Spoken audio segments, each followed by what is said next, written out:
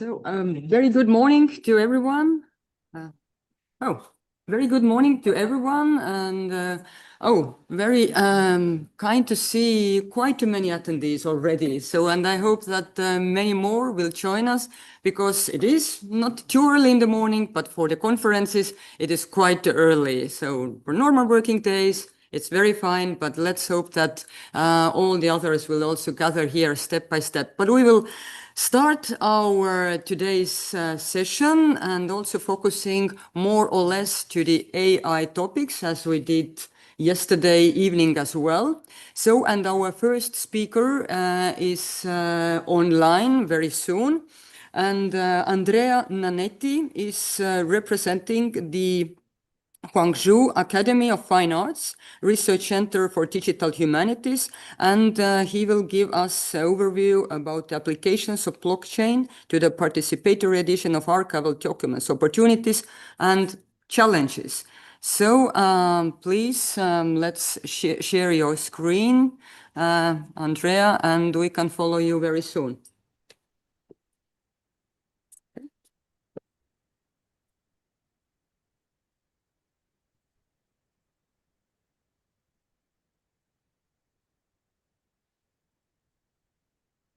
But can you see my screen? No. Now? Ora sì. Ah, ok. In che lingua devo parlare? English, I think. English, I okay. suppose English, yeah. Okay, that's fine. Good morning. Thank you for having me in this convention. Io Can you hear me? Sì, parlo in italiano per ragioni organizzative. Qui vediamo la presentazione con anche le sue note, quindi dovrebbe mettere forse soltanto non modalità... ecco, così non la vediamo. Così che cosa vedete? Così vediamo la sua presentazione, diciamo, non a schermo intero, ma la vediamo. Se lei la mette in presentazione, vediamo anche le note. Quindi Ma per me è uguale, aspetta, però sì, Se no, non ho capito, io pensavo adesso che cosa vedete? Vediamo la modalità sua modalità presentazione. Ecco, sì. Allora, Secondo me può mettere o a schermo intero. adesso l'ho messo a schermo intero, di solito No. funziona così. Va bene. Si vede anche la sua. Provi a fare Ma condivide. va bene lo stesso. No, provi a fare condivida non lo schermo, ma Sì. soltanto il PowerPoint. Così noi vediamo tutto il suo schermo. Se lei disattiva la Quello che ho condivisione. fatto. Io ho condiviso solo il PowerPoint. Torniamo a provare, va bene. Provi a Torniamo a disattivare. provare. Ok. E adesso condivido il PowerPoint. Solo la schermata PowerPoint, sì. Sì. Eccola qui. Cosa vedete adesso? Di nuovo tutto il suo schermo. Come? Vedete solo lo schermo di PowerPoint oppure tutto lo schermo? Vediamo tutto. Strano, perché è solo evidenziato questo. Di norma si fa condividi e poi non sì, infatti. il suo screen, ma soltanto il PowerPoint. Provi a disattivare di nuovo la condivisione dello schermo. Sì, ma ho fatto questo. Ho condiviso solo il PowerPoint e ho la schermata e ho la definizione attorno al PowerPoint, non in tutto il mio schermo. Allora... Sì. Allora o lo teniamo. Così per così. Bisogna disattivare il copilot. Sopra in alto a destra. Adesso? Ecco. Adesso va bene? Vediamo le sue note, però insomma va bene. Sì, va bene. Vedete le note? Vedete solo la schermata? Può partire. Noi lo schermo lo vediamo, quindi può partire se... Ma è strano però, non pensavo che fosse così. Ho fatto anche questa mattina e funzionava. Adesso torniamo a provare. Non so come bene. I think we can start the presentation. Wait. Parta pure, dottor Nanetti, noi comunque vediamo le sue slide. Adesso non più.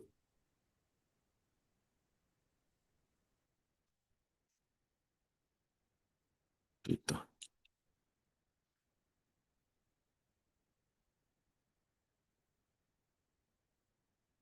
È uscito, it's not in the room.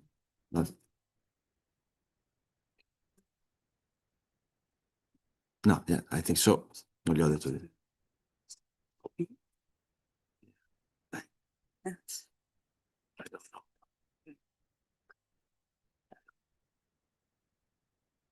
A few minutes and we'll start. I'm sorry, apologize. I don't know.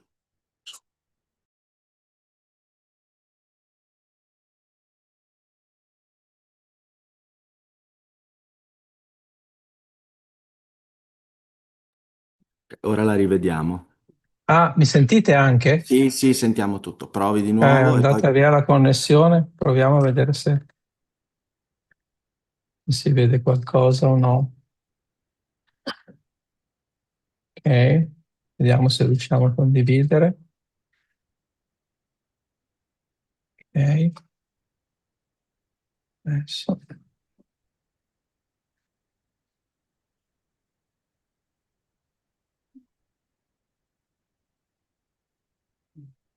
Vediamo cosa riusciamo a condividere.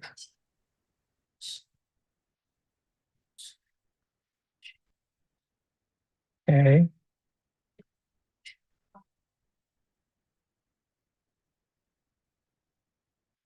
Eccomi qui. E adesso che abbiamo perso tempo, ditemi a che ora devo finire, alle 9:20? Fra No, 7 no, minuti? no, no, no, non si preoccupi. Parta e No, ma va vada, bene, non vada voglio con la fare presentazione. ritardi. A 20 Allora, minuti da ora. Grazie. grazie a lei. So sorry for this delay. We are having so you can see the entire screen, I think. So maybe it's better so you have more information for the presentation. So the presentation I'm giving you is a kind of report about research which underwent in between 2023 and 2025 in between Singapore and China with a small research team of engineers and finance blockchain experts. And we worked on if and how blockchain could be applied to participatory editions of archival documents. So the results starting from the end, here are the references to the papers that you can review if you want some more information. There is a co-author paper with Paola Benussi, Nerboso, and Niyato Dusit that we published in July 2023 as a proceeding of the Human-Computer Interaction Conference in Copenhagen. This is a preliminary report, is mainly a position paper aiming to advertise that we were testing this technology. Later in 2025, in Italy, in the journal History of Historiography, we published a report on AI-powered historical research where a few pages are dedicated to the first results of the blockchain applied to archival documents. Let's go back to the beginning. So the blockchain, I didn't know if you were familiar with that. I saw that in ICARUS you have blockchain as one of the main streams, but I couldn't find materials about blockchain on ICARUS. So I'm giving some background information. So blockchain is a decentralized system for managing user-proposed changes to critical editions, in this case for archival documents. Of course, the technology has not been developed and not even designed for the humanities or for archival studies. It has been designed for quite different enterprises, human enterprises. But it shouldn't discourage us. I usually, when I started the talk with the finance people, I was telling them that even writing, which is used now in literature and poetry, was not developed by humans for the humanities. It was developed for taxation, for other purposes. And so testing existing technology, I think it is a duty for the humanities people, and it goes into the digital humanities framework. So starting with that principle, we worked on the definition given by Rossum in 2017. So blockchain technology has the opportunity to positively impact scholarly practices and, for example, could even change the role publishers play in the scholarly ecosystem. So starting from these, we had the project divided in two valves. The first part is to acquire critical editions and to share them with the community on the internet. Before letting the community edit the critical edition, we block the text within a blockchain. And we require the users to act into the text using a passport and linking to their blockchain credentials, which is the tricky part. So to make these things a bit more clear, I prepared a short video here.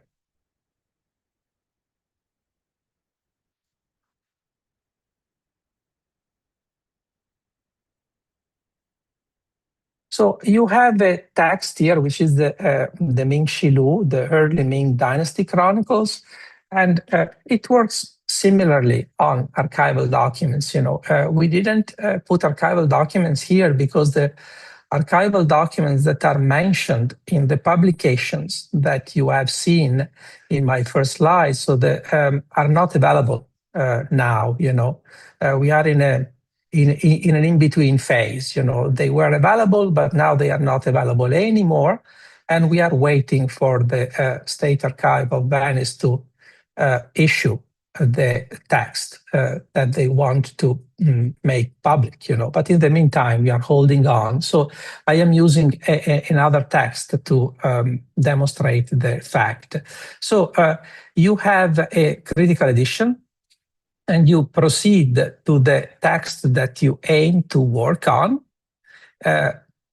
Imagine that you are the one that wants to modify the date here, and you can suggest the edit. Here is the easy part of the game. Is something that what we want to achieve for the final user. And we are here. We have a piece about Datong. So to get there, we have disadvantages. So the price of decentralization. So a large blockchain network is needed to ensure integrity in the edition. However, you to have an Ethereum account. So you need to be part of an existing blockchain network in order to access this capability. But I don't think it is a major issue, because even now that we are talking, in order to have this opportunity, for me to talk at the conference, we need Zoom platform. Without Zoom, we wouldn't have done it. So I think Ethereum is the price we need to pay for this kind of approach to blockchain. So higher overhead cost also. So computation for creating new blocks are notorious for leaving large carbon footprints and so on. So it is a heavy cost that we are paying. Anyhow, so again, even this conversation that we are having online is leaving a large carbon footprint.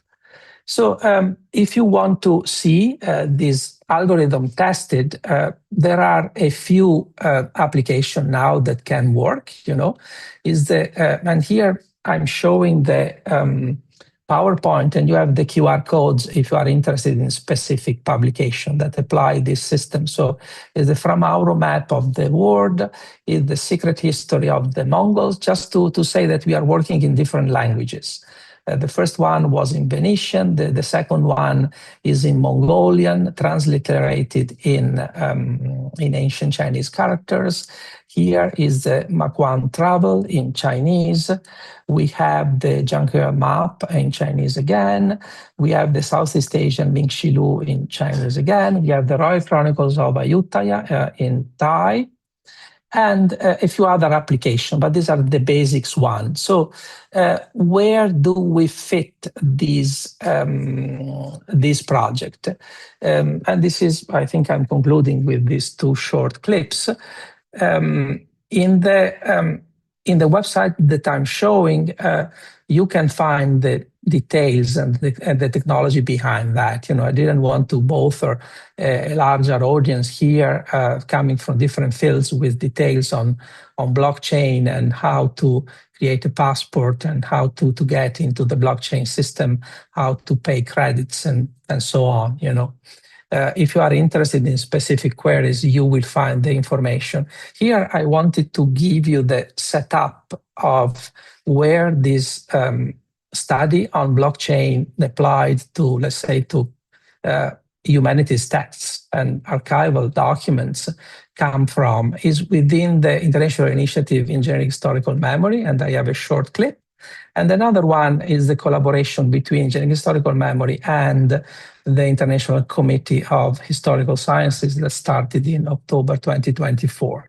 And I will share these two clips, it's a 1 minute each, it's very short, to give you information about the two projects. There are QR codes. If you are interested in collaborating or getting more information, there is a team which is very open to answer questions, and they are all more prepared than me.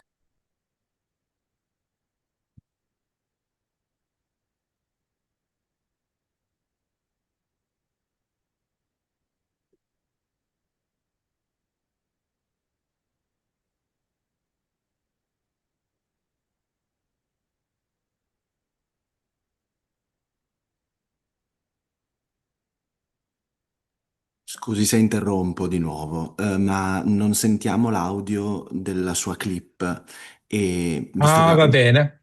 no, l'abbiamo Sì, ma... sentita, quindi penso sia un tema del suo Mhm, dispositivo, mhm. Ma non probabilmente, è un visto che... problema, comunque ho finito, non è un problema, ho finito, non ho altro da dire. I materiali sono disponibili online e mi dispiace, sono stati dei contrattempi, insomma, con le visualizzazioni, le connessioni, e purtroppo succede. E comunque ho detto tutto quello che dovevo dire, insomma, annunciare questo progetto e un gruppo di lavoro che ha testato il blockchain, penso con risultati apprezzabili, funziona e quindi è un sistema che è disponibile pubblicamente. Grazie.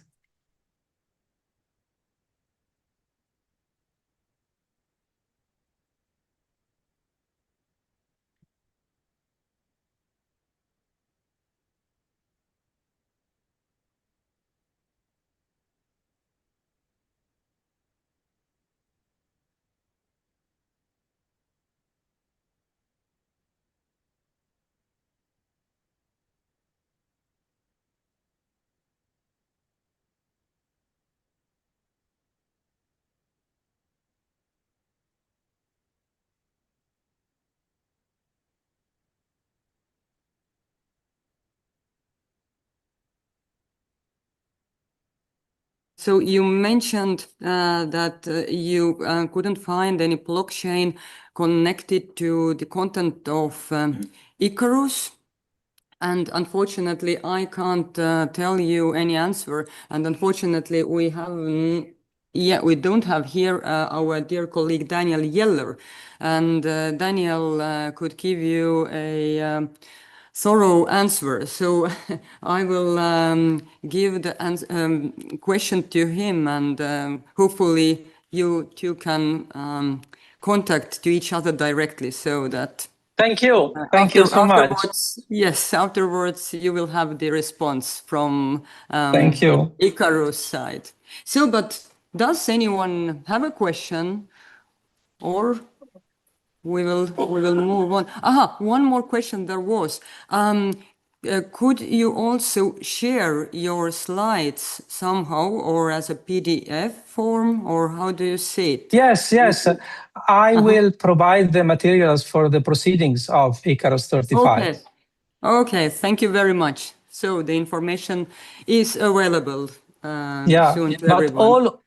all what I said is already available in the publications that I mentioned, and is available online already. Yes, clear. So thank you once again. Thank you very much.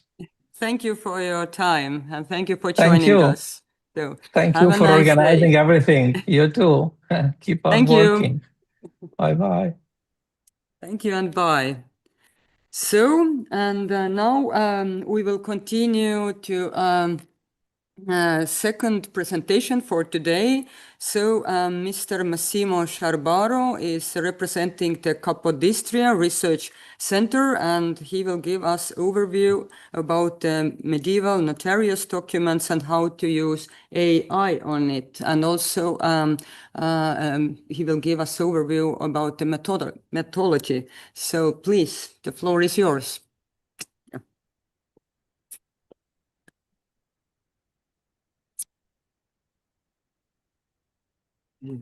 AI questa volume.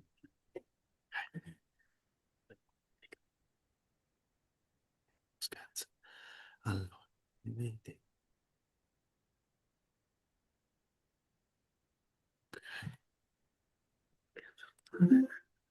Allora.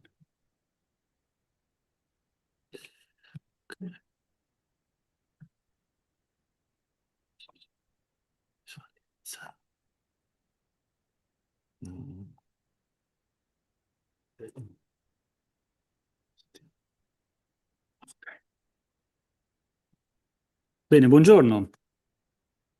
Allora, tanto vi ringrazio per la possibilità offertami di presentare, sentite? Sì, per la possibilità offerta di presentare le mie ricerche. Oggi vi presento una metodologia che stiamo applicando in un nuovo laboratorio che stiamo sviluppando a Capodistria, che è l'utilizzo dell'intelligenza artificiale applicata ai documenti notarili medievali. In particolare oggi provo a dirvi che cosa abbiamo fatto negli ultimi mesi come novità, che è questo benchmark, che è un sistema metrico di valutazione della qualità dell'analisi dell'intelligenza artificiale sui documenti notarili. Allora, la prima parte è che sostanzialmente noi ci applichiamo tutte le nostre analisi all'archivio dei documenti notarili. Immagino, tra di voi c'è qualche medievista, sapete di cosa sto parlando, non vi racconto cos'è un documento notarile medievale. Insomma, sono gli archivi più importanti per un medievista per lo studio di tutto quello che è accaduto. Quindi la cosa molto utile è che noi possiamo, attraverso questi documenti, ricostruire le reti sociali, le pratiche economiche, i legami familiari, i rapporti di potere e tutto quello che riguarda la vita nel Medioevo. Ma abbiamo una sfida più che un problema, è che a partire dalla fine del XIII secolo cominciano a esplodere. Non abbiamo più qualche decina di documenti, cominciano a essere centinaia, poi migliaia, poi decine di migliaia. E il problema che abbiamo sempre avuto è che normalmente uno storico si avvicina allo studio di un registro e già un registro vanno via anni per studiarlo, che ha dentro 400 documenti. Adesso stiamo cercando di vedere se possiamo in qualche modo modificare questo tempo. Allora, la ricerca che stiamo facendo noi adesso, volevo specificare solo questo, non è legata alla trascrizione dei documenti. Io oggi non vi parlerò né di trascrizione, né OCR, né HTR.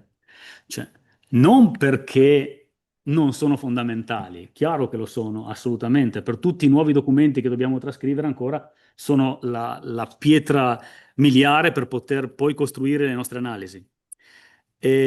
Solo che la nostra teoria è questa. Prima di cominciare a applicare intelligenza artificiale alla trascrizione dei documenti, vorrei vedere se l'intelligenza artificiale è capace di capire cosa c'è scritto nei documenti, perché fino adesso noi non sappiamo fino a che punto l'intelligenza artificiale riesce a capire quello che c'è scritto dentro. Quindi ho voluto dividere l'analisi in due parti. Non facciamo la trascrizione, ma ci dedichiamo a documenti già trascritti. Così evito un primo problema. Se il secondo problema, che è la comprensione dei testi trascritti, funziona, allora poi cominceremo a dedicarci anche al primo problema, ma lì ci sono tanti gruppi in giro per il mondo che stanno cercando di trovare soluzioni per questo. Per questo motivo noi abbiamo provato ci siamo applicati su una fonte documentaria, non per un motivo specifico, ma semplicemente perché è quella che abbiamo disponibile, perché avevamo già trascritto, cioè avevo trascritto io con un collega, 1400 documenti, che sono circa 10 anni di registri di un notaio di San Daniele del Friuli, che è Giorgio La Paluzza. È molto interessante perché conserviamo quasi integralmente il suo archivio, no? E la cosa utile è perché è già stato pubblicato un primo volume che analizza i primi 400 documenti e sono stati analizzati col vecchio sistema, cioè quello che abbiamo usato negli ultimi 200 anni. Cioè uno storico prende i documenti, li trascrive, li analizza, fa l'indice dei nomi, se li impara a memoria. Una volta che sa tutto quello che c'è scritto dentro, prova a fare un'analisi. Quindi era l'ideale per provare ad applicare questa corpus di testi all'intelligenza artificiale, perché gli davamo questi documenti, ma noi sapevamo già i risultati. Quindi era l'ideale per cominciare ad allenarla, a capire fino a che punto mi risponde. L'altro pezzo fondamentale è che ne abbiamo altri 1000 che invece abbiamo trascritto e non abbiamo analizzato.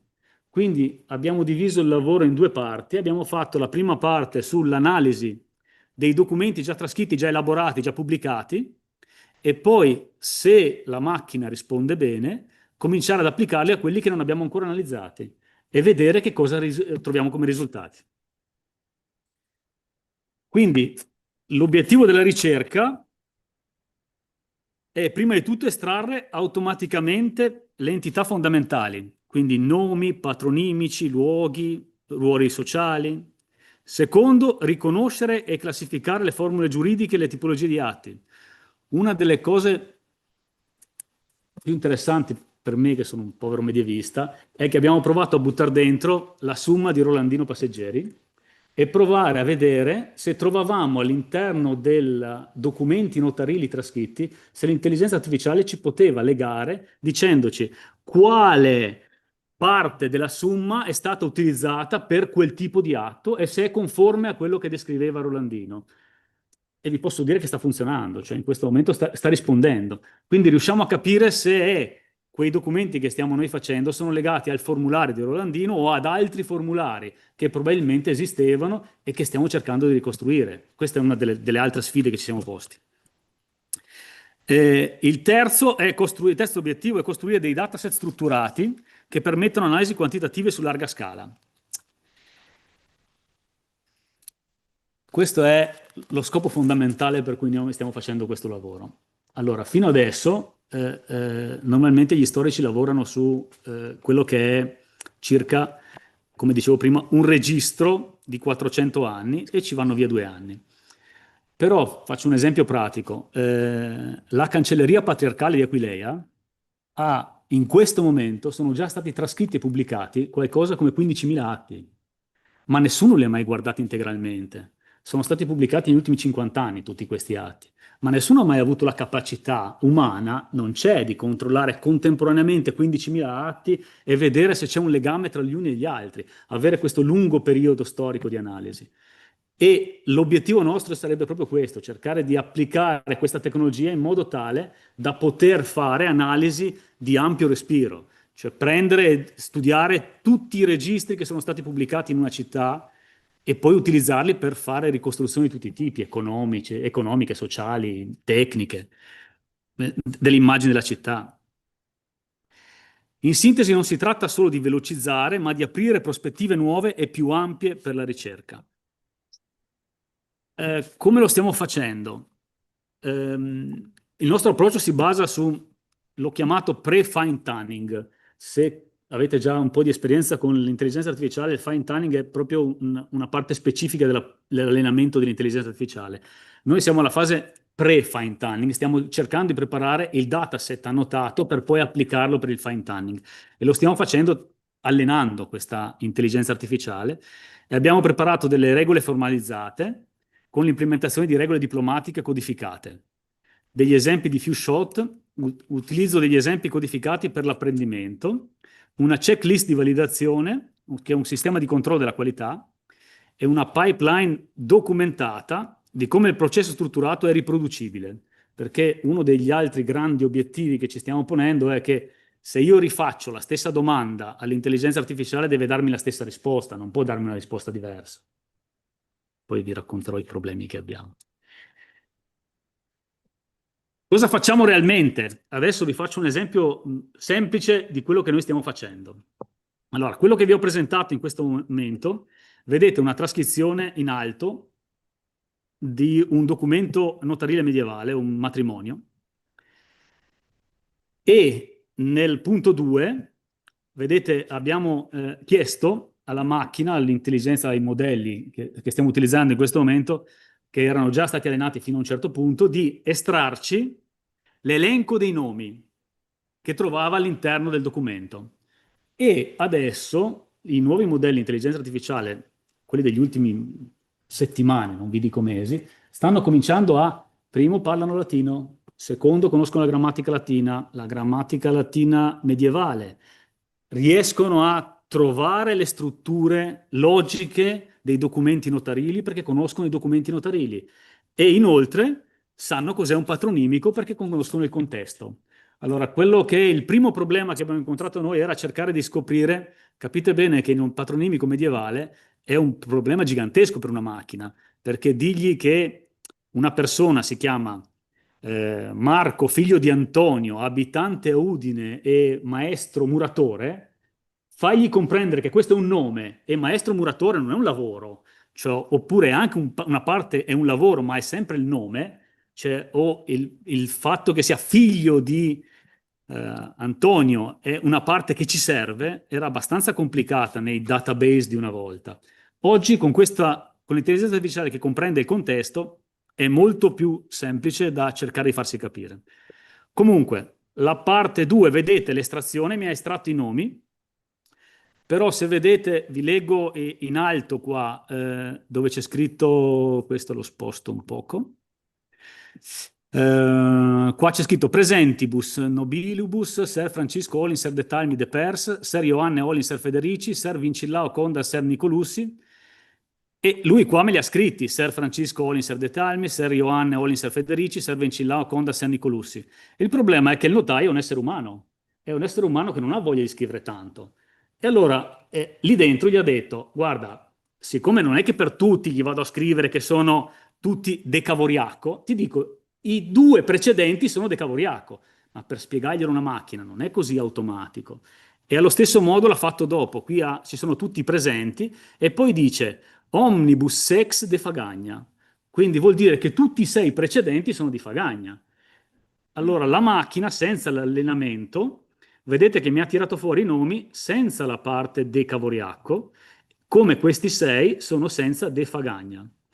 Una volta che l'abbiamo allenata con le nostre regole, quelle che vi ho mostrato prima, vedete che mi ha riestratto i nomi, ma mi ha aggiunto De Cavoriacco, De Cavoriacco, De Fagagna, De Fagagna. Quindi siamo riusciti a spiegare alla macchina che non basta soltanto capire il patronimico, ma devi capire il contesto e comprendere cosa sta facendo il notaio in questo momento. E questo si fa attraverso i vari allenamenti e le regole che poi gli spieghiamo. Adesso c'è... Va bene. Allora, adesso c'è un problema proprio pratico, e io ho quasi finito. Il benchmark. Allora, noi adesso abbiamo provato, dopo aver provato questi sistemi, abbiamo visto che la macchina cominciava a funzionare, rispondeva. E il problema principale però, diciamo, sì, funziona bene, ma bene non è un'unità di misura. Cioè, io non riesco a spiegare quanto bene sta funzionando una macchina. Devo dire un metro, quanto è lunga una cosa rispetto a un metro di riferimento. E quindi abbiamo cercato i benchmark. Per cui abbiamo applicato prima i benchmark linguistici classici, il precision, il recall e poi l'F1 score, che sono le risposte corrette rispetto al totale delle risposte date al modello. Quindi, per esempio, il modello estrae 100 nomi, di cui 90 corretti. Abbiamo la precision 90 su 100. Il recall dice in un registro ci sono 120 nomi, il modello ne trova 90, non è detto che siano corretti. L'F1 fa una specie di media tra le due tecnologie. Però questo non significa ancora, dal mio punto di vista, era già un buon risultato, perché cominciamo ad avere risposte rispetto ai nomi che avevamo. Però siamo arrivati a un altro esempio pratico, no? Cioè, il problema era, dal punto di vista storico, cercare di capire quanto era accurata questa valutazione sul lavoro della macchina. Per cui abbiamo cominciato a inventarci un benchmark di coerenza storiografica, il quale dice gli output storicamente coerenti rispetto agli output valutati. E qui ho fatto degli esempi. Petrus Condam Ioannis, interpretato come padre vivente. Condam per noi è fondamentale, vuol dire che il padre è morto. Io nell'elenco dei miei registri, questa persona potrebbe essere prima filius, vuol dire che il padre è vivo, e poi Condam vuol dire che il padre gli è morto. A noi interessa sapere quando è morto, perché abbiamo anche delle datazioni legate a questo. Quindi abbiamo cercato di trovare un benchmark storiografico che dicesse quanto erano corretti i nomi rispetto alla valutazione. Un'altra parte era questo Omnibus Ex de Fagagna. Lui ha trovato i nomi ma non ha associato de Fagagna. Questo era come facciamo noi a valutare che non l'abbia associato. Per cui abbiamo trovato questo benchmark di coerenza storiografica che stiamo sviluppando. Vedete, ve l'ho scritto qua in nota, la definizione precisa di questo benchmark è ancora in fase di test, discussione e aggiornamento, perché man mano che passano le settimane, come conoscete, questi modelli si stanno sviluppando sempre di più. Did he apply? E qualcuno sta parlando. Not a son. Not her. It was Someone speak, you have the microphone open. Ok. Questo è l'esempio numerico concreto del risultato. Vedete il precision recall. We have Glover. Fantastico. We have precision recall F1 score all'80%, però avevano una coerenza storiografica al 70%. Quindi abbiamo trovato un nuovo sistema per valutare quanto sta lavorando bene o meno la macchina. Allora, la parte finale è questa. Cosa ci proponiamo noi con con il nostro progetto? Che tra l'altro si sta sviluppando in un laboratorio che stiamo aprendo a Capodistria proprio per dividerlo tra la scansione dell'immagine attraverso un RoboScan, con una parte del laboratorio sarà dedicata alla trascrizione attraverso transcribus o modelli di trascrizione, e poi un'altra che è quella che gestisco io, che è la parte di analisi dei dati sulle trascrizioni. L'obiettivo nostro è sostanzialmente, cioè, la riduzione drastica dei tempi. Cioè, se prima per quel registro che vi dicevo prima, che siccome l'ho fatto e vi dico, ci abbiamo messo 2 anni in 2 a farlo, cioè adesso gli stessi risultati che ci servivano per fare l'analisi, perché l'obiettivo non è che faccia le analisi al posto nostro, a me servono i dati. Cioè, se io avevo 1 anno di tempo nei vari progetti, io ho 1 anno di tempo per studiare i miei documenti, normalmente impieghiamo 10 mesi per tirar fuori i dati dal documento e poi ci restano 2 mesi per fare l'analisi. Con questo sistema l'obiettivo è: noi, una volta che è allenato e siamo certi dei risultati, gli diamo i dati e li estraiamo in qualche minuto. Cioè, in mezz'ora abbiamo tutti i dati. e poi ci resta un anno per fare l'analisi, che è quella che mi interessa. Cioè, i dati mi servono, ma solo per cominciare a studiarli. Senza i dati non posso fare niente. Ecco perché ci serviva questo sistema. Quindi abbiamo fatto la riduzione drastica dei tempi, la ricostruzione sistematica, le formule giuridiche, le pratiche sociali, tutte cose che al momento sono di una difficoltà impressionante da poter gestire e applicare. Con questo sistema non solo le applichiamo al registro che stiamo facendo, ma a migliaia di documenti che sono legati a quel tipo di registro. Quindi queste applicazioni possiamo definirle, possiamo legarle alla ricerca storica, all'archiviazione digitale, all'educazione, perché possiamo anche fare formazione specializzata sull'applicazione di intelligenza artificiale alle fonti medievali, preparando nuove generazioni di ricercatori. E ricerca interdisciplinare, perché capite bene che possiamo usare queste tecnologie per un ponte innovativo tra linguistica computazionale, ricerca storica, aprendo nuovi orizzonti metodologici, perché fare corpus, per esempio, abbiamo provato a fare un altro, ve lo dico così, tanto per farvi un esempio, siccome nei documenti ci sono decine di doti, fare l'elenco dei materiali contenuti nelle doti e da questo elenco trarre dei corpus, degli elenchi di materiali e comprendere quali tipi di materiali stavano usando in quel momento, i tipi di vestiti, i tipi di scarpe, le suppellettili, tutto quello che si poteva trovare. Quindi, in conclusione, il progetto ha dimostrato concretamente che l'intelligenza artificiale può accelerare significativamente e rafforzare l'analisi dei registri notarili medievali, aprendo nuove frontiere per la ricerca storica. E la combinazione con il benchmark ci permette di avere una coerenza storiografica, garantisce la validità scientifica dei risultati, assicurando standard elevati di ricerca accademica e sostanzialmente il caso studio di Giorgio Lapaluzza diventa un laboratorio metodologico per contesti documentali medievali. In conclusione, quello che stiamo cercando di fare è proprio creare nuovi strumenti per gli storici moderni che possano applicare le loro analisi direttamente a corpus infinitamente più grandi di quelli che abbiamo fatto fino adesso. Grazie. Se avete domande? Yeah, thank you very much. We will take the questions right now. So, as far as I understood, you have done a very thorough testing on this specific notarious documents, and you found out, let's say, quite a slight problems as well. But this was the reason to test it. Yeah. So, and please, perhaps more or less the Italian community can ask the questions, but I'm sure that you can also take the questions in English as well. So please, I can just bring you the mic. So, good.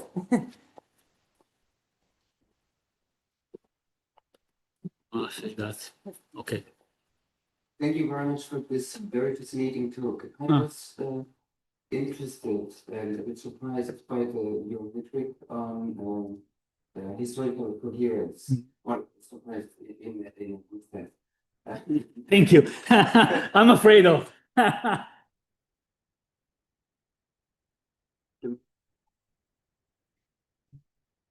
What you are expecting in historical coherence are relationships. Yeah. The relationship from one person to place, from several persons to places.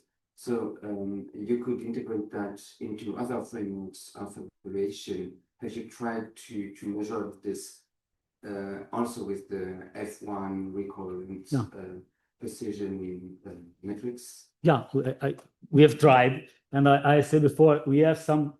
This is the first time that I presented this new benchmark. And also we speak about in our groups about this benchmark because it's not very simple to find a system to make the coherences in a historian method. No? So we have tried to start with the more simple example for understand the people that we can try it. And we have seen that the F1 have a very good responsive about the analysis of the benchmark, but it's not the only system because we have very big F1 also with a model that is not training. So we have found a lot of difference from training model and model not training on the FA1 benchmark. For this cause, we have tried with the other one, because if not, all the model, I think in 1 year are very good with the benchmark, normally benchmark, linguistic model benchmark, I think. Yeah, well, I was asking for F1 specifically. No, for relationship, no, not on no, the not content, the but specific, not relationship- specifically. relationship. No. Mm. Also, I was wondering from the previous project, you could also maybe work without this relationship extraction, just by co-occurrences. Mhm. This could maybe work as well. I don't know. We try.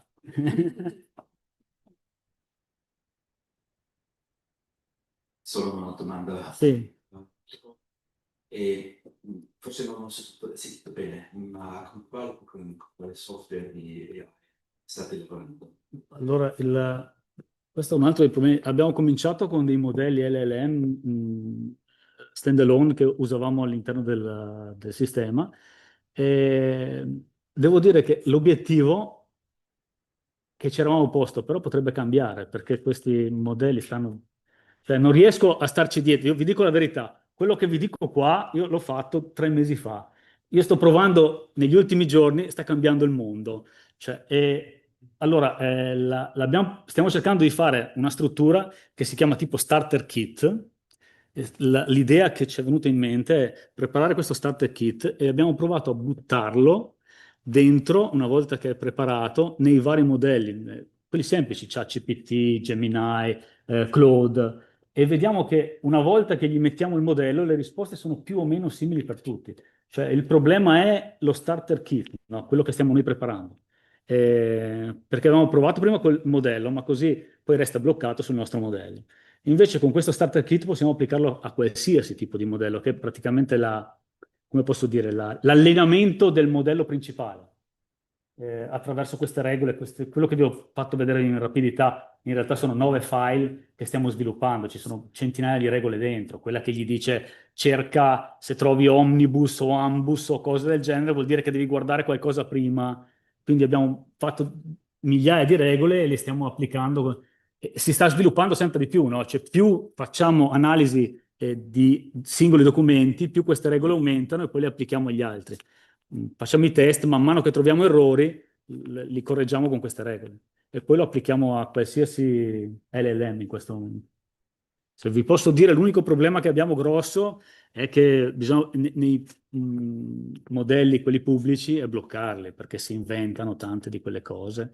Cioè, e dobbiamo in qualche modo fermarli e dire usa questa parte, quindi ci stiamo spostando verso un altro progetto ancora. Ma è un po' complicato. Poi, sto qua parlo 2 ore dopo. Grazie. More questions? Or if not right now, I think that everyone can also find you during the break. Yeah. So thank you much. Thank you. Thank you. So, and our next speaker is representing the University of Innsbruck, and Patrick Schönegger will give us an overview of low and high-tech digitization from robotic scanning lines to community-driven capture devices. Please, Patrick.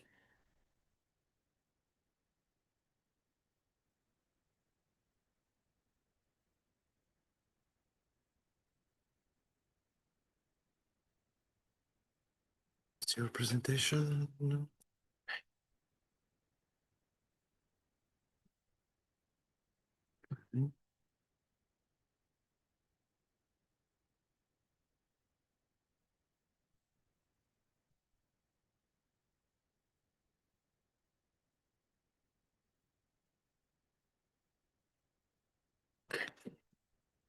Perfect.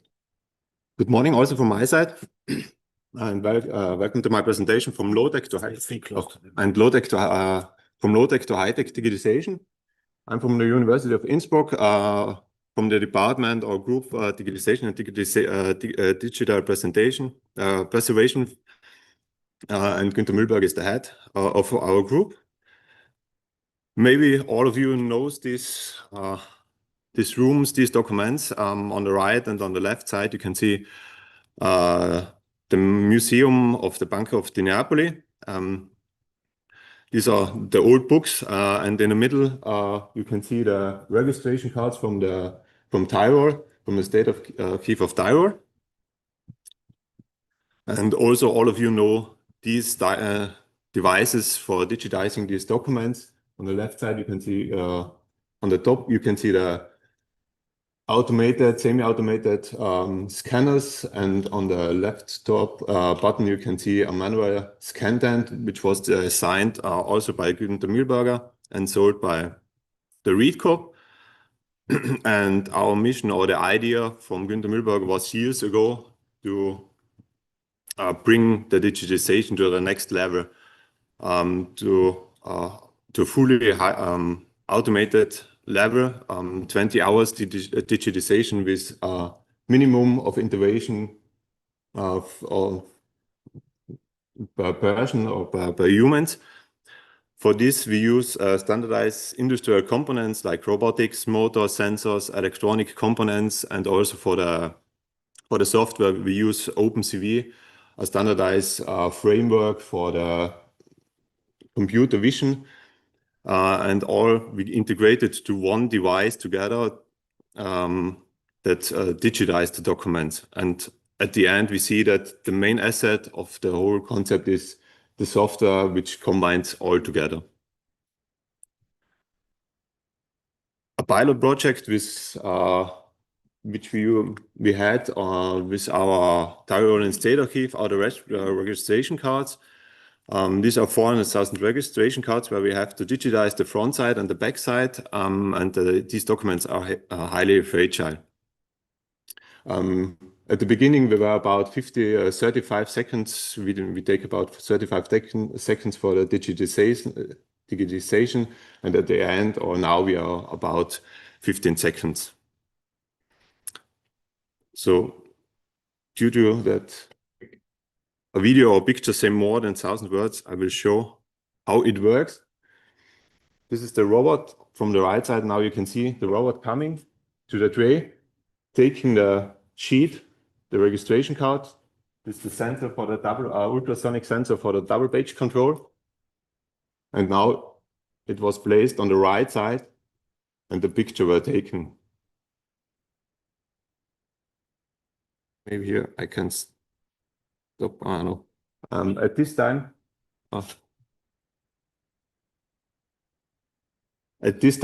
there are two 2D cameras on the top. The pictures are from the bottom and from the back side are taken, from the front side and back side are taken.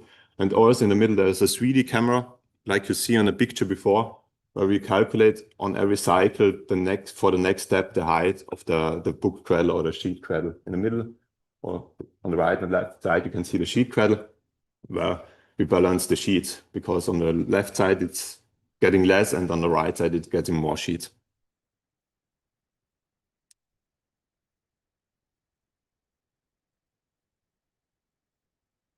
As what we learned, robots are not that fast than the humans. So the robot should run 20 hours, in best case, and 6 days a week. The interaction with the human should be less than 1 hour a day, because there are sometimes problems with the sheets, because if the sheets are glued, screwed, or really small. And robotics, of course, is really expensive. So the revenue or the return of investment takes several years. So for the future, we also want to decrease the error rate. We are higher than 99% at the moment, but there are still problems with small cards, screwed cards, and glued cards. And we want to use AI detection, anomaly detection, to also detect these small problems to run instead of 1 hour, 2 hours, more than 1 hour, or 2 hours, 3 to 6, or also 10 or to 20 hours. And also improvement is the remote control. At the moment, we are getting messages to our mobile phone, and then we can look at the cameras and see what is going on. But for the future, we are looking forward to remotely control the robot, so that from remote side, from everywhere of the world, someone can look at the robot and coordinate the robot and put the sheets back into the trays. And also we are trying a really proof of concept, not only the sheet, also you can see the book. The books, we are trying to turn the books, the sides from the books to bring the robotic to the book digitization. And on the other hand, because we saw that there are also documents which can't be handled with the robotics. There's the bigger version of the Scandent. The Scandent Pro, sometimes it's robust, it's collapsible and lightweight, and it's also an industrial camera on it for high quality pictures. Yes, and it's for inverse and for archives to use it on low cost. Yes, thanks.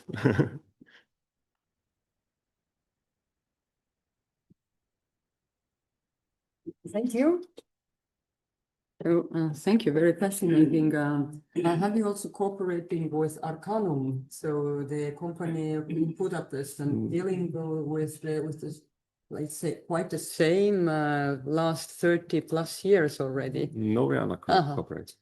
But just one remark, as you mentioned out, they also have tested and compared the robots and the humans, and so the humans are faster and better. Yeah, sure. Doing this. Okay, so does anyone has a question? So I can bring you the mic.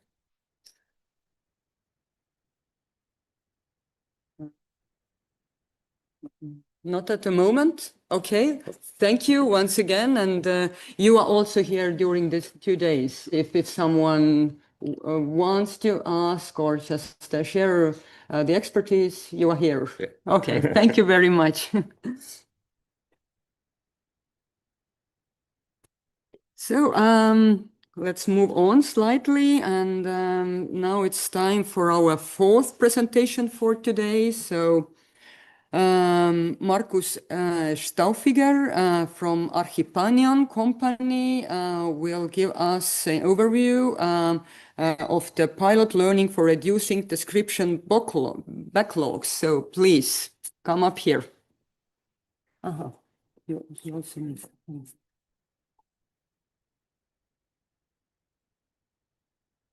Yeah. This is, yeah, right?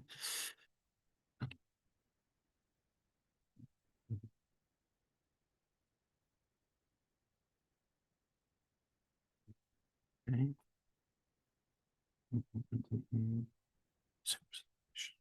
Reload the page. Pardon? To reload the page. So it's the present. Yeah, can you put it in future?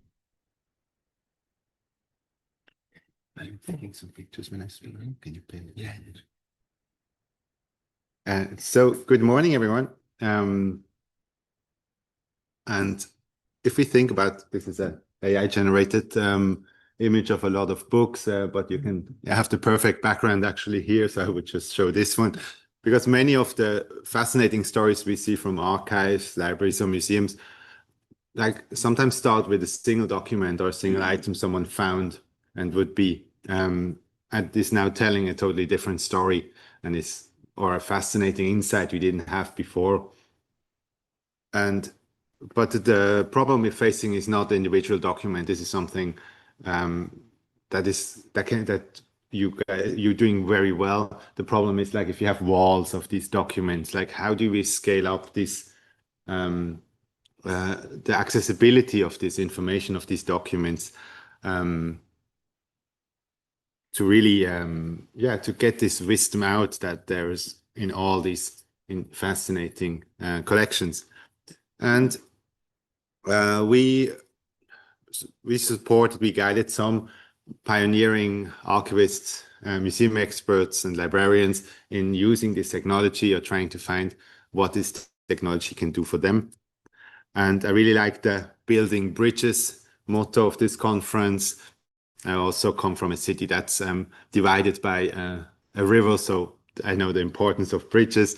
But it's also what actually happened and what got us, so I'm an entrepreneur, got us into this space of bringing these technologies to the sector, because an archive approached us and said, hey, there's this fascinating research at the university.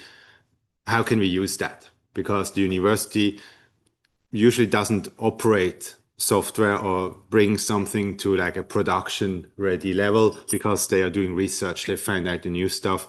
The archive doesn't have like a full-on IT software team. So like who can build this bridge between what's possible and the day-to-day use? And that's how we got actually into this space. And yeah, by now we've done about 20 or something pilots with different tasks where we applied different technologies. And I'm going to share a few of those. I'm taking you on a journey of these pioneering institutions.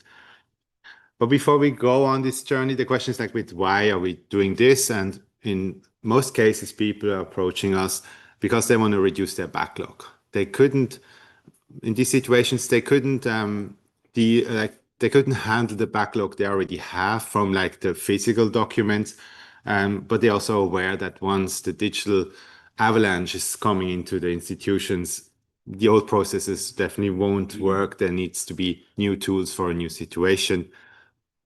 And the key driver is also the democratic access, because many of these fascinating documents and stories that document our past are not accessible, at least not to the broad audience. You need to have a training to be able to make use of most of these documents, or you need an archivist to help you find these things, because the catalog search we traditionally have is too complicated for simple users like myself to use. We need the context, we need help, and so we want to see if these technologies can really help with this task to really bring down the barrier of access, make it more democratic. Exactly. And AI is quite the hype. Some see like doom, others see like gloom, and reality is like it's a tool. We saw it before in the presentation. It's a tool. It can do some things.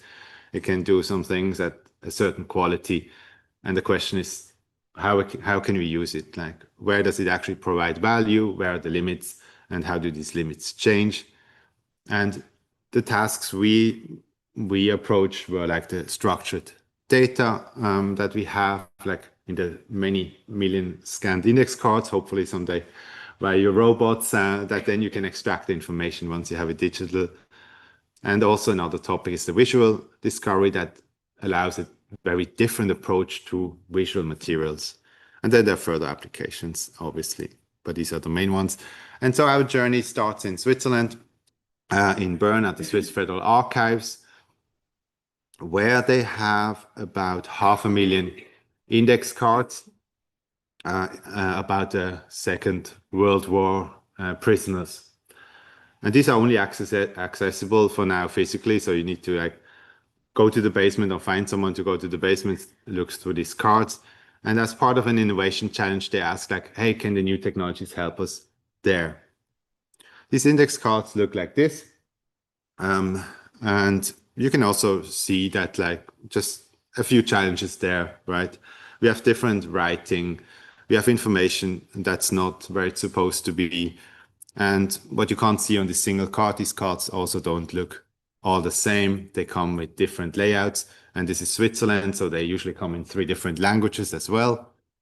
And so the question was like, how can you make that usable? And what we applied there were like the large language models, where we just give them the scans and ask them for a specific data format we want to have from this scan. So we use the large language models, and then we create tabular information out of this. As every journey starts with the first step, we didn't start like processing all the 500,000 documents. We started with 20,000. And this worked quite well. But then you end up with like an Excel sheet with 20,000 lines. So what you would do with that? You have like the cataloging supported, but the access is not really better, because if you put 20,000 individual items into a, let's say, old school archival information system, this is not going to work very well, because these systems are not designed for this level of granularity.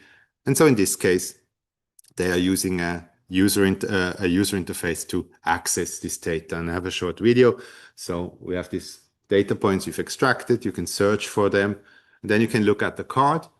You see all the scans. And you can also verify then if the information that was extracted is correct. And these cards have multiple scans. So they're up like between 2 and 8 scans.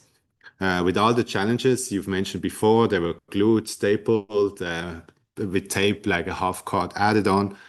But you want to see all the information. So that's what this user interface allows. So to have quick, easy access to this data.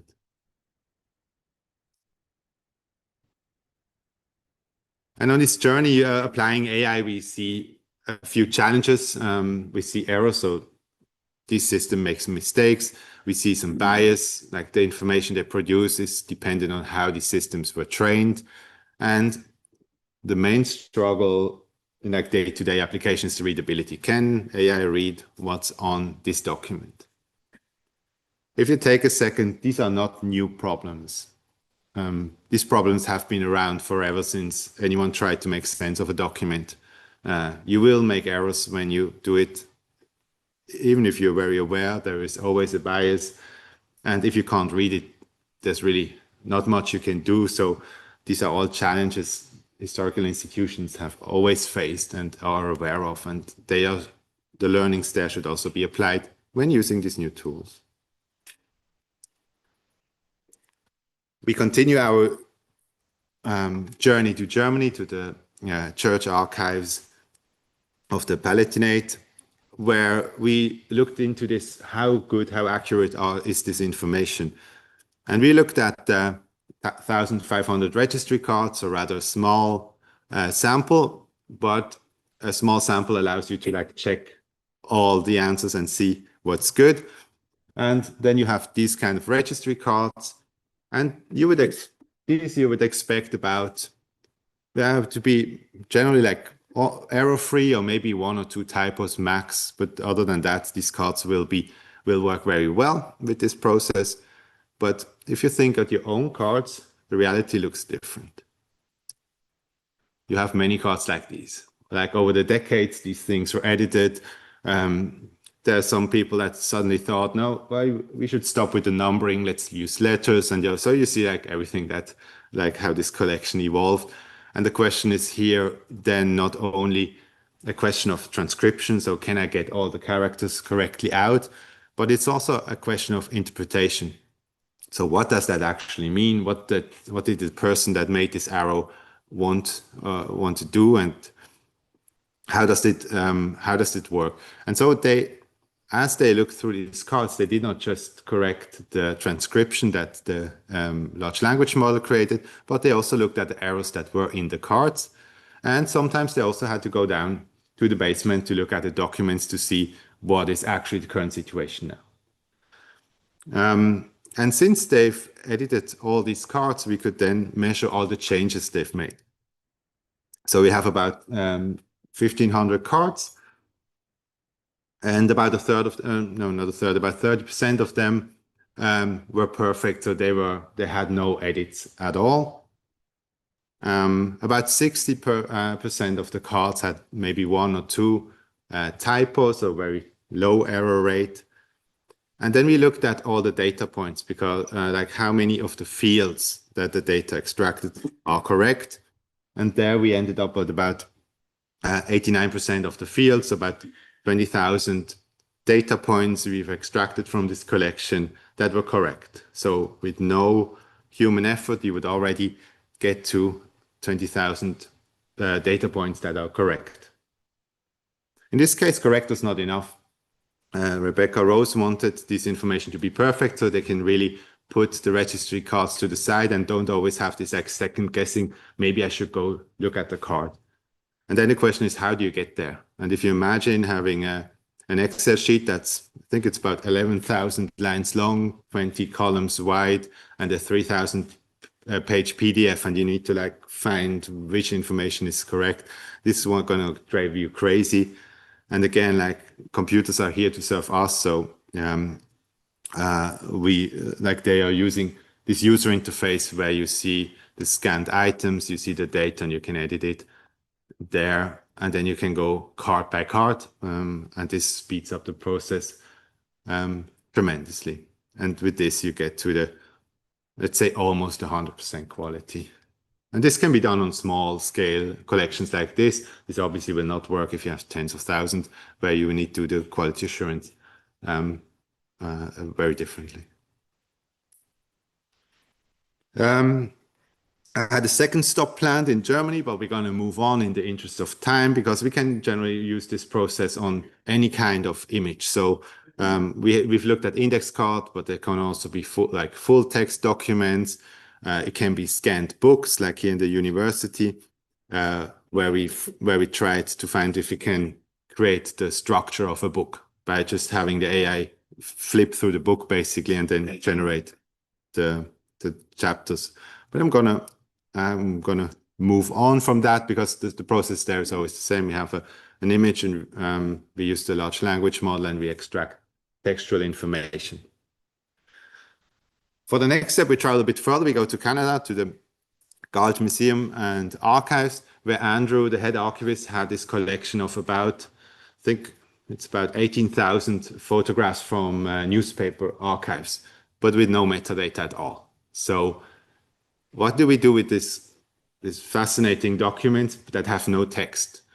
Because the large language model, they work with text. So here we applied another tool, and that's also where this story originally started, because the university had this kind of tool where you could give the model images or film, and it would create a form of a database where you can actually then search for these images with no metadata at all. And so since Andrew didn't have the resources to like index these things, he was looking into this kind of system that can make sense of these in this case film, no, in this case photo materials. And we can look at it because now you can, because the AI system only has the visual information, that's what you can now search for. And we can look at an example here. So this is the interface, and you can like now describe what you want to find in an image in a language that is your own, and you can formulate whatever you want to find, and the AI is going to try to understand what you're looking for and will show you the most or the closest images to your textual description. Here the example is like kids playing in the snow, or like playing a concert, and like whatever like comes to mind you can put in there, and you can see if the AI brings you some matching results. And again, without metadata, without any indexing. So this was done without any human resources at the archive.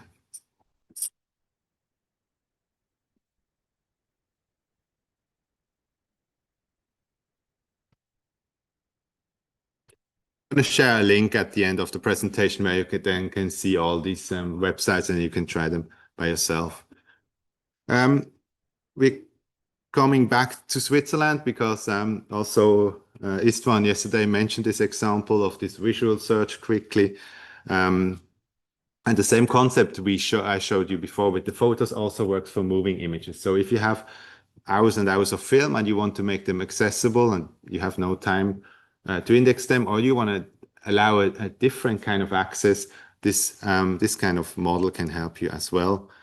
Here we processed about 200 hours of video, 1,600 films, again with no metadata, just the digitization or digital born if you have this situation, and you can do more or less the same search This is unfortunately in German, but like he's looking for cakes with burning candles. And it will show you the most likely matches and will take you to the point in the video where this is actually happening. And again, this allows for kind of a different approach than a catalog search, and also like lowers the barrier, especially for lay people like myself, to have access to this kind of things. Second one he was searching was horses drawing a carriage. What we also do, we also extract the text if there's text in the film or in the videos, and then you can also do a text search, which is like a traditional OCR search. And here I was looking for Basel. I don't know if that was probably too quick. That's the town where we're from. Let's stop it here. And you see, like within like this 200 hours of video, he found the places where Basel was shown. And even if it's quite tricky to read, I don't even know if you can see it. You see it. It's on this live, I don't know, live raft things.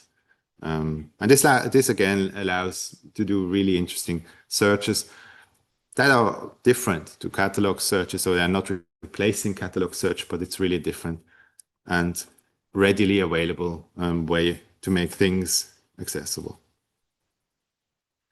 But we are arriving at the most important destination. This is home. And I mean your own home, or your own office, because all what you see here and in the other presentation is very nice. But at one of the conferences the audience started to ask, and what do I do with this on Monday? And I think this is a very important question, because this is all nice and to hear what others are doing. And like you learn a bit here and there, but like you can now choose to make this presentation impactful for yourself. And that's by going home and starting to explore these technologies. And I know this is a group that's very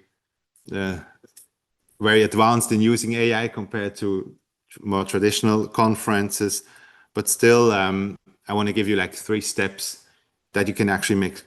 You can like use what you've seen here and start exploring these tools.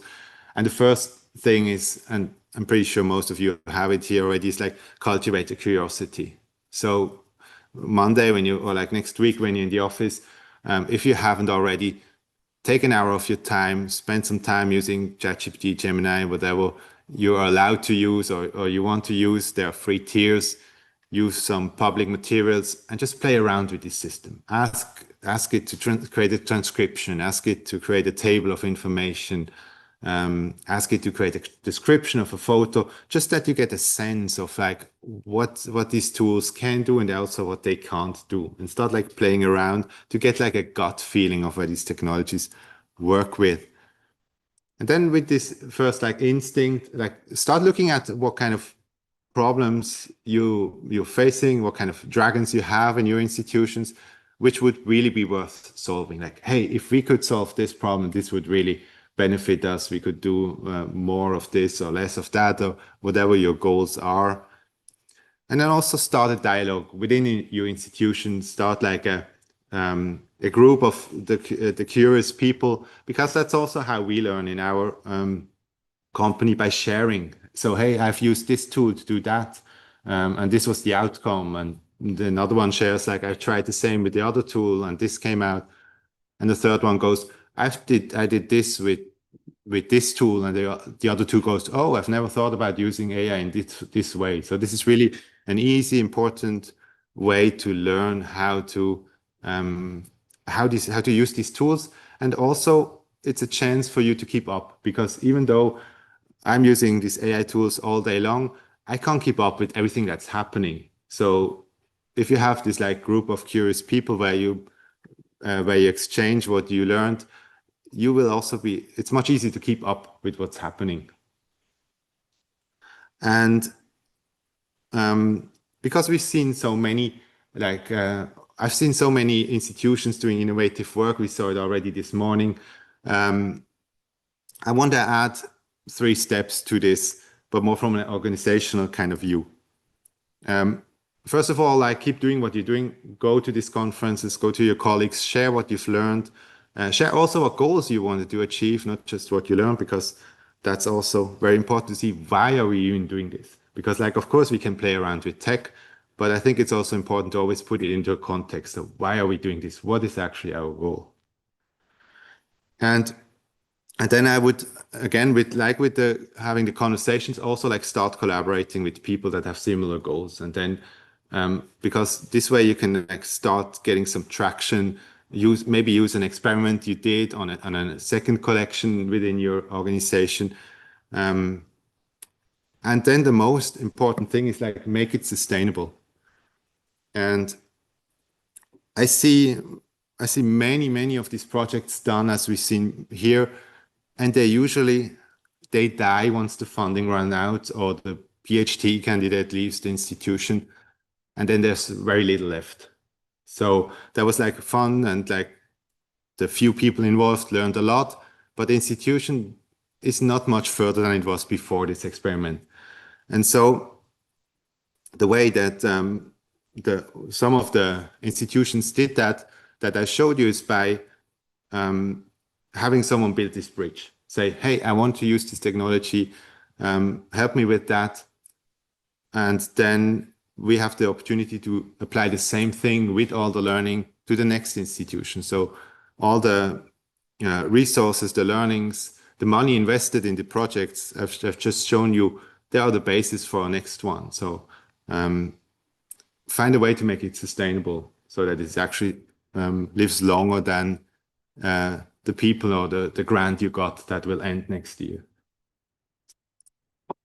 And yeah, I'm very happy to hear your questions, your ideas, your critical questions as well.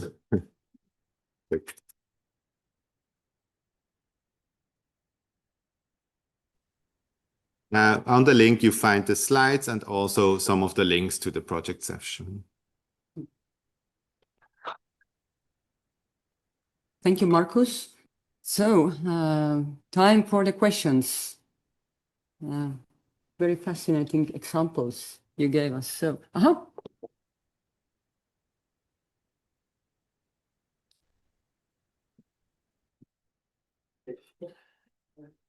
like to know which models were used for the first example that you showed. We generate, we evaluate a bit which model turns the best performance.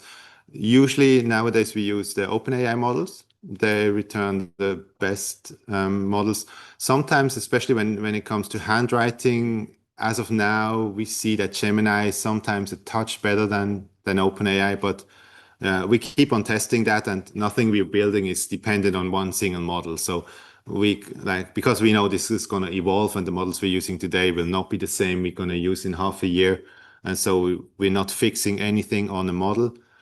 And that's also why we do not do any training, because we really want to take the tools that are now out there, use them, find out where they work and where they don't work, and apply them. So that's really the most efficient way. So you don't have to spend thousands of hours creating training data, for example. Comes with these limitations, because then if it doesn't work, you'll postpone that till the tech catches up.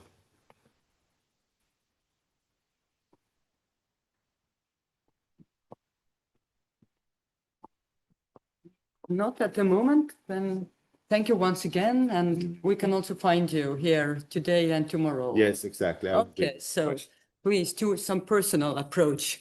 Yes, please. Okay, thank you once again. So, and now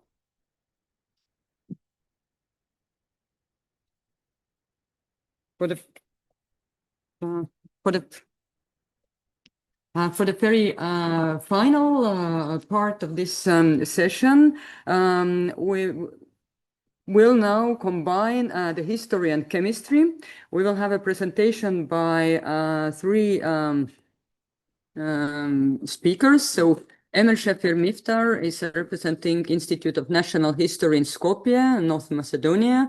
Biljana Pejova and Ljupša Pejov are representing the Institute of Chemistry, the Faculty of Natural Sciences and Mathematics in Skopje. So, and they will give us an overview XRD and Roman-based composition analysis methods for conservation and monumental heritage. So we will go deep. So please come up here. Thank you very much. Wait a minute. Wait, do you have a presentation? Yeah. Okay. Okay. You can share your screen Yes. with the green button in the Yeah. lower part of your screen, okay?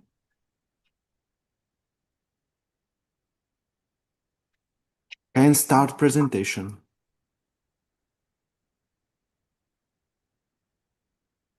Okay. Can you see my presentation? You have to start presentation. We see it. Okay.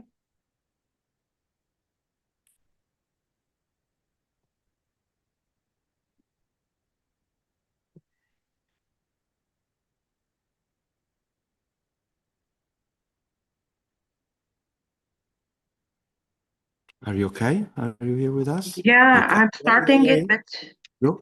Yeah. something is. It is Yeah. not starting Yes. yet, right? It's still just that showing us button. the slides. Yeah. Okay.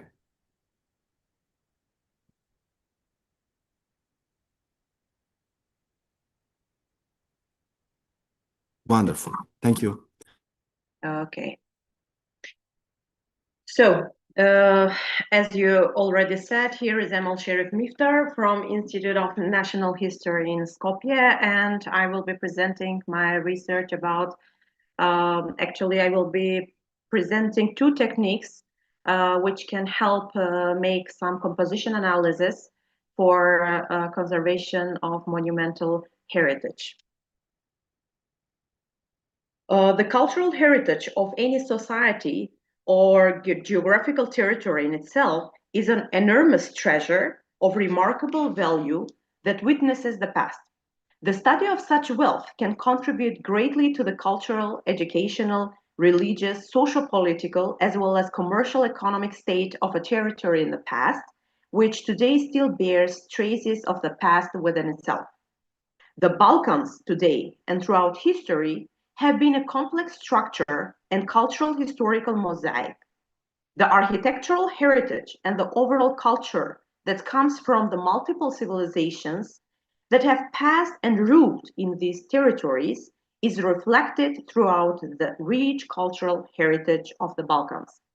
In particular, it is our main interest to contribute to the cultural heritage study of the territory of today's Macedonian state, in which the monuments simply reflect the high civilizational achievements and the rulers throughout history.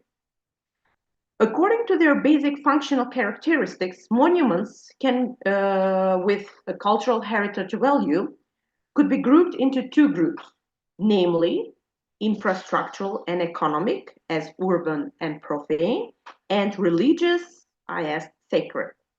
Over the years, due to the oxidation, corrosion, climate changes, and other reasons, these monuments could be destroyed and lose their cultural heritage feature.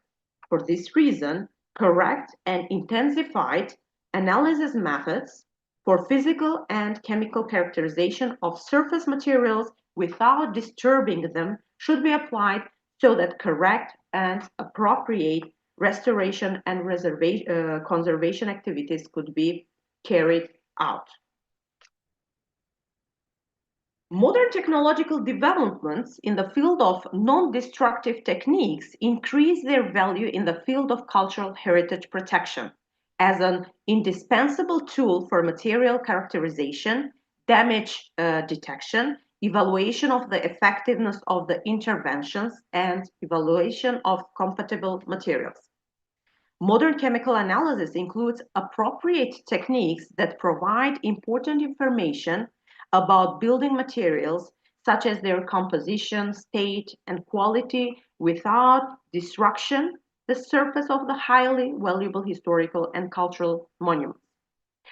In order to obtain detailed data on the chemical composition and the state of the surface materials, 4 samples of plaster IS mortar from all facades of the building, 4 samples of brick from all 4 facades of the building, 1 sample of fresco plaster from the south facade, and 2 samples of stone from south and north facades were taken from a representative immovable historical and cultural monument in Skopje. Using X-ray diffraction analysis, XRD, the constituents in the studied samples have been identified. This method for chemical analysis has been used to determine the chemical composition of the sample with a minimum perturbing influence on the material. The method can be applied on many different historical artifacts, and subsequently, the historical process of the work could be interpreted and evaluated. From a fundamental aspect, XRD technique is based on the diffraction of X-rays, in our case copper alpha radiation, by the investigated samples.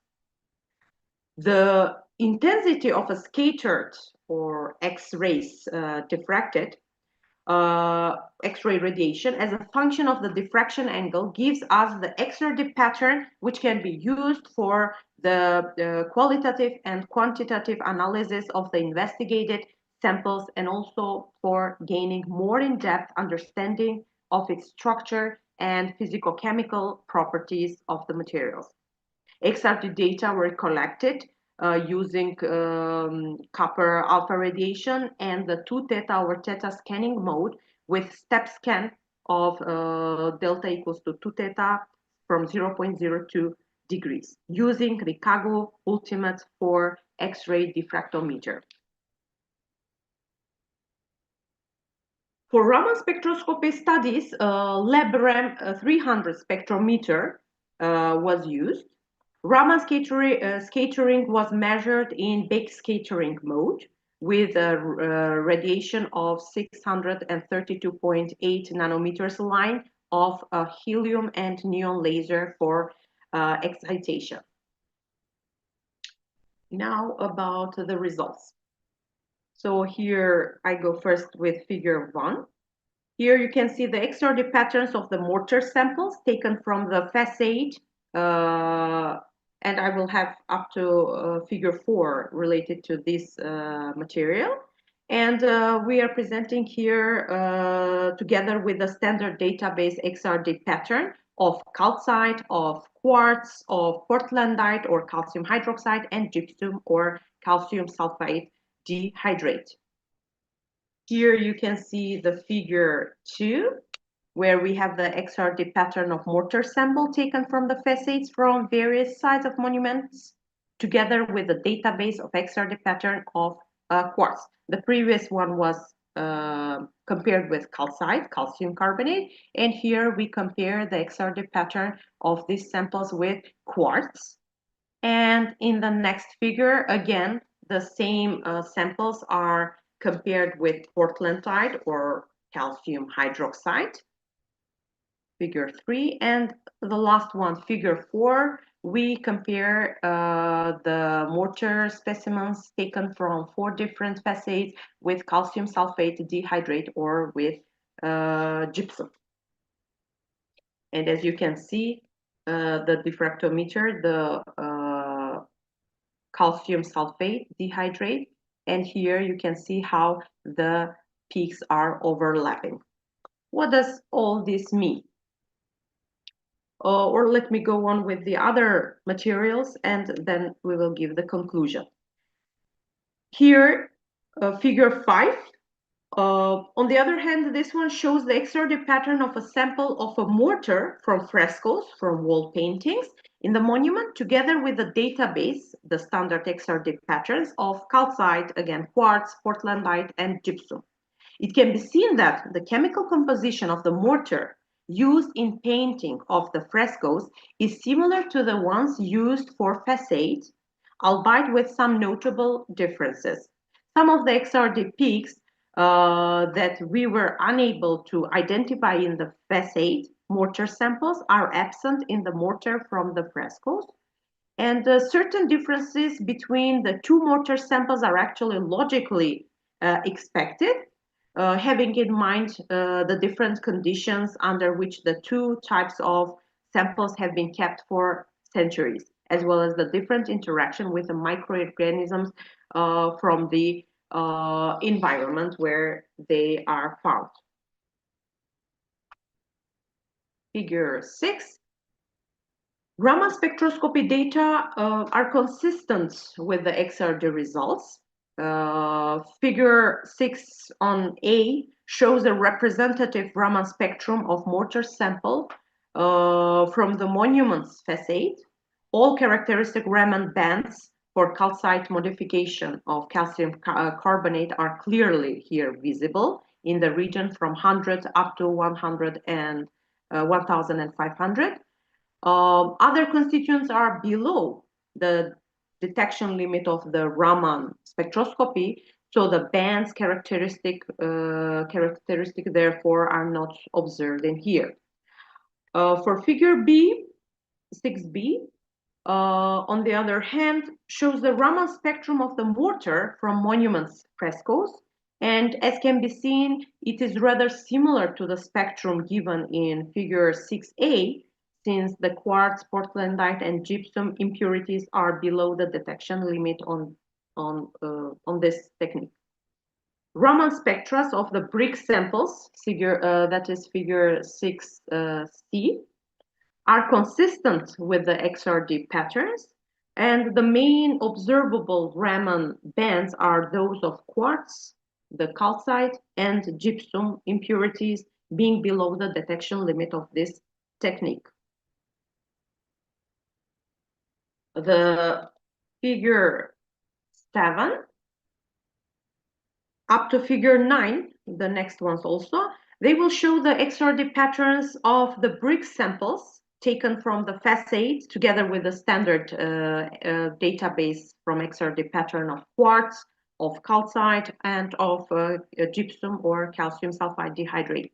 The dominating constituent is now the quartz, which calcite and gypsum impurities. So there are little impurities from calcite and the gypsum in here. It is interesting to note that, however, the bricks samples taken from the west side facade do not contain calcite, or at least the detection limit is actually below the XRD ray diffraction technique. So figure 8, here we compare the brick samples with calcium calcite. So this is the database pattern, and these are our samples. And the 9th one, again, the brick samples with calcium sulfide dihydrate, or with other name, gypsum. Figure 9. And here, actually, this figure is only for a better pictorial insight into the investigated materials, which presents typically the samples we have collected from the investigated immovable monument. And as a conclusion, in the present study, we undertook a thorough exploration of the materials used to build facades, bricks, and mortar, of historical monuments, heritage objects, as well as materials used as a basis in painting frescoes in Skopje, North Macedonia. The main constituent in the mortar used as a surface covering material in facade is calcite, i.e. calcium carbonate, while quartz, portlandite, and gypsum are present in much smaller quantities. The mentioned main constituents are found in facade samples from all sides of the monument, but certain differences are there notable, which we explain as a consequences of exposure on sunlight, slightly different environment conditions such as direct or indirect exposure to the sunlight, and etc., as well as to the interactions with different microorganism species. The chemical composition of the mortar used in painting of frescoes was found to be similar to the one used in facade, albeit with some notable differences, which are attributed to the different conditions under which the two types of samples have been kept for centuries, as well as the different interaction with microorganisms from the environment itself. Some of the references, and yeah, thank you for your attention.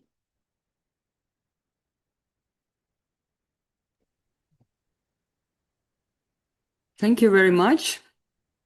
So, Thank you. can you hear us? Yes? Yeah. Okay, great. So, does anyone have a question? This highly different approach. Yeah. But as I don't see any hand at the moment, I will ask you, have you conducted any international cooperation project as well, or you have done your research on the monuments in North Macedonia only? Yeah, for now, we have made the research only for the representative monument in Macedonia, in Skopje actually, but we want further to expand our idea and maybe make project which could be from international character, so that it would be really nice and interesting. So you are open for the cooperation? Yeah, of course. Yes, of course. Hopefully everyone just heard it. So, so okay. If I am right, so no one else. One question at the moment. So we have your contacts, and everyone interested can take a contact with you via emails or approach via another channels. So thank you once again. Thank you very much. Have a great day. So, dear everyone, now we are finishing up this session, and we are having a half an hour coffee break, and we will be back here around 11:15. So let's grab a coffee or water or both, and let's share the knowledge during the breaks as well. So thank you very much.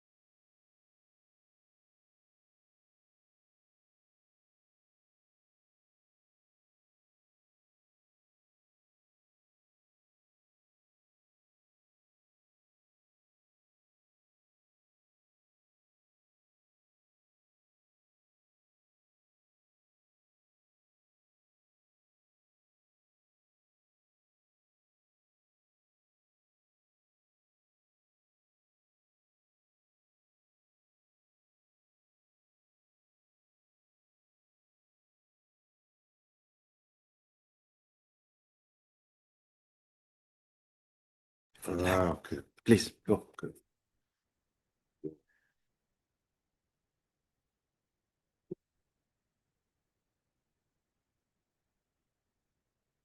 So, dear colleagues, thank you for being here.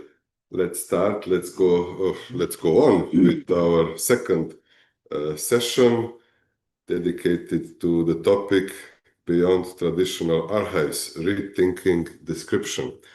We will have 5 highly interesting presentations, some of them in presence, some of them online. Also, some of our colleagues presented within this session are well known for us from the ICARUS community, but of course we are happy to meet and introduce the new ones. But the first will be our well-known colleague and dear colleague Thea Bosseli. Take my glasses to better introduce you, dear Thea. So Thea is archivist, theologian, and historian, and former, now retired, director of regional archives in Città Kelen in Netherlands. He led many projects, inter alia the most important or common Limburg time machine, also known as ESEL project, also community.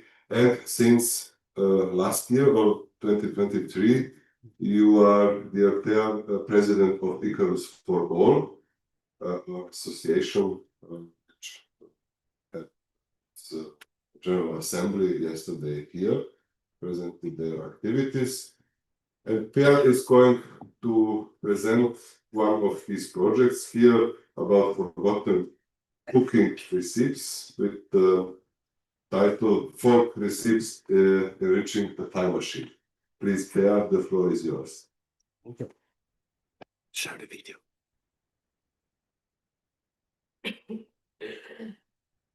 Okay.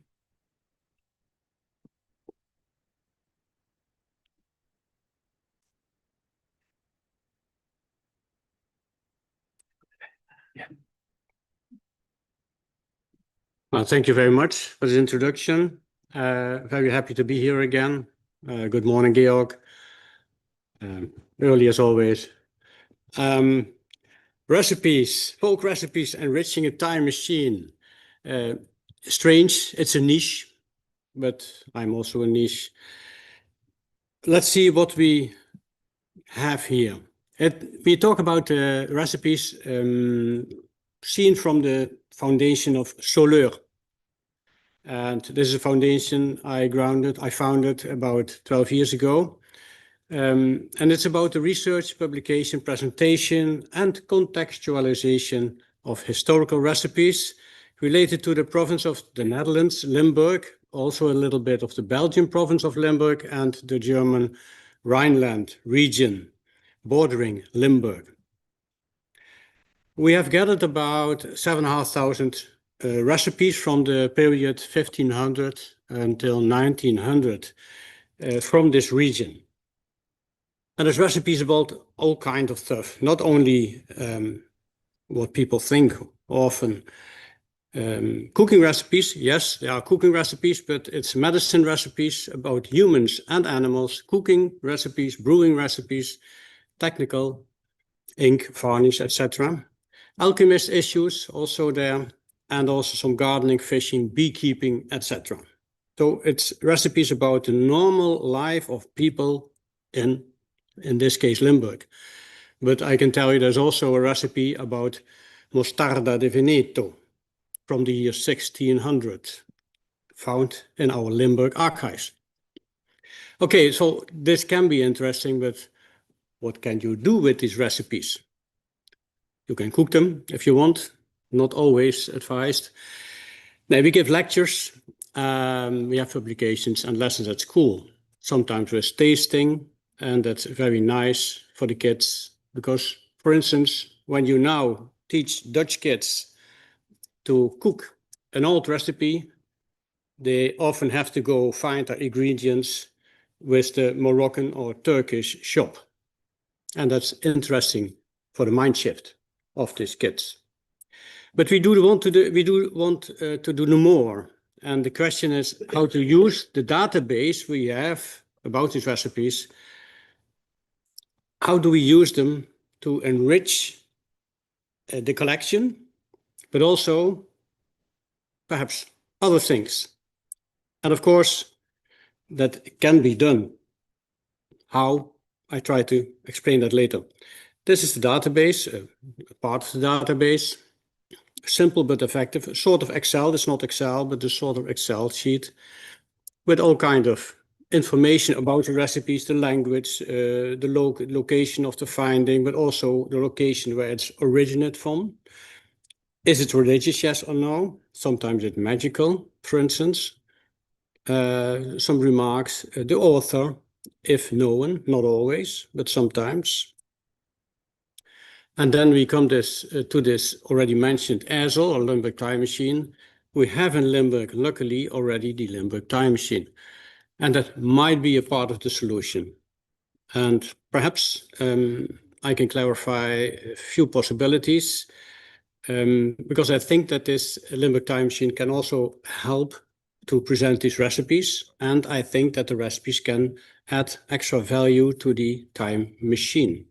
And perhaps, who knows, can it be an example for other time machines? This is ASL, the Limburg time machine. You see it's mainly 4 parts: collections, stories, geographical collection, cadastral collection, you can tell. In fact, the cadastre, the original cadastre of Limburg from 1840, connected to the original, to the cadastre of this moment. And the 4th one is about people, the church registers and the other registers, civil registers from people from about 1560 till 1950. All the Limburg people who have lived in those years. And as you see, in the meantime, a few years ago, it had some spots, some white spots, but now, in the meantime, the all of Limburg, or what is colored here, is ready. So 1840 and 2016, 2020 can be connected to each other. You see, this is the topographical map. You can also have other layers, including a relief layer, which is very interesting for archaeological research. And we have also layers like you see here, the municipalities, the roads, and other layers. You can shift between the layers and you can connect the layers, and then you get a lot of information. And that's nice to have these big, beautiful data, because it is a lot of data already. Limburg is small, the Netherlands is small, and Limburg is of course even smaller, but still Limburg is 5 times the surface of Paris. So by volunteers, by the means of volunteers, we worked for almost 20 years now, and every item has been georeferenced in those days. 11 million cadastral parcels and about 10 million people who have lived in Limburg in those years. So big, beautiful data, yes. And it's nice to rebuild a city or even a province, but it's more nice, I think, even to add additional data to this big data, which is more a corpus, and giving additional data from people living in these cities, in these villages. In fact, you then make the cement in between the bricks, and you give emotions to data. And recipes are more than what you think, perhaps. Recipes have religious data, magic facts. It's a way of what we call now holistic thinking, and seeing the world around you as healing material. And adding these data to already existing data like castles, mills, trees, bakeries, chapels, churches, and the owners of all these parcels gives a lot of extra value. Healing is all about balance. and context. And so is information about our surrounding world. It's all about context. For instance, kitchen recipes. You have them fat, light, heavy, everything needed for balance. If you are ill, you are broken down and you will build up again by syrups, etc. An illness gives 3 possible causes in the Middle Ages, and even a lot later. Even until in the 19th century, people thought that way. You could get ill depending on a human intercourse, food, way of living, relationship, work, etc. The climate could interfere, or the soil, the earth race, and also family hereditary preposition. And so you got 3 concepts. Sympathy in nature, everything acts together. The singular theory, for everything there's a cure in nature. And the worm concept, because there's a lot of diseases which were seen as worm-related. Here you have an example of the sympathy from head to toe. For pain in the head, or pain is red. Pain is red. So you take a blue dove or a black chicken alive, cut it open and bind it to your toes.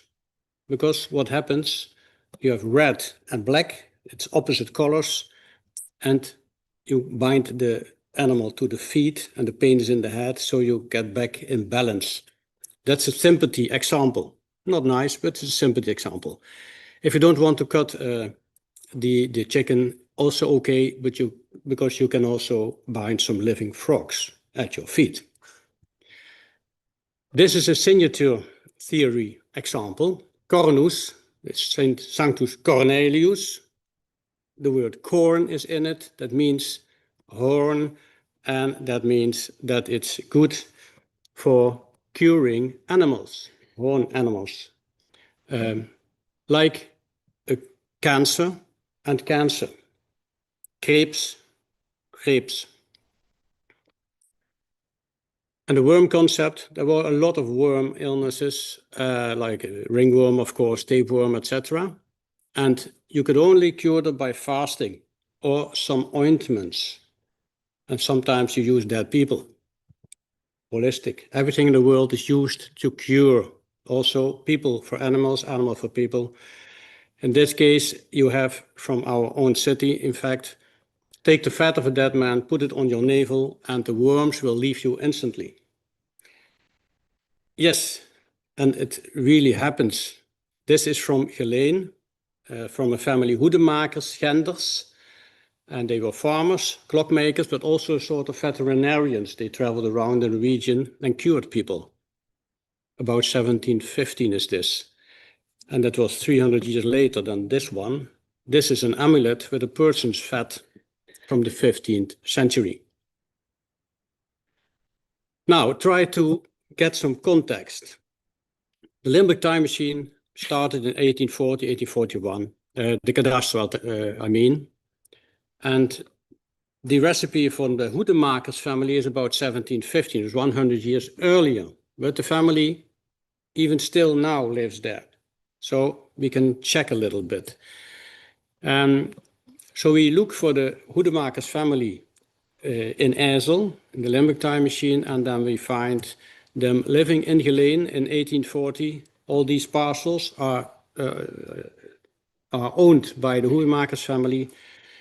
And if you get closer, we see the homes they owned in 1840 with the original cadastre attached to it by an image and also in the register where the information came from. So that gives a little bit of context. Not for every recipe you can get context, but a lot of them give extra context. This is another example. Elixir de longue vie, trouvé dans les papiers de Monsieur le Docteur Fernès, médecin suédois. So a Swedish doctor. This is an 18th century recipe about a Swedish doctor who gives a recipe for the long life. Is it magic? or is it centuries of experience? And note, there is NB, NB, nota bene in the left corner. And nota bene, nota bene, nota bene, nota bene 4 times means it is tested and proven. So there must be a lot of old monks in this convent in Maastricht. I have to try that to find that out. This is another one, a recipe to live long from the papers found with Mr. Gernest, doctor in the chemics and medicine from Sweden. Hey, that's strange.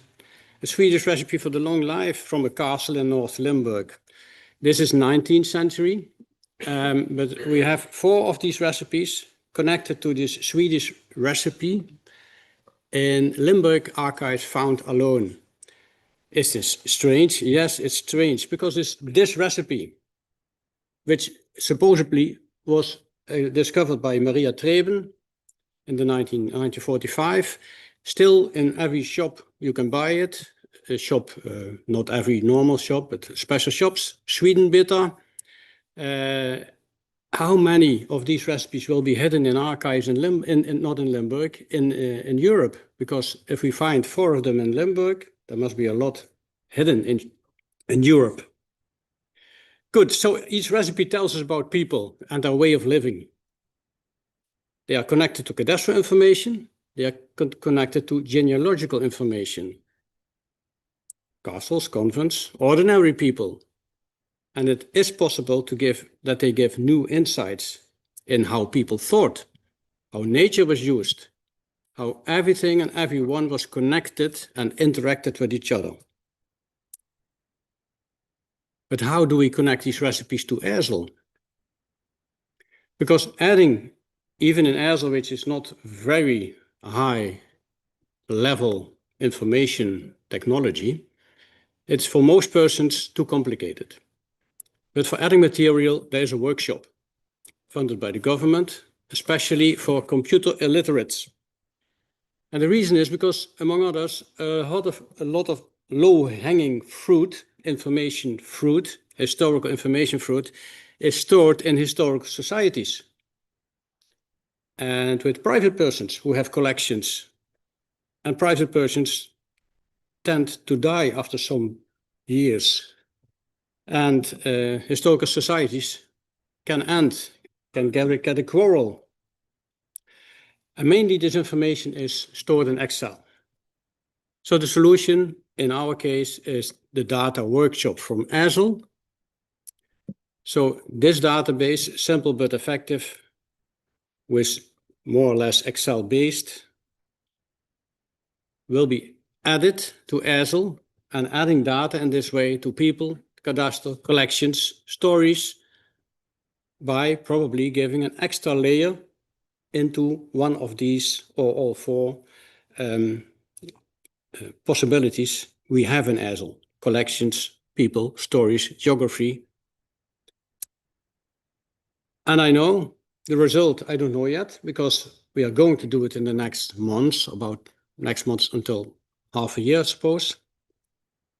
It's a test, but I see many relations between all these information. And I see other possibilities, like an archaeological layer giving connection to and emotion, to the fact that you live somewhere and are connected to this archaeological layer you live in, or to this person who lived 300 years ago and used some recipes in this case. And of course, it's also possible to build up the 3D layers in Ezel and even get more connection. Thank you very much.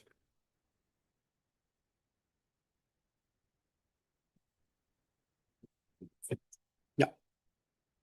Wat zijn mijn vragen staan er spelen? Thank you very much, dear Per, for your highly interesting presentation. I would suggest, dear colleagues, if we have questions or comments to ask now and after each presentation. So please, the floor is yours. Is there any question, any comment, any remark? long living recipes. Please, Otto. Hi there. You have got many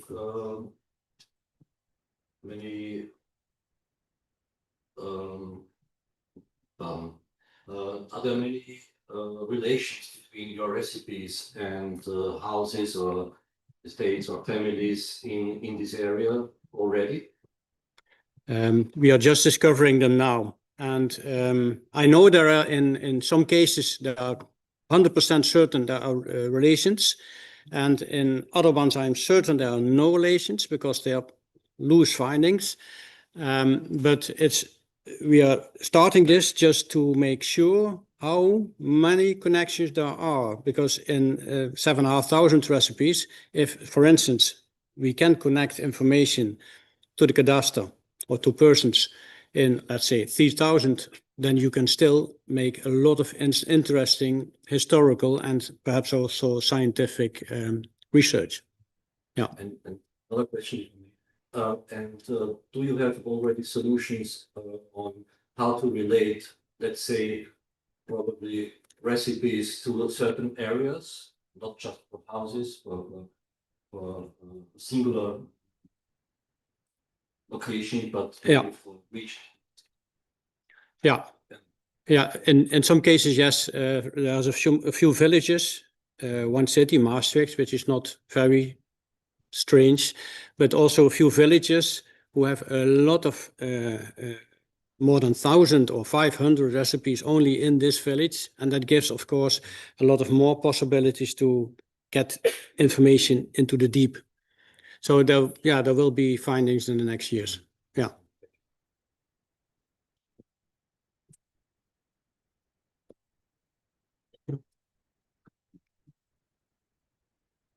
Thank you for the two questions. The one is from your workshop. How do you want to implement the reconciliation of the the elderly people having an Excel data sheet? How will you make sure that this name is the same person who's this in AZ? Yeah. And second, for the recipes, do you work also with medical research team in other contexts with the older medieval recipes which are effective and which are very and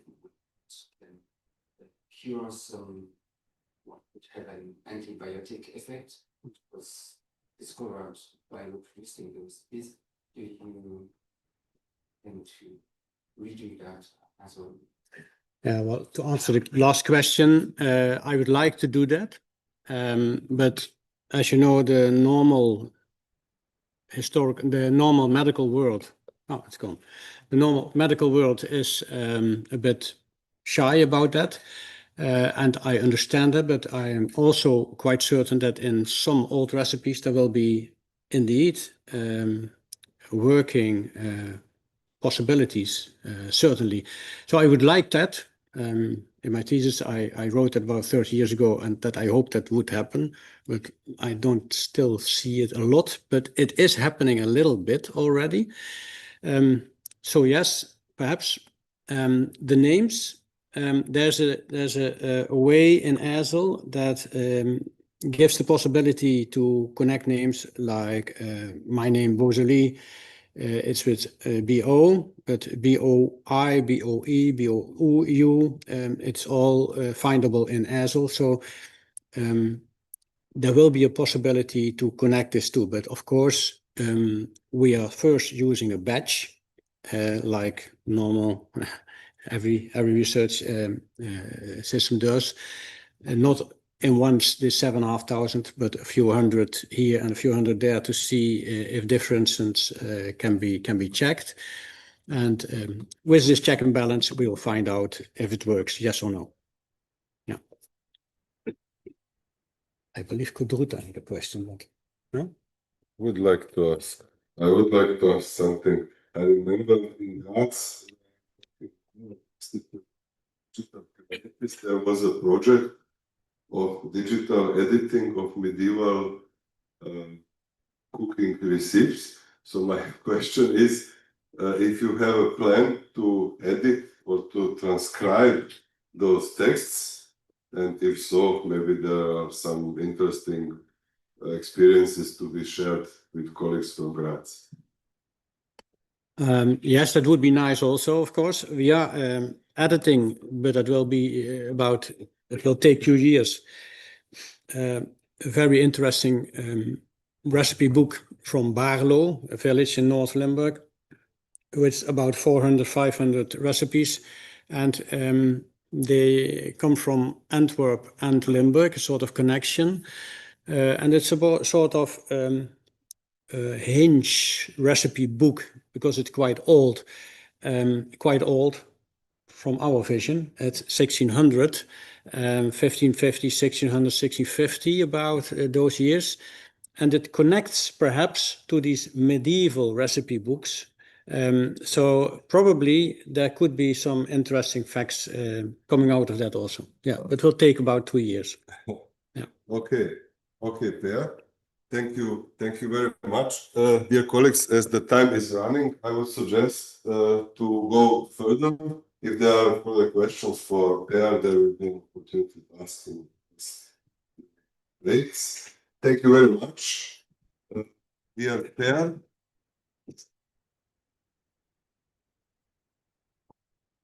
And our next speaker will give his presentation online.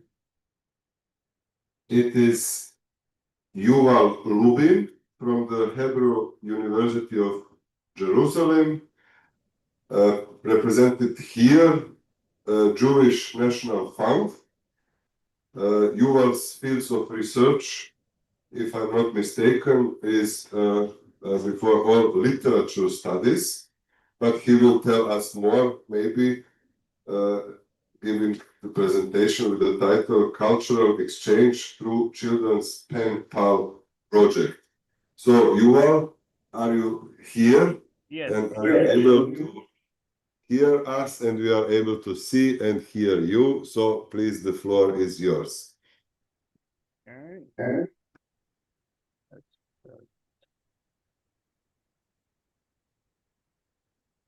There we go. Okay, everybody can see? Hear, see, everything's good? Can you start your presentation? Yes, please.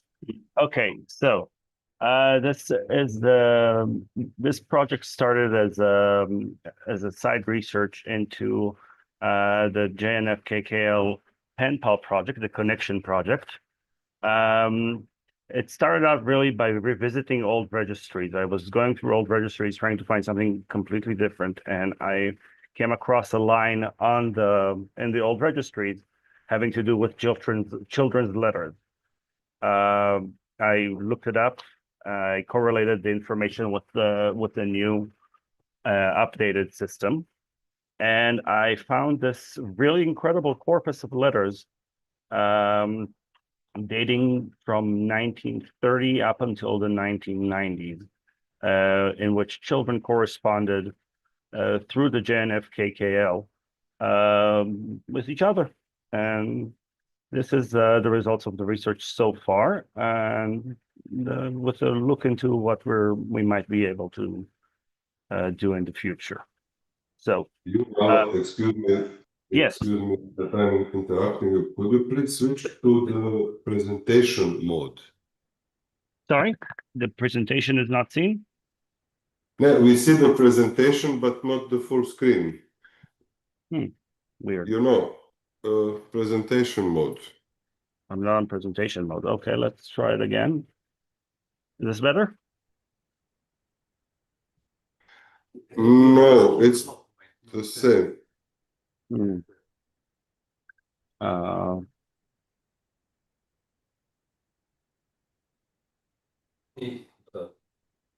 He probably is sharing the he's probably sharing the screen. Okay. But sharing the wrong window. He has to start the presentation. Yeah.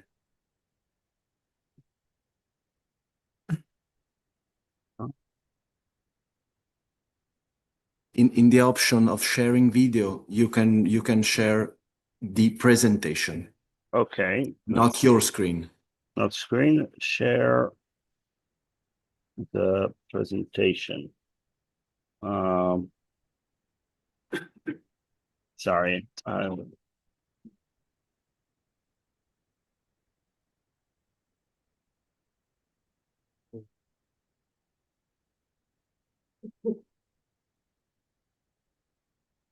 Is this better? Okay, fantastic. Thank you so much. That's Fantastic. much better. Thank you. Thank you. Thank you. So, going back to this person, Natan Agbon, also known as Natan Bistelsky, born in 1896. He is, this is the literary connection. He is an author best known for translating Don Quixote into Hebrew, but he was also a manager of the Jewish National Fund education department back in 1930. And he had the idea of using the JNF's extensive offices around the world to allow children to send each other letters. So he started the project back in 1930 with a Polish exchange with Israel, and that developed into a widespread connection program that allowed children to exchange letters, exchange information, and really develop a unified cultural identity through correspondences. So the corpus itself, sadly, is only 60 letters so far, dating from 1935 to 1978. We know that there are more letters out there.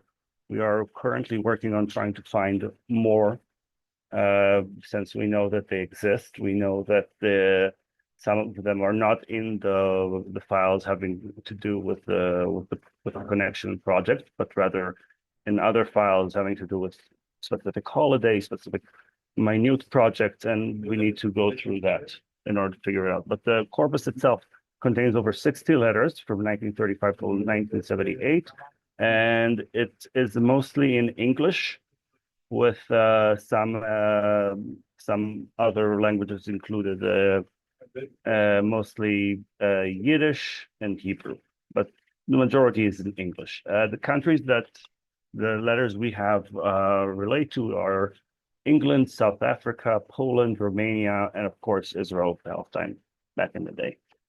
So the nature of the letters, as we found them, all the letters that we have kept are letters that were addressed to the JNF KKL. We never kept letters that were addressed to other children, obviously. But what we do have is a corpus of letters of children telling about themselves, about their life, and asking for an Israeli pen pal, somebody to talk to, somebody to share. What we have as a result is documents. Sorry, something fell here. Documents relating to personal details of people's lives, telling of their day-to-day activities and their connection to Zionism. Obviously, the biggest mode of discussion. Okay. So up on to the notable examples.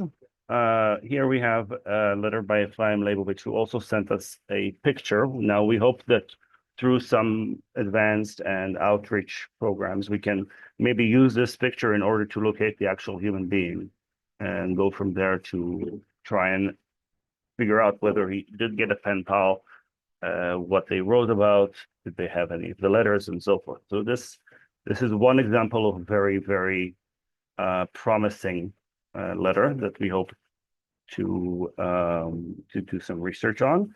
As you can see, the letter itself is written in English, in cursive, obviously very difficult to, but since it was written by a child learning to write and wanting to express himself, it is relatively legible, which makes the children's letters fantastic data points for investigation into handwriting. Fantastic data points, because they're very clear, they're very concise, and they're very personal. So it's relatively easy to figure them out. Next we have, this is my personal favorite. These are 8-year-old letters from Romania, from the city of Patranemt, and these children apparently didn't really know what to write about, so they wrote short stories and poems and such. We have about 8 of these wonderful little letters of 8-year-old children writing letters, writing stories, writing poems, and this is obviously a very touching point because this is a community that has been wiped out. So these are examples of Jewish communities that we hope to keep alive using these newly found documents. Next up, we have a letter from the legendary Chelem in Poland, also 1935. If you're aware of Chelem, Chelem is a legendary city in Hebrew and Jewish culture. It is well known as a hub of invention and society. And this beautiful letter was written by a group of girls wanting to find pen pal and telling about their lives, their daily life in Chelem in 1935, and their connection with Zionism. Again, wonderful little text. So, what do we hope to do? Now that we have the corpus, we hope to correlate the letters into identifying information. We're extracting the names, we're extracting the locations, we're extracting the birth date. A lot of these letters have birth dates, and those are very important because we can use those locus information points in order to actually try and identify who wrote these letters and maybe find more information about them. Again, trying to keep up the context, see if they actually had a pen pal, if they survived, and so on and so forth. We're using online resources at the moment to locate further records.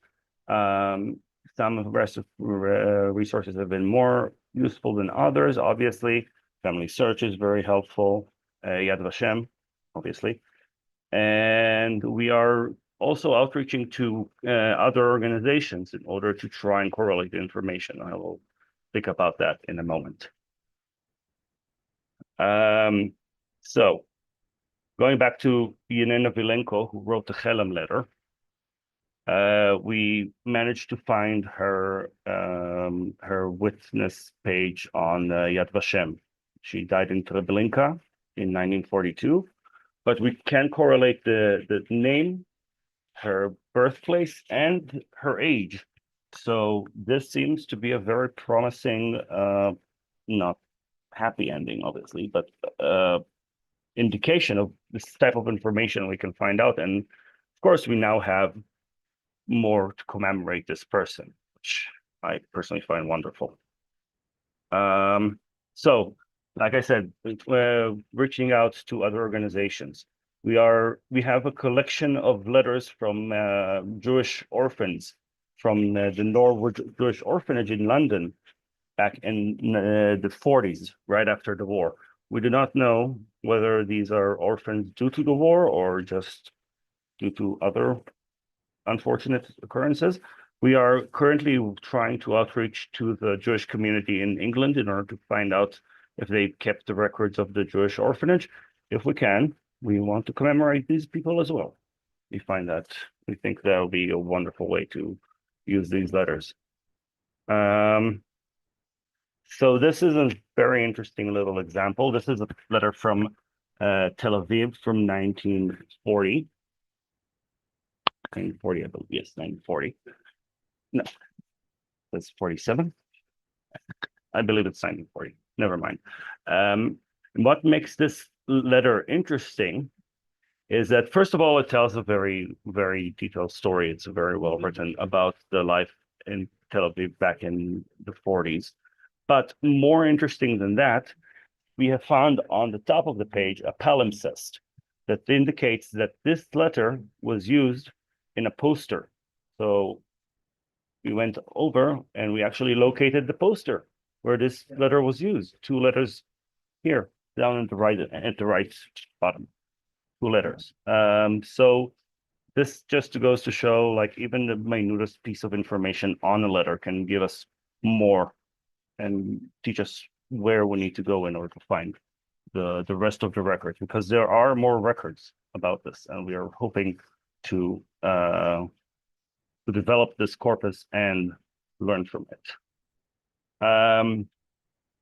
So, like I said, we are sure that this was a very impactful event, because we have several pictures showing that that these letters were used in the classroom for education. They were used in exhibitions. This, for instance, is an education exhibition from 1950 with the name "Connections with Children Abroad" in Hebrew. And you can see several letters here on the bottom with our logo above it, because we like to promote ourselves like everybody else. Finally, this is our latest image of the connection project. These are letters from Rome from 1980, Beit Sefer Polacco in Rome, class third year. So we have for a fact knowledge that this is something that was popular, at least in Rome, if not all over the world. And our hope is that our next step is to continue the research in order to find more letters, outreaching to the organizations and communities in order to get them involved, see what they have, maybe reach out to Romania and Poland, see if they have records of such letters as well, and correlate that information. And our two most ambitious goals are public inclusion. We want to go out with a public message to tell people, hey, if you have these letters, we're interested. We want to keep them. We want to record them. We want to archive them, basically. And of course, maybe we'll finally round this off with a publication of the letters and the project itself, and fit into the nostalgia a little bit that makes archive so wonderful. And yeah, that's about it. Thank you for your time. I hope this was interesting. And if you have any questions, I'm here.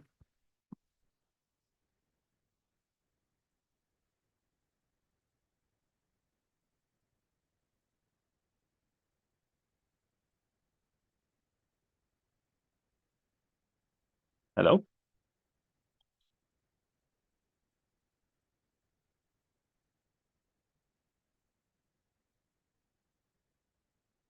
Or comments? Kodruca, please. I will give you. Thank you for the presentation. I would like to suggest a tip. In Romania, we are dealing now, it's an ongoing process, a huge project of digitizing the entire material about the Jew people. So after this this project is done, you can search their what you are interested in. So the letters from the children of Romania you have mentioned. It was a suggestion. So thank you, Kodruca, for this suggestion from the National Archives of Romania. Are there any other questions or comments? I would like to ask, you mentioned this small letters collection. Is it preserved in Central Zionist Archive? Yes, it's.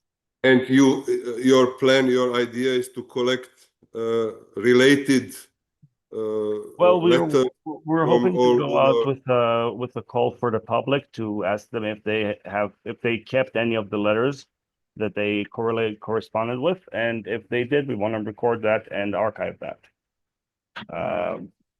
Not necessarily in the Central Zionist Archive, but in one of our different archives. Okay, thank you. Other questions, comments? If not, thank you once more, Yuval, for your presentation and participation in our conference. Another applause for Yuval, please. And now let's go further to our next online speaker. It will be our colleague from Nicosia, from Cyprus, Avra Xepapadokou, Associate Professor at the University of Nicosia, Department of Education. Avra is a researcher of performing arts. She is author of 2 books and numerous articles on topics related to her research, and something about it we will hear with her presentation named Athens Epidaurus Festival Digital Archive from 1955 to 2020, documenting 65 years of performing arts. So, Aura, can you hear us? Yes, I hope you can hear me too. And We can hear you also, and we can see your and you presentation. can see my presentation in full screen. In full screen, yes. Perfect. So thank you very, very much. You can start. The floor is yours, please. Thank you for this fascinating conference, and we are very excited to participate in it. So my name is Avra Xepapadokou. I represent a team of 3 more researchers, namely Paraskevii Damala, Eleni Papalexiou, and Georgia Maria Papadaki. In our presentation, we will introduce the digital archive of the Athens Epidaurus Festival, a project that collects, documents, and highlights the 65 years of history of Greece's most important international festival. Last question, you can see my second slide. Is everything okay? Oh, you see still the cover. Yes, everything is okay. Aura, you can continue. Yeah. So the Athens Epidaurus Festival is one of the most historic and influential cultural institutions in Greece, and has become internationally recognized for its contribution to culture and the arts. Established in 1955, its purpose has been to promote the performing arts and highlight the relationship between contemporary creation and Greek classical heritage. Over the decades, the festival has contributed to the shaping of the modern cultural identity of Greece by hosting leading Greek and international artists, while also providing a platform for new voices and experimental approaches. By 2020, 3,683 productions had been recorded, and their total number today is approaching 4,000.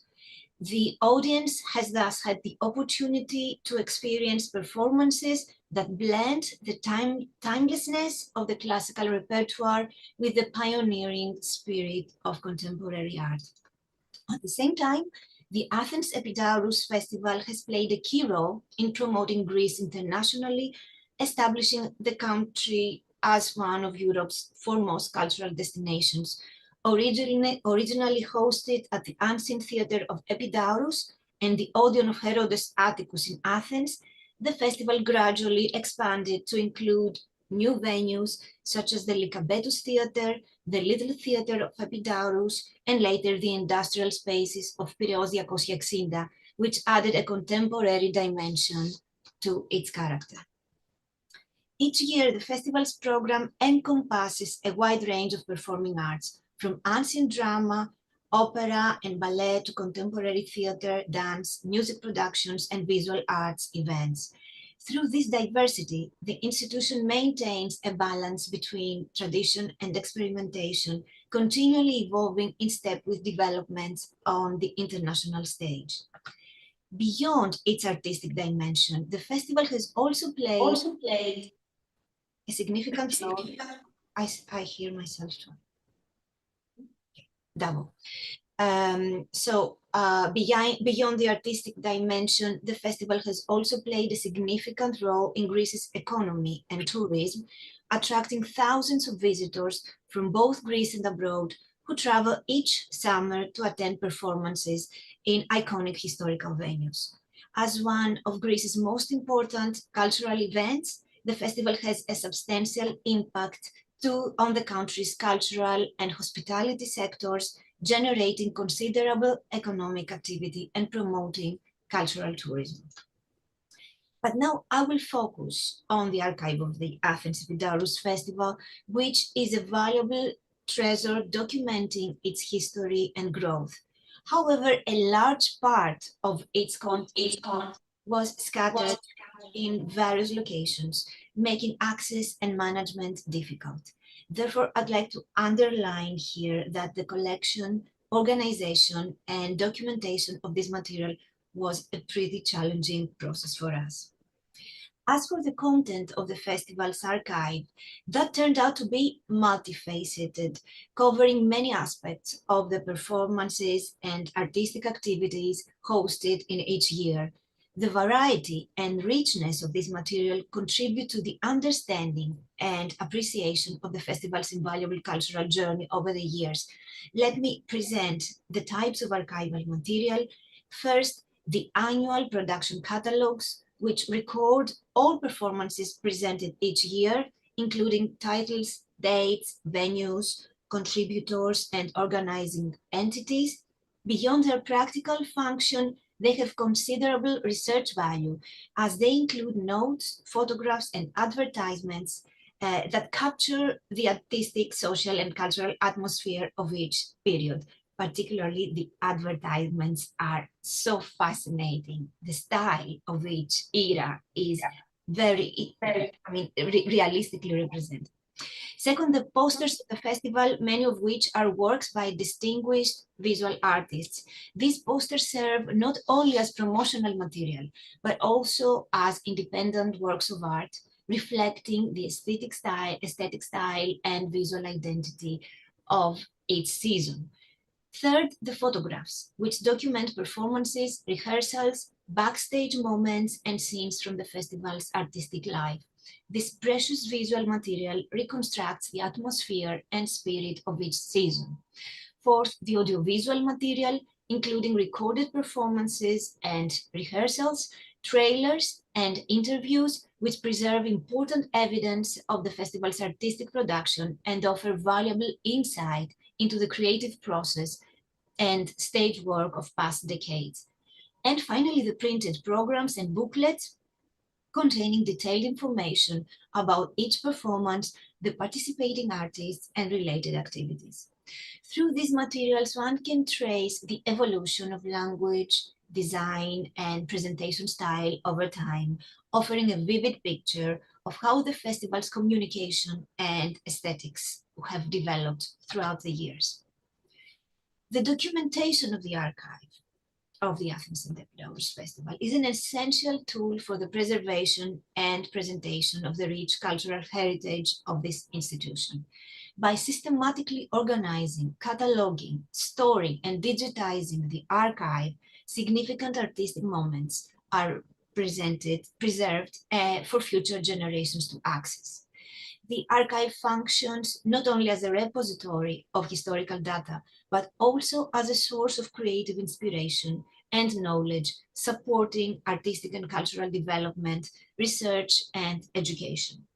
Thus, the archive of the Athens Epidaurus Festival highlights its enduring value, offering valuable material for study and creation while strengthening the public's connection with the international cultural heritage.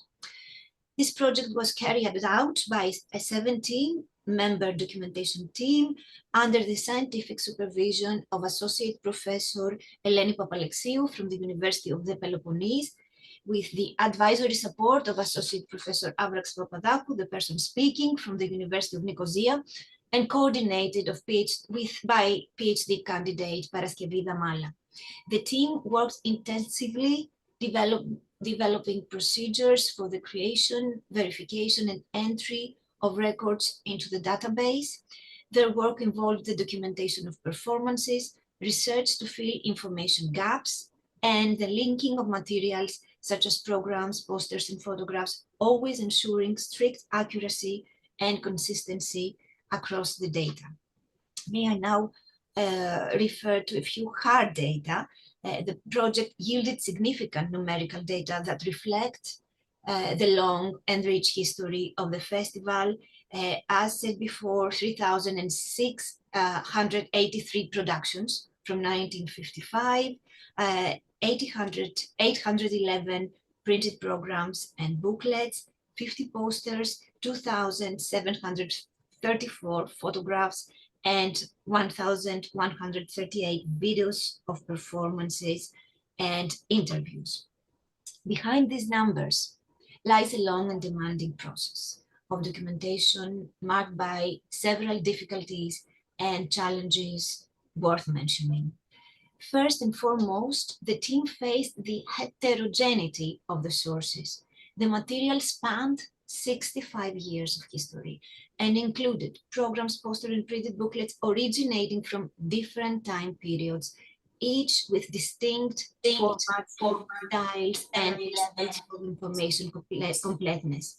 The programs of the early decades, for instance, differed greatly from the more recent ones, both in structure and content, while material was added much later, introducing new and more complex requirements for documentation and digitization. Another major challenge concerned temporal and linguistic gaps. The archive covers 6 decades, during which not only the forms of the documents changed, but also the language and manner of presenting information. Early programs were printed in different styles and employed a more formal tone, a characteristic of their era, whereas more recent publications are more hip, descriptive, and communicative. This variety required careful reading and interpretation to ensure consistency and accuracy across the entire body of records. In other cases, the team encountered incomplete or fragmentary records, particularly for the earlier decades of the festival. Names of contributors, dates, or other essential production details were often missing and had to be reconstructed through research in other archives, newspapers of the period, and available bibliographic sources. In addition, there were instances of productions that had been scheduled but never actually performed. For such cases, the team investigated whether the event actually took place, while also identifying others that had taken place without being recorded in the official catalogs. These findings revealed the complexity and dynamic evolution of the festival's programming over the years. And finally, one of the most substantial challenges was to strike a balance between scholarly precision and user-friendly presentation. On the one hand, the goal was to maintain rigorous, accurate, and research-reliable documentation. On the other, to create a digital archive that would be accessible and engaging for the general public. This dual aim influenced every design decision, from the structure of the database to the way information is presented to users. Looking towards the future, the team is exploring ways in which artificial intelligence can complement human documentation and enhance the overall usability of the archive. Applications of optical character recognition, are already being tested to automatically read and convert printed programs and booklets into searchable data, a process that has significantly accelerated cataloging and enabled the analysis of large volumes of material. At the same time, facial, scene, and sound recognition tools can be employed to identify artists and performances within the photographic and audiovisual collections. Equally valuable is the entity recognition technologies, which can automatically detect variations or translations of the same name. For example, cases in which a director or composer appears under different forms across different periods. Finally, the team is examining the potential of machine-assisted generation of descriptions and metadata, always under strict human supervision, ensuring that artificial intelligence functions as a supportive tool rather than a replacement for scholarly judgment. The integration of these technologies aims not only to automate processes, but also to open up new research pathways, the study of repertoire trends, artistic networks, cultural policy, and the evolution of performance spaces over time, just to give a few examples. In this way, artificial intelligence becomes a valuable ally in the further utilization, interpretation, and creative reuse of the Athens Epidaurus Festival's archival material. Grazie, ευχαριστώ. Many thanks for your attention.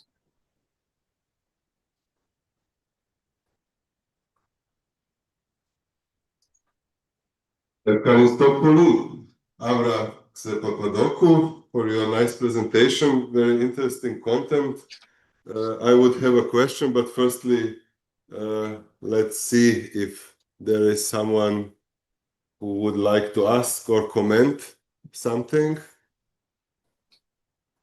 Please take the opportunity now, as Professor Papadokou is not here with us, unfortunately, to ask her in a break. So I would like to hear, if I haven't missed anything, could you please tell us something more about the digital infrastructure of your database, especially as it is very heterogeneous, as you mentioned yourself. So that would interest me. Yes, it is a very interesting question, and there is a sad story behind it, to be honest. Well, it was the first time that we didn't work in a tailor-made database, as we usually do with performing arts archives.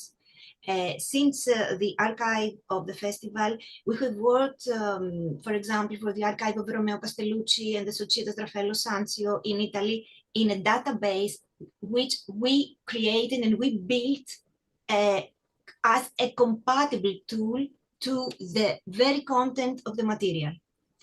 This time, the festival, the organization, it is a state entity, so they commissioned the sub-project of obtaining a database and using a database to a company in Switzerland, and we had to use the system eMuseum Plus, which was created for museum collections. It was perfect for the visual arts, but really it didn't work so well for the performing arts. It's this difference between tangible and intangible, between static and ephemeral. So yes, we have worked with eMuseum Plus. We are not 100% happy about it. It's, I don't think it was the perfect fit for what we needed. But still, we tried to adapt it and get adapted to it. Thank you. One added short question. Do you have, for example, a department for digital humanities in Nicosia which could help you performing this, or any other institution who could support this technical part of work? The host institution this time was the University of the Peloponnese in Greece. So we had basically two teams, one working in Nafplio, where the location of the university is in the Peloponnese, and the other one working in Athens at the headquarters of the festival. This was also a hard case because there was not really a space for our team. So they had to make space and find a way. The materials could not be moved, could not be removed from the headquarters. So yes, these were challenges, practical challenges that we were confronted with, and I'm happy to say that we found a way to resolve them. Okay, thank you. Any other comments or questions? If not, one more time, thanks a lot for participating in our conference. Wishing you all the best with your project. Thank you for hosting us. One Thank more you very applause, much. please.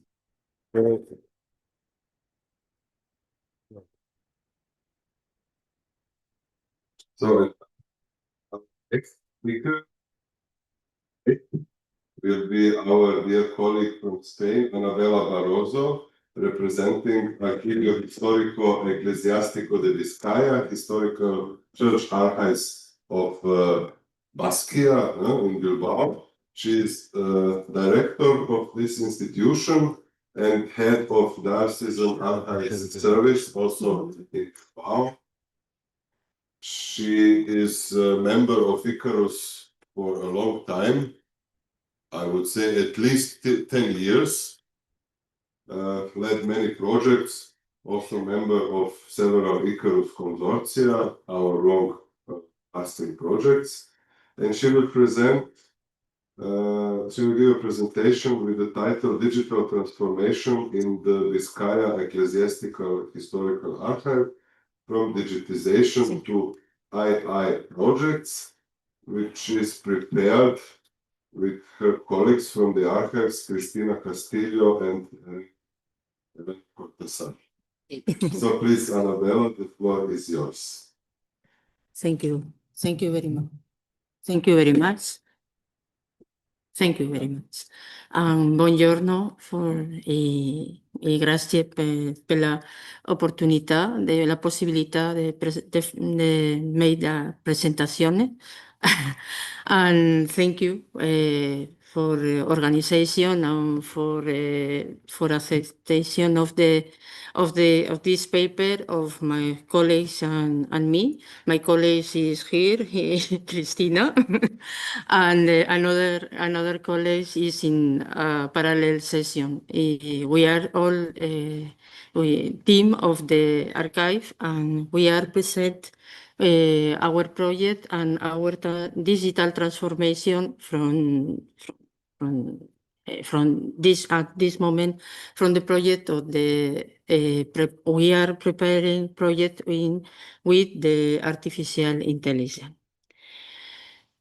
The objective of this communication is publicize the digital transformation process in our archive and the consequence in the all institution, all dioceses. The archive is in the north of Spain. Is created in 1976 and has been adapting to the different technological realities, and that is why I think is interesting for you the connect this digital transformation. As we have the responsibility of using of the technological tools and at our disposal, and at this moment, artificial intelligence can be a valuable work tool that helps automate the process and allows the staff the perform quality works. From 1976, we have a lot of projects, the digital service, the digitization of historical documents, but two didactical and dissemination program, and digital transformation have different steps for the implementation of a comprehensive system of information, document management, and archiving in the Diocese of Bilbao. Not only in the about the historical documents, but the administrative and pastoral documents now actually. We have part the innovation committee in the diocese, and we study how to use artificial intelligence in different processes: the communication, photo identification, data management, transcription of historical documents, audio transcription. Is a lot of process, and is the most important is the system of the application of the artificial intelligence.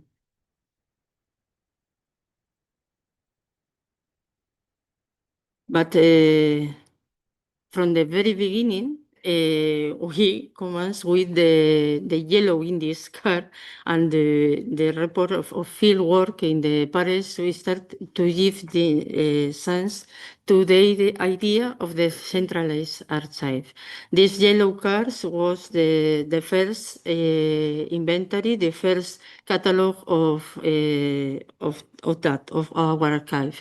Descriptive records, statistic, tables, inventories, and catalog were done by hand. Digital, no, by hand. And until 80s. Then the archive started to use the typewriter to create a catalog and description and consultation instruments, finding aids, statistics, and report to the project. The first digital transformation was the typewriter.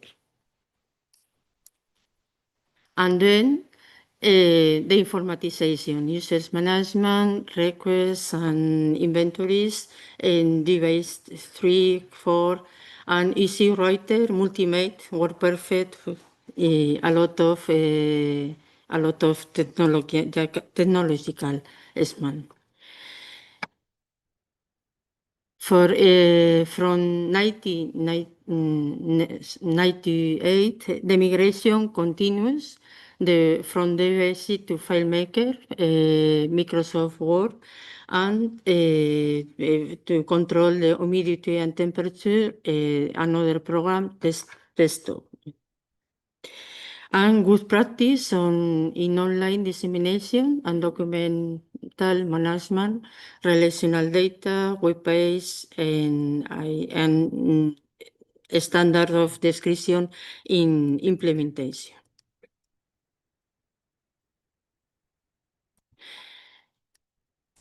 And from 2000, let's crack on the diffusion and dissemination. This is a very, for us, is the revolution and diffusion and dissemination. It's a program of quality management, identify and cataloging Paris and non-Paris form, application on international standards description, and systematic collection of management and management of fund transfer. We made the digitization and transcription of late medieval documentation, digitization of sacramental series, indexing sacramental records and web, and creating the digital service. This is the most important, the creation of digital service, and not only that, but conservation and preservation, and digital preservation is very important, and documentation, reproduction service, and consulting. And collaboration with another archive, and with the Diocesan Service of Archives, what is made the archivist political in all the dioceses.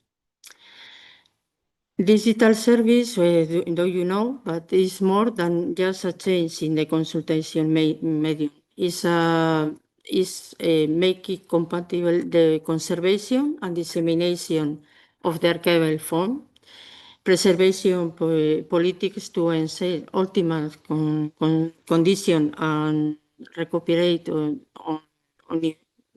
this information, and deeper in the normalization for the diffusion and interchange of record, objects, and information. New users with new demands. Digital users means digital service, and this is the most important, I think. Digital users, this means digital service. And for all that, we made a software, a free software at this moment, with the functional requirement file, with archivists and with informatic team, and we are digitize the data and animes, and is the creation of new access systems for inquiry forms, online application service, etc. Is the results for users, the users of a lot of autonomy to search of data and request of documentary reproduction service and transparency in the state of the processing, only request forms and of information demands. 4 hours to archivists is a very advanced in process and quality of the results and optimization of the administrative and archival management. And we have some data, more or less 3,000 million records of Baituises, merit and descents in Vizcaya. Database with more than 18 tables with relational data, and a lot of digitized images. At this moment is 1 million. And users incrementing exponentially.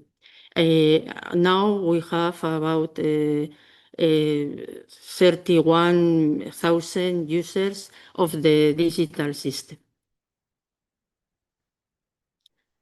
The instruments are that geolocalization, but the map, the map and the paris and the results, the registers, the sacramental register.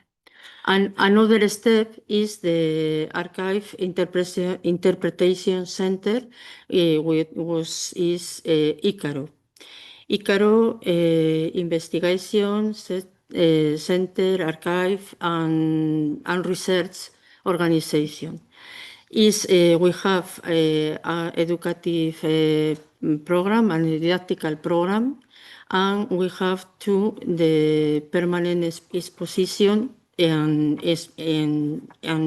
digital interactive space for donation, especially collection of pictures, of private documents or archive, oral testimonies, opinions, etc. And is an educational project with didactical units and activities in primary and secondary school and university. We have the center, ICARUS, great interest for visits to the archive and the permanent exhibition. Now, and this year, we have another big change. We continue the migration once again. Is the migration of the information, and for increase the new possibilities for carrying of new dissemination projects, integration of description, image, and full search. Rethink and reconsider option and optimize process. We are study all the process of the archive for the user, for the archivist, for the catalog, and for the dissemination. And the idea is eliminate the barriers to structural search and integrate document management software with a comprehensive search engine. The focus is on centralizing data and image, cost of rationalization, and automatic online publishing. And is very important, is not only for the archive, is for the documents of the archive, but too also for the museum, the diocesan museum, and the bibliographical patrimony for the moment. And we are at this moment preparing these two projects with artificial intelligence. This project is a problem, yes. This project is the digitization of Paris's books, sacramental and non-sacramental, and indexing and database development with the probabilistic indexing and big data analysis is advanced search on image. This is we are preparing with transcriptorium, and it's not only transcription, but the most important is advanced search on image. But another consequence of our digital transformation in the archive is to engine the digital transformation in all institutions, in dioceses. It's not only for historical documents, sacramental historical documents, also is for the all documents of the dioceses, of the parishes, of the bishop, and the priorities on sustainability. This is very, very important.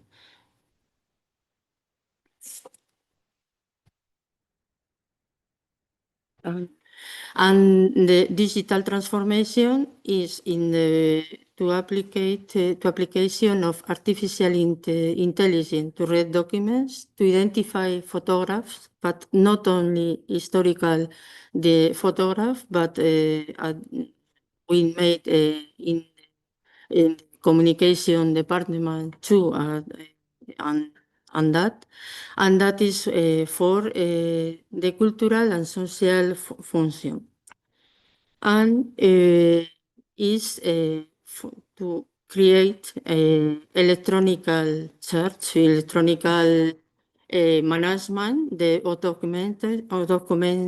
documentation, and this is bureaucracy optimization and interoperability with civil administration, and transparency. The transparency is the most important in all the project.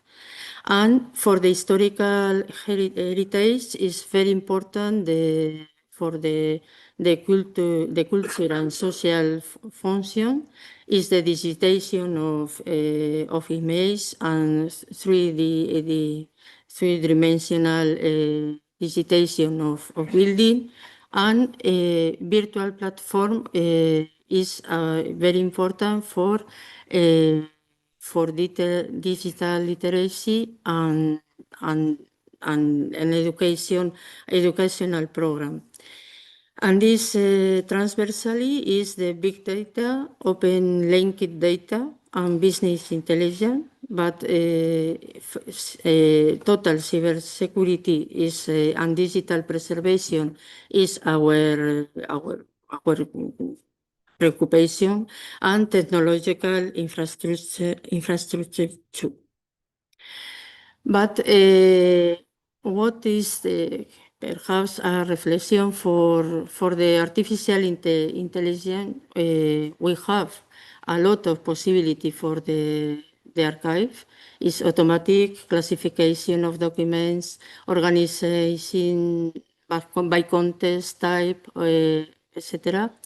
Is in a file management optimized process, improves productivity and exchange security, and offers great possibility for research. That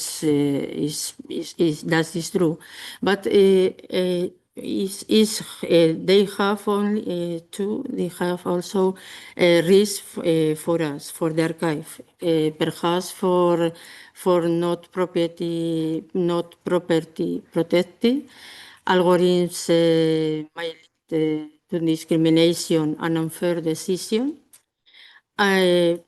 Sometimes the artificial intelligence have a lack of transparency and makes it harder to understand how decisions are made and with what data reduce control over personal information.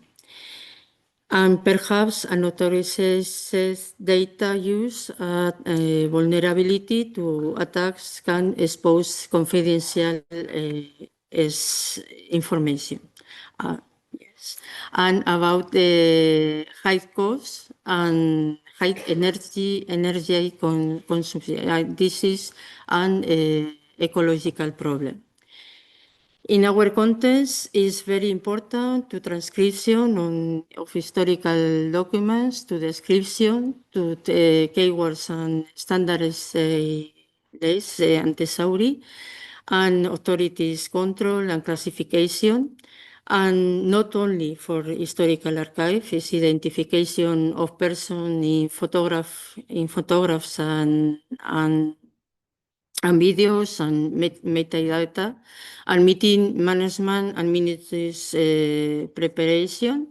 And we have perhaps a problem with the perception that users have of the efficiency of artificial intelligence. And the budget is a very problem. We need a strategic alliance with companies and public grants. But we know the artificial intelligence is perhaps the new digital divide in disparities in access, code, infrastructure, and education remain.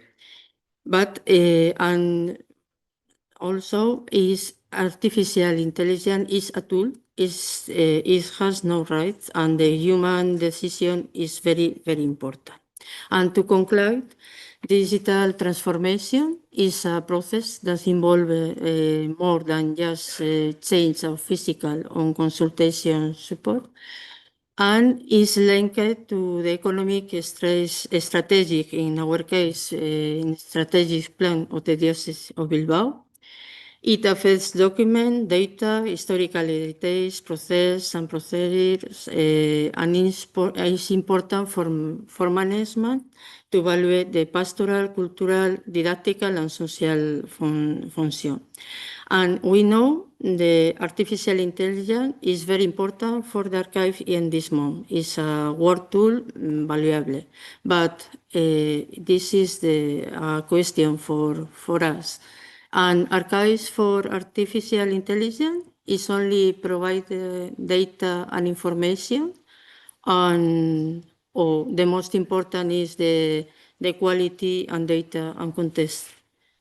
Our like archivists, we have a big opportunity to make the data, but data with quality and in context. This is the archivist. This is our work. It's very important for artificial intelligence project. And thank you very much, and grazie mille.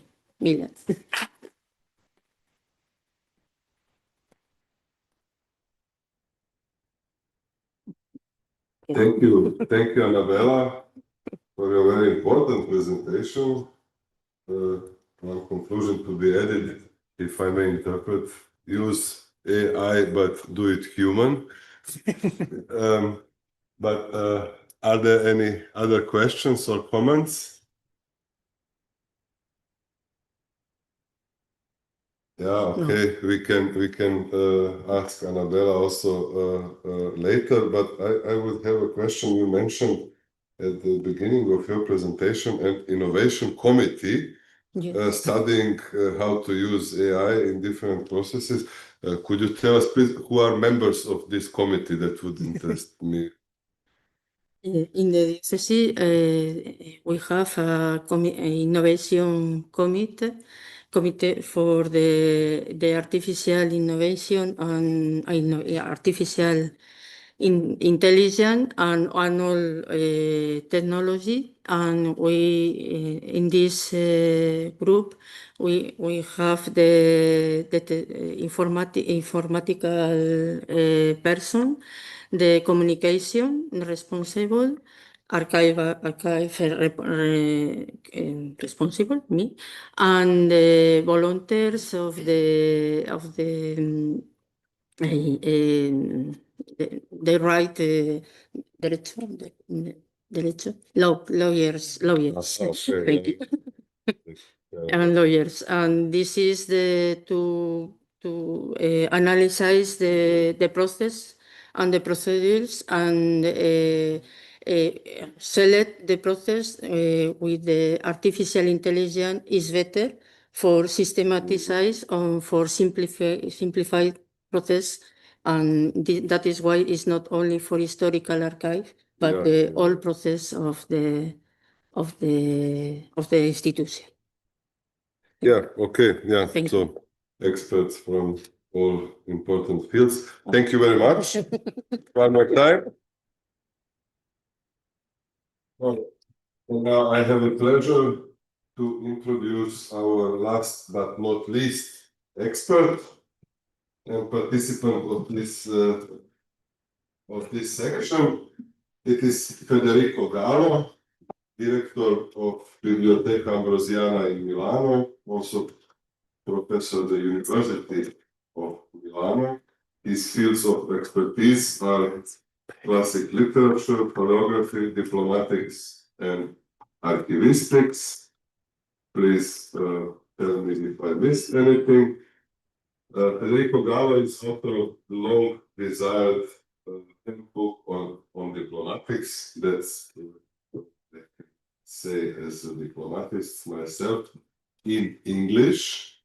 And emphasizing it as diplomatics is discipline, one of the rare disciplines in the field of humanities where English is not yet a lingua franca.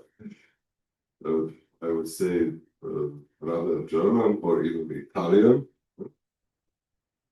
And that is the book which we will get presented now. The handbook Diplomatics, the Science of Reading Medieval Documents by Federico Gallo. So please, the floor is yours. Thank you so much also to all organizers for the invitation. Thank you all to be here to hear my short speech. It is late, so I have a few minutes and we want to go to lunch. So, well, I will be very, very quick. Well, you said it is this diplomatics. What is diplomatics? We know it very well, and surely we studied it at the university.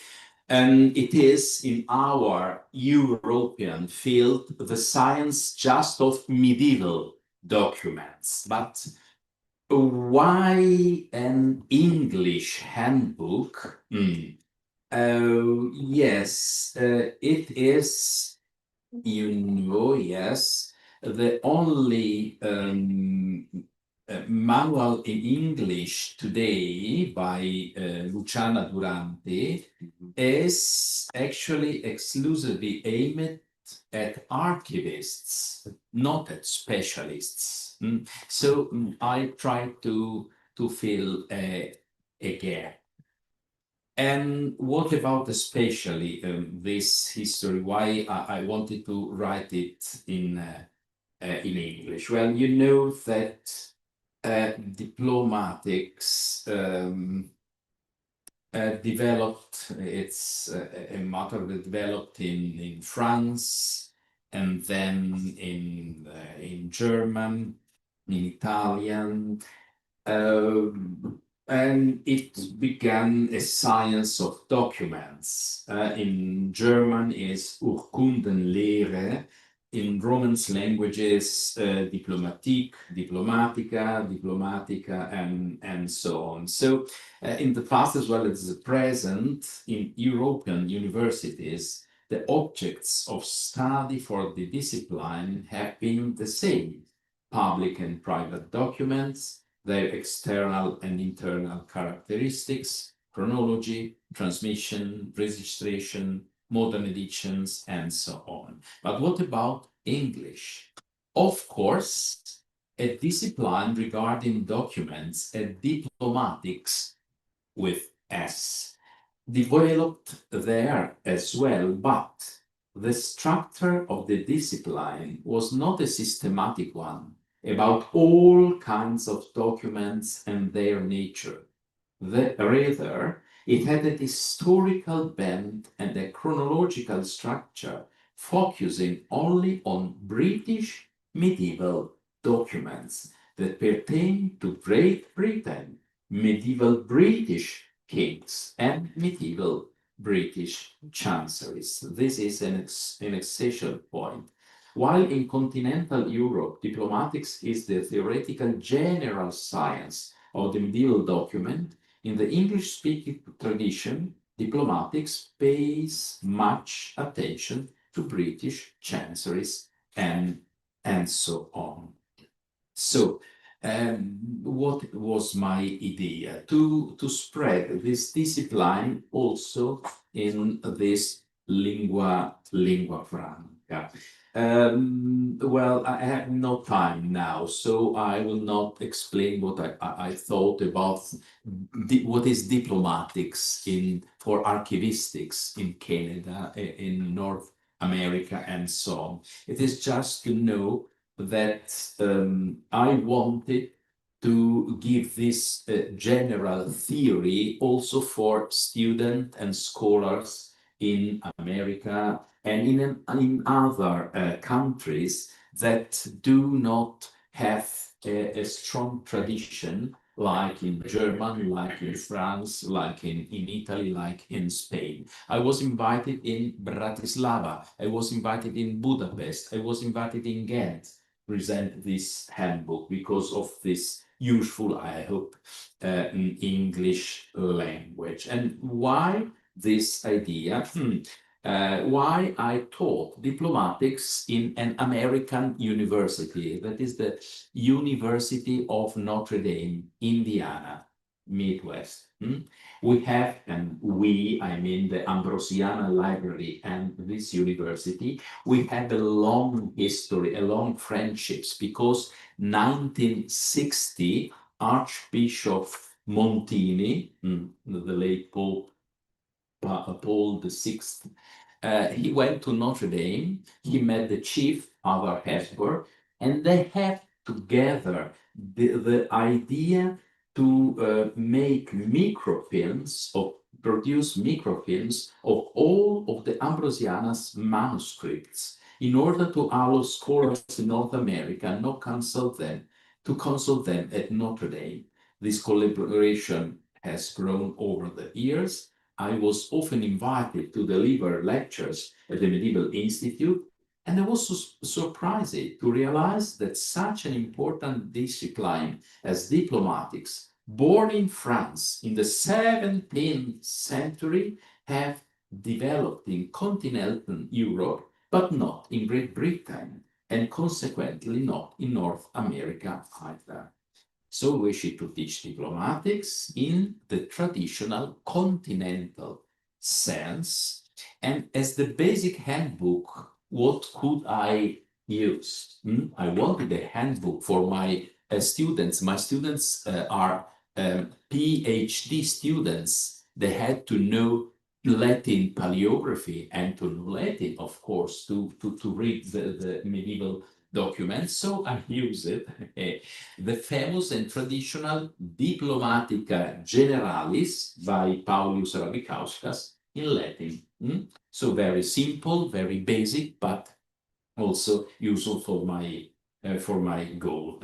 And so I essentially followed the sequence of the chapters and the arguments in Rabikauskas' handbook, to, of course, also including a more modern perspective and adding my personal experience and view of the discipline. So I'm just watching at the hour. I have just a minute now, but I want just to say that you can find a very, very normal index about diplomatics. It is just an introduction in diplomatics. It's not a huge handbook like French or German one, but I hope it is useful for this. No, also Italian one, non Spanish. Yeah, Schiaparelli, no? Yes, Schiaparelli and Pratesi and so on. Yeah, and I used images.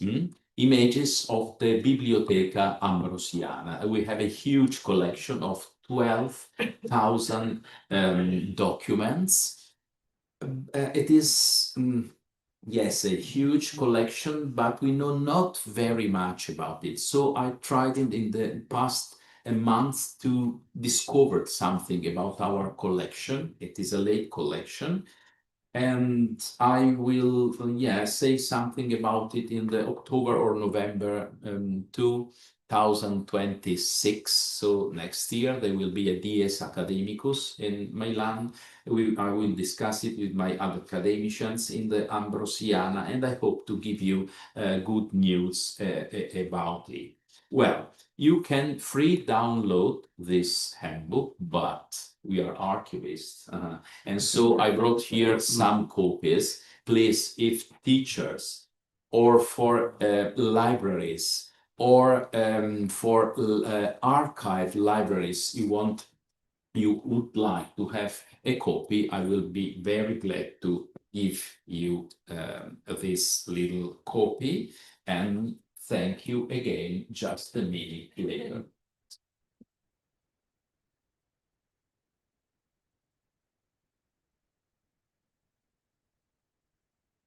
Thank you, Federico Gallo, for your nice book and nice presentation of it. I will take the opportunity to grab one with your subscription.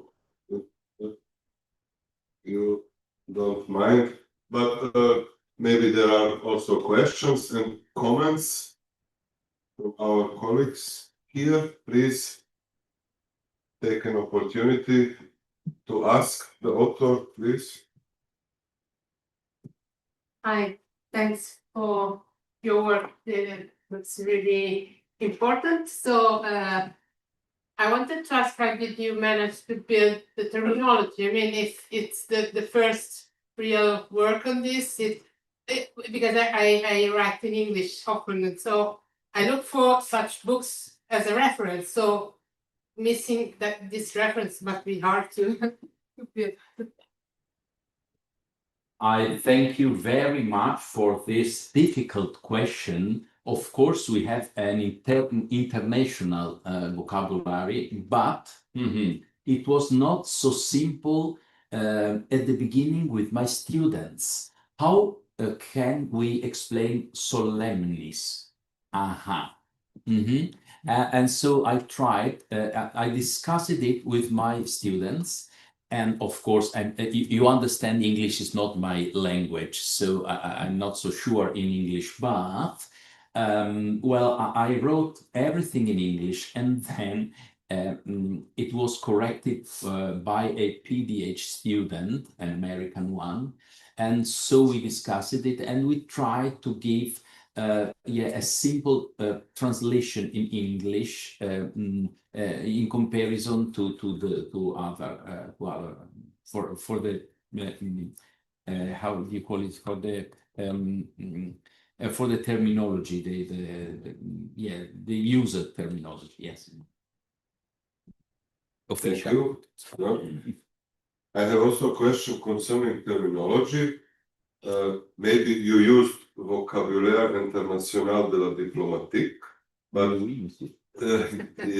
but as I could notice also, this vocabulary is not complete, especially in English. It is missing many concepts in English. How did you use it? And if you have some additions, do you have idea to publish them? It would be possible because vocabulary international is also accessible online. let's say it's a living repository. Thank you. Well, two things. I am not a diplomatist, so I am a librarian, if you want. I'm teacher of Latin paleography, of codicology, but especially I am the curator of manuscripts again, Handschriften. Yeah, it's not my language. And so I think I will not dare to add something in English. I'm not English speaking, but we are also lucky because we can also use Latin terms in italics or with an apice, cum apex. And it is my way to give an official concept without translating it. Thank you. Other questions? No? Maybe we should really conclude this session as we have now 1 hour free for the lunch break. So as far as I understood, it won't be here in the archives. So we are free to find some food around in Venice.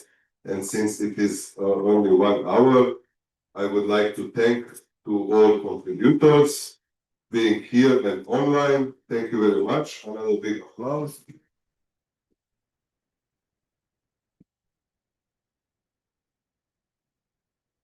And have a nice break and see you again at 2 o'clock. Ciao. Segno no, prego. Yes, of course. Everyone is rushing to see the freshest one.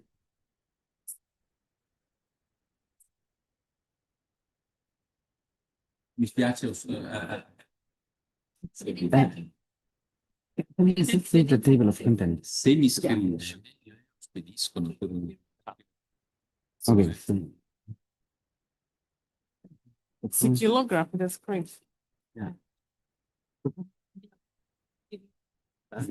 I think we know this, but it's a new, what is the approach and so. And I will send it by post. Allora, un attimo solo di tanti cose da per non questo.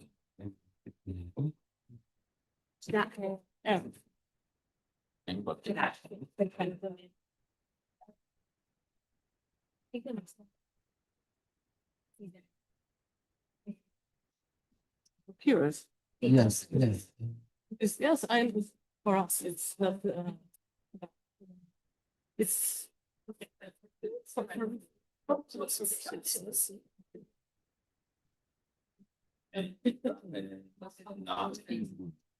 I don't.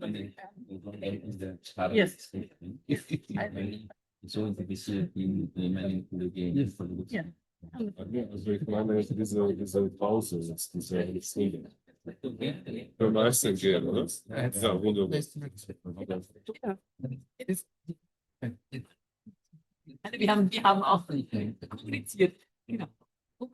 Ecke kommt auch gleich. Ich bin da jetzt. Und der meiste war nämlich drüben in der anderen Session. Genau. Die können tun nicht so gut. Hatte ich so einen Tag getan.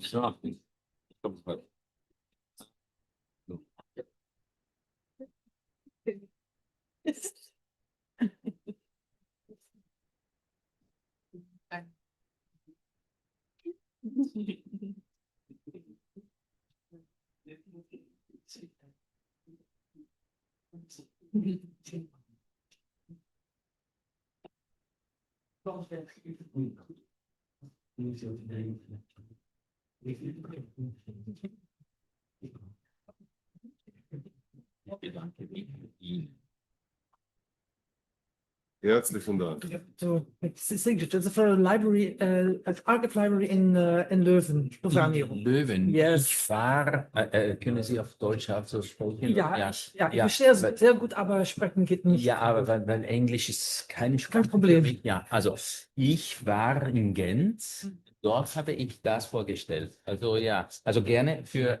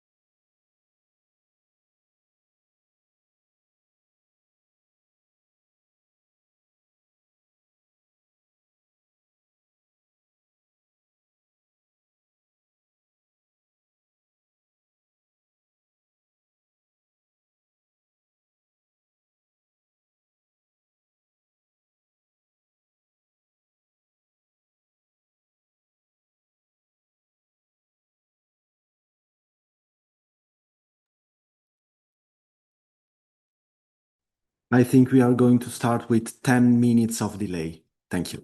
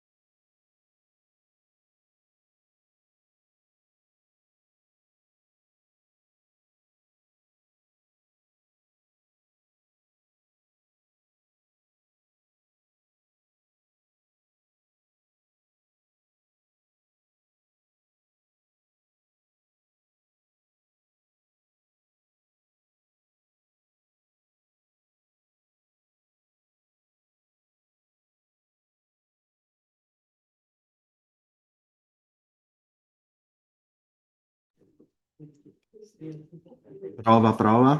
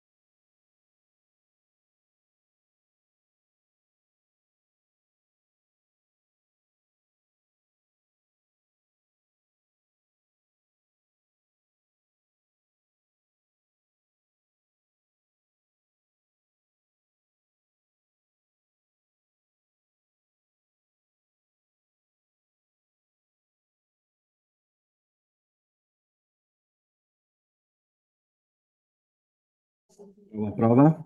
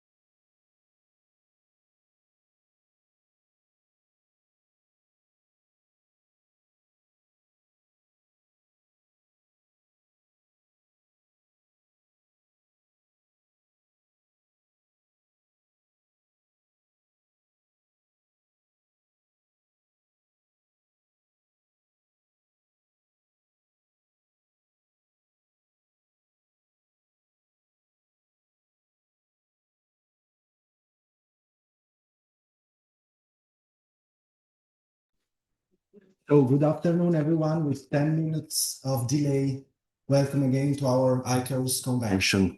We are starting the first part of our afternoon with this session named Digitizing Heritage, Mythos and Challenges. My name is Federico Diamanti. I'll be your chair for this session. I'm an archivist of these state archives here in Venice, and it's a pleasure to have you all here for what promises to be an engaging discussion of one of the topics that most interests the daily practice and daily work of archivists nowadays.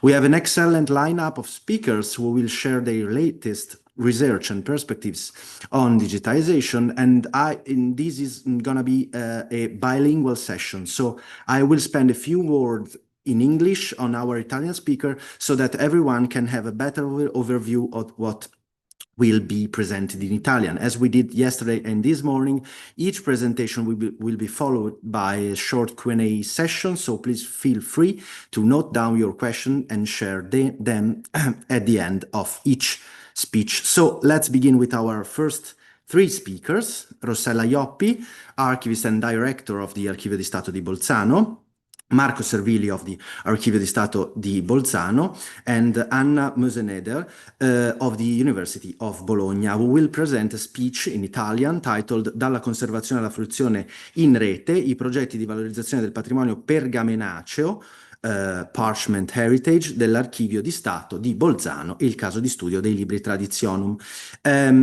So a few words about it, but you can find also in the abstract more details, and then I will leave the floor to our speakers. The contribution illustrates the work for digitization of part of the parchment heritage preserved at the State Archive of Bolzano, and the analysis highlights also the methodological transition that has guided archival action in Bolzano, from an approach focused primarily on mere document storage to an operational model aimed at ensuring full accessibility and integration of sources in the digital context. So please, I'm so glad to invite you to the floor. You are three. Presento anche velocissimamente in italiano, ma insomma la direttrice dell'Archivio di Stato di Bolzano, che siamo lietissimi di avere qui ai Frari, Marco Servili, Rossella Ioppi, Marco Servili, collaboratore dell'Archivio di Stato di Bolzano, e Anna Moseneder, della quale mi fa particolarmente piacere ricordare l'affiliazione accademica, perché è anche la mia alma mater, insomma l'Università di Bologna. Prego.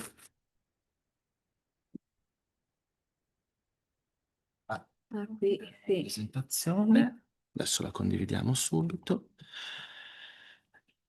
Allora, questa vero? Sì. Benissimo.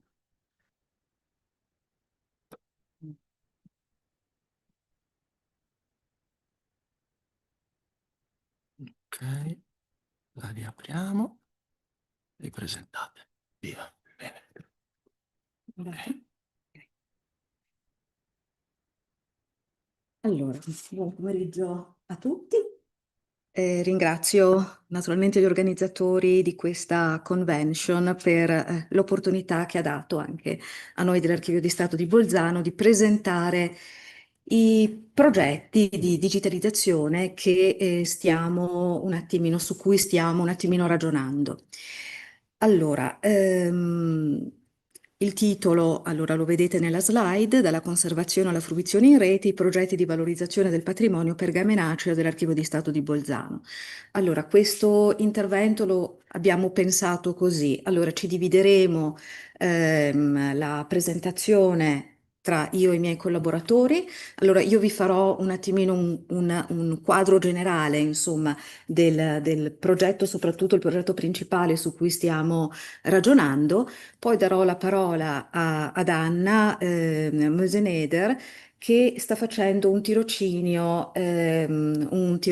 di dottorato presso l'Archivio di Stato e si sta occupando dei libri Traditionum di Bressanone, per cui vedrete è una fonte che si aggancia al progetto principale su cui stiamo lavorando. E poi darò la parola a Marco Servili, che invece vi illustrerà più sul piano tecnico quello che stiamo quello su cui stiamo ragionando.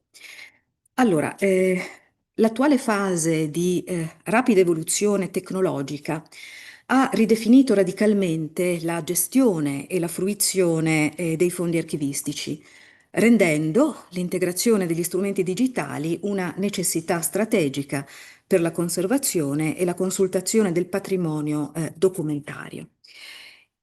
Il presente contributo è finalizzato all'illustrazione delle iniziative di valorizzazione e digitalizzazione del patrimonio custodito presso l'Archivio di Stato di Bolzano, progetto che, come vi dicevo, si colloca attualmente nella sua fase preliminare di analisi e di pianificazione.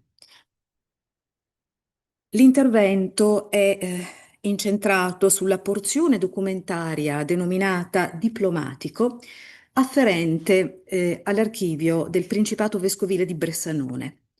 Si tratta di un corpus documentario di circa 3.000 unità documentarie, la cui integrità è stata compromessa da un complesso processo di frammentazione avviato con la secolarizzazione del Principato nel 1803. Quando avvenne la secolarizzazione del Principato, una parte del patrimonio, una parte dell'archivio vescovile rimase a Bressanone, ed è quello che attualmente anche si conserva presso l'Archivio diocesano di Bressanone, mentre una parte, quella che attualmente si trova conservata in Archivio di Stato, prese la via d'Oltralpe, per cui una parte fu dislocata a Innsbruck e una selezione poi di documentazione fu trasferita a Vienna. Poi sapete benissimo che con la situazione politica, insomma, del primo Ottocento, quando nel 1806 il Tirolo passa sotto la Baviera, anche qui si ebbe una nuova frammentazione di questo archivio e una parte di documentazione passò a Monaco, dove tuttora si conserva presso il Bayerisches Hauptstaatsarchiv di Monaco. Come vi dicevo, la ricognizione dello stato di integrità e conservazione del corpus documentario evidenzia che le Urkunden, i documenti, sono oggi ripartite principalmente tra l'Archivio di Stato di Bolzano e l'Archivio diocesano di Bressanone.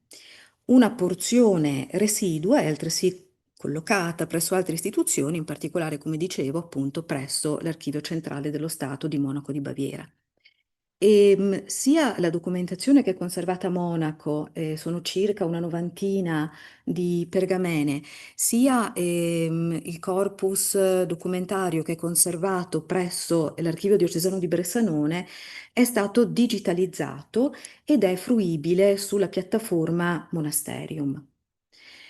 Quello che manca è tutta la parte che è conservata a Bolzano e da qui nasce appunto il nostro progetto di digitalizzazione con l'idea poi di pubblicarlo, se sarà possibile, anche noi sulla piattaforma Monasterium.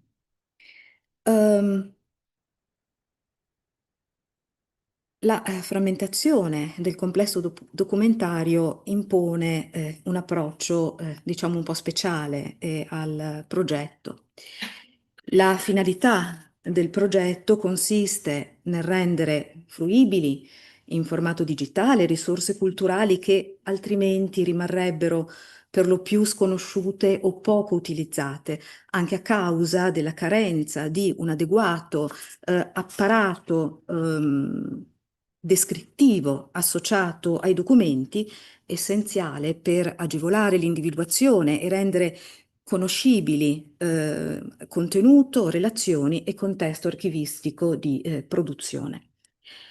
La ratio, diciamo, fondamentale del progetto non si esaurisce però nella mera riproduzione dei documenti dal formato analogico a quello digitale, ma è volta a superare l'immagine per costruire un vero e proprio strumento di ricerca scientifica, capace di sostenere in prospettiva futura la ricostruzione virtuale del complesso documentario nella sua integrità e organicità.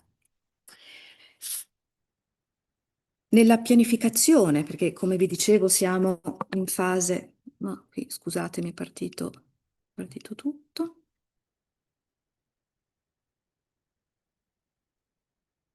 Scusate, no, presentazione.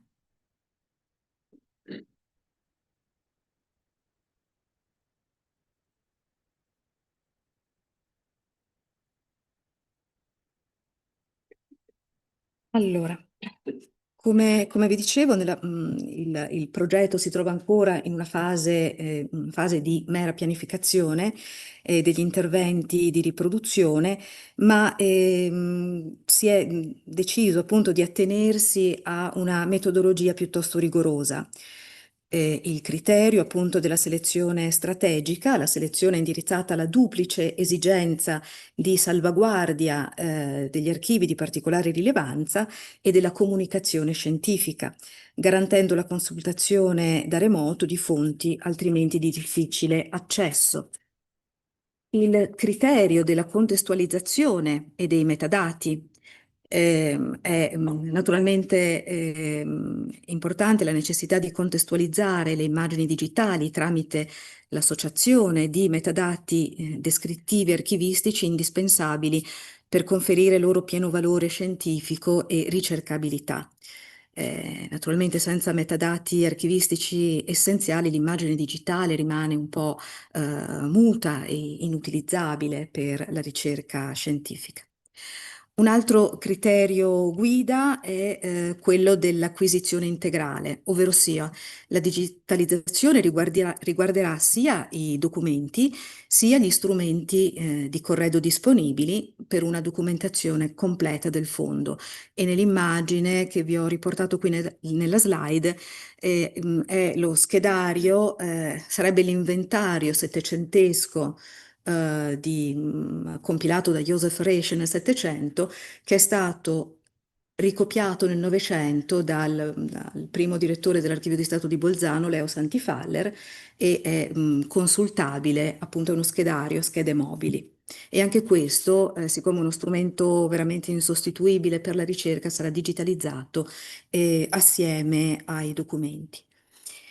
E un altro principio è quello dell'approccio preliminare, molto rigoroso, ovvero sia l'applicazione della tecnologia non può in alcun modo prescindere da una rigorosa descrizione delle singole unità documentarie, inclusa l'analisi del loro contenuto, del loro contesto di produzione e di conservazione.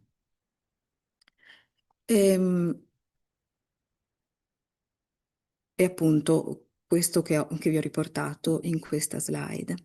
E l'utilizzo delle risorse tecnologiche si rivelerebbe comunque un mero spreco in assenza di una meticolosa programmazione, di una rigorosa descrizione. Tra gli elementi informativi essenziali per la descrizione e l'identificazione del materiale archivistico, naturalmente non mancheranno di essere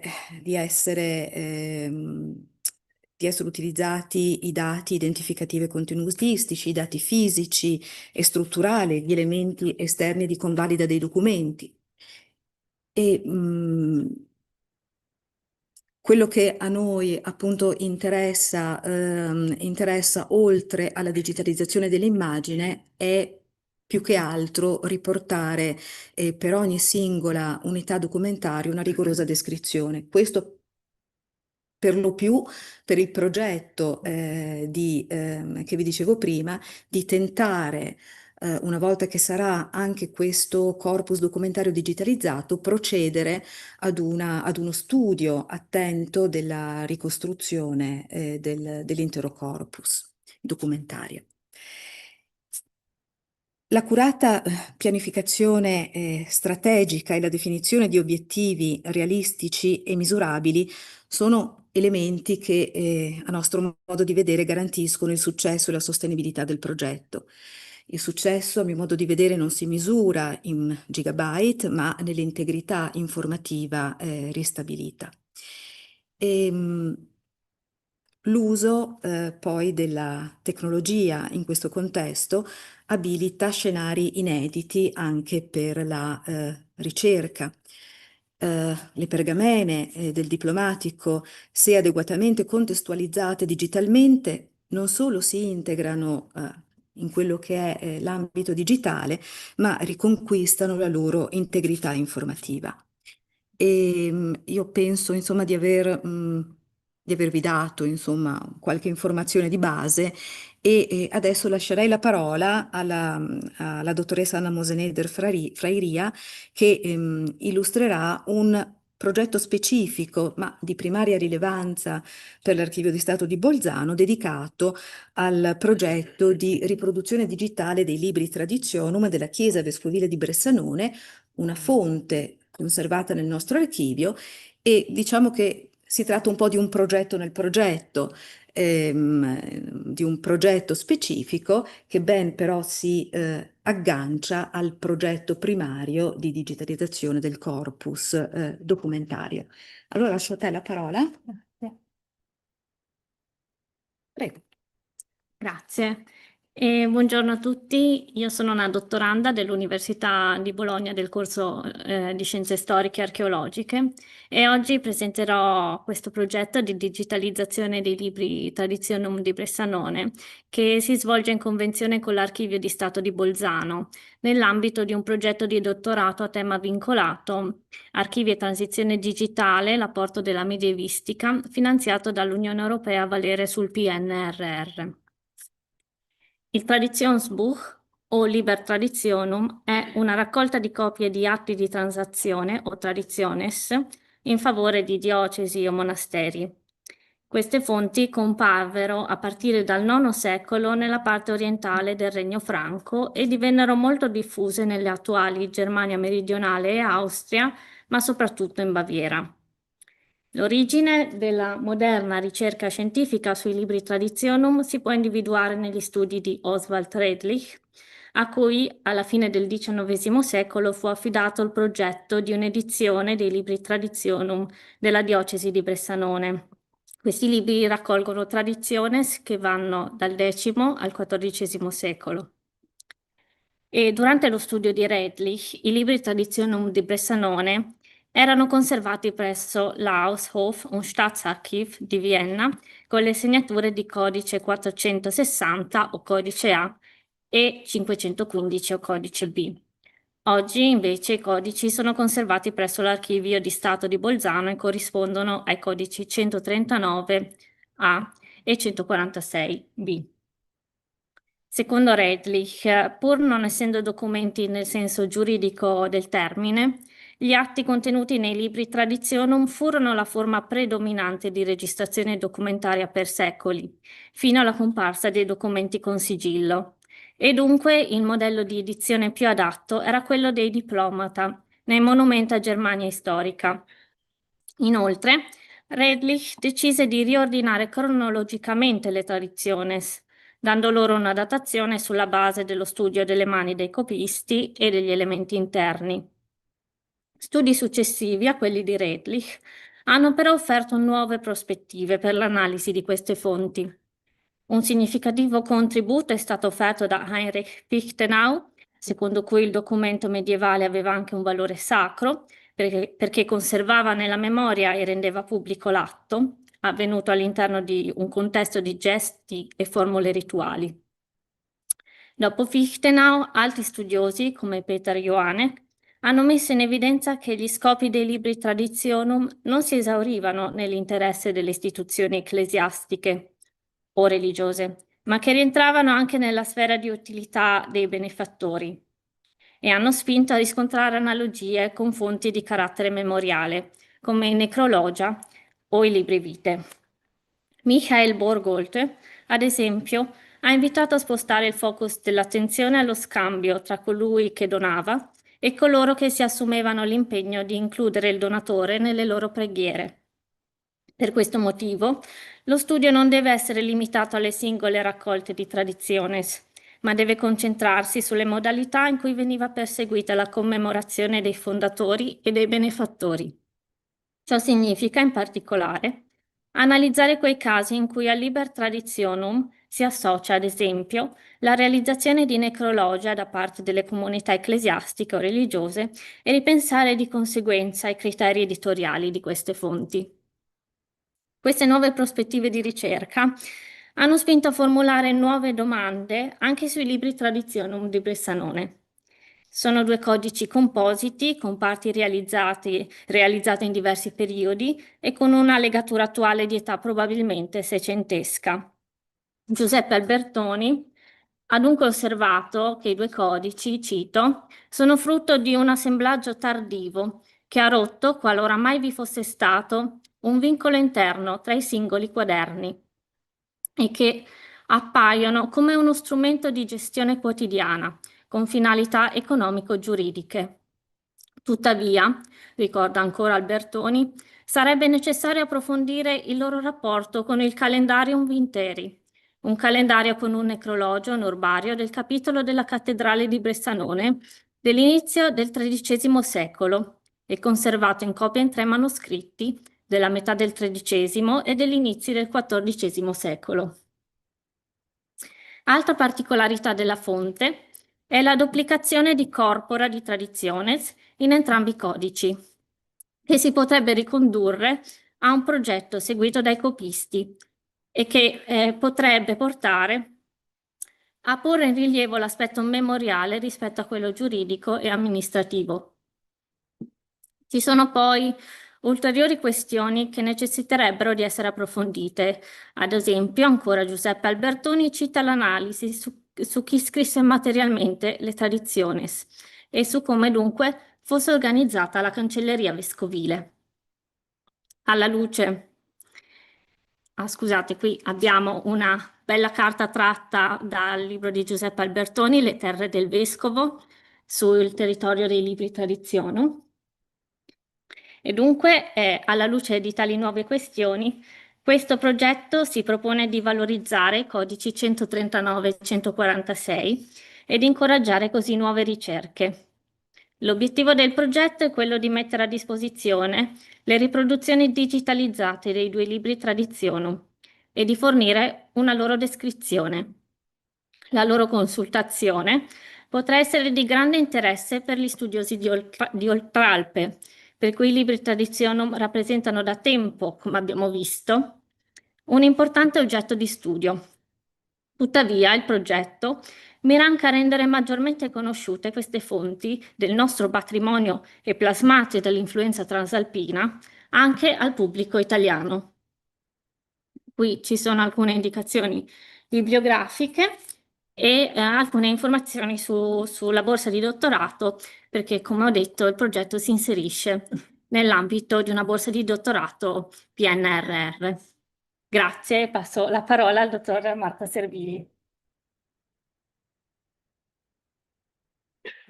E grazie, buon pomeriggio, rinnovo il ringraziamento per l'invito e passo ad illustrarvi molto brevemente i principali aspetti tecnici che hanno riguardato la digitalizzazione dei libri Traditionum, appunto nell'ambito del progetto di cui parlava adesso la mia collega, e del lavoro, diciamo, di predisposizione alla digitalizzazione del Fondo Pergamenaceo dell'Archivio Principesco Vescovile di Bressanone, che speriamo di portare avanti in tempi brevi. E iniziamo quindi da libri Traditionum. Parliamo appunto di 2 codici costituiti da fogli redatti appunto in epoche diverse e successivamente rilegati insieme, che presentano un ottimo stato di conservazione che ci ha permesso di aprire i volumi a 180 gradi in maniera tale da riuscire a digitalizzare nella maniera più agevole possibile i 2 volumi. Qui vedete appunto i 2 esempi. Per quanto riguarda il workflow di creazione degli item digitali, alle valutazioni preliminari riguardanti appunto lo stato di conservazione, l'attrezzatura a nostra disposizione e le caratteristiche fisiche del documento, la dimensione e tutto il resto, dalle quali seguono ovviamente i parametri fotografici ai quali ci siamo attenuti e che abbiamo cercato il meno possibile di modificare nel corso delle scansioni. È seguita la fase di scansione utilizzando una macchina fotografica in grado di scattare in RAW con i parametri che vedete sotto. Alla fase vera e propria di scansione si passa poi alla fase di post-produzione del controllo di qualità, all'interno della quale ci siamo occupati di verificare la corrispondenza degli item digitali ai parametri fotografici preimpostati e la completezza del set di metadati di cui parlerò tra breve. Da questa fase siamo passati poi all'esportazione degli originali nel formato TIFF, quindi un formato open source in grado di restituire un'ottima qualità fotografica e un set molto completo di metadati grazie all'inserimento direttamente nella fase di scansione di un file EXIF completo di tutti i metadati tecnici necessari. E a questa fase seguirà poi la realizzazione delle copie destinate alla pubblicazione nel formato che al momento della pubblicazione risulterà più opportuno dal punto di vista della valutazione del rapporto fra la qualità delle immagini e lo spazio di archiviazione che avremo a disposizione. Passando ora alla questione dei metadati. I metadati vengono, prima della scansione viene predisposto un foglio all'interno del quale vengono poi raccolti tutti i metadati relativi a ogni singolo item in un foglio CSV in UTF-8, questo per garantire la, diciamo, maneggevolezza dei dati e l'interoperabilità.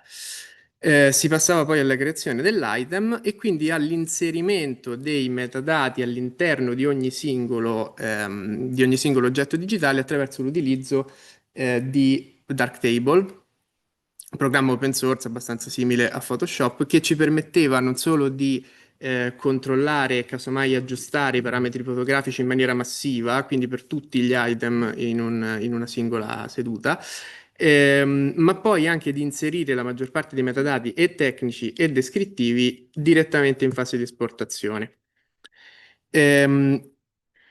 Quindi per ogni singolo item digitale sono stati appunto, utilizzando questo metodo, creati due fogli di metadati, due file, associati appunto a ogni singolo oggetto digitale, un EXIF direttamente in uscita dalla macchina fotografica e un file XMP contenente per la maggior parte metadati descrittivi. Per quanto riguarda invece la digitalizzazione del fondo pergamenaceo, parliamo di appunto 2782 pergamene dal IX fino al XVIII secolo, le cui dimensioni variano molto, dal circa 10x15 al circa 45x50 centimetri. Qui vedete due esempi, uno del IX secolo, uno del XIV, associati ai rispettivi registri contenuti appunto nello schedario a cui faceva riferimento prima la dottoressa Io.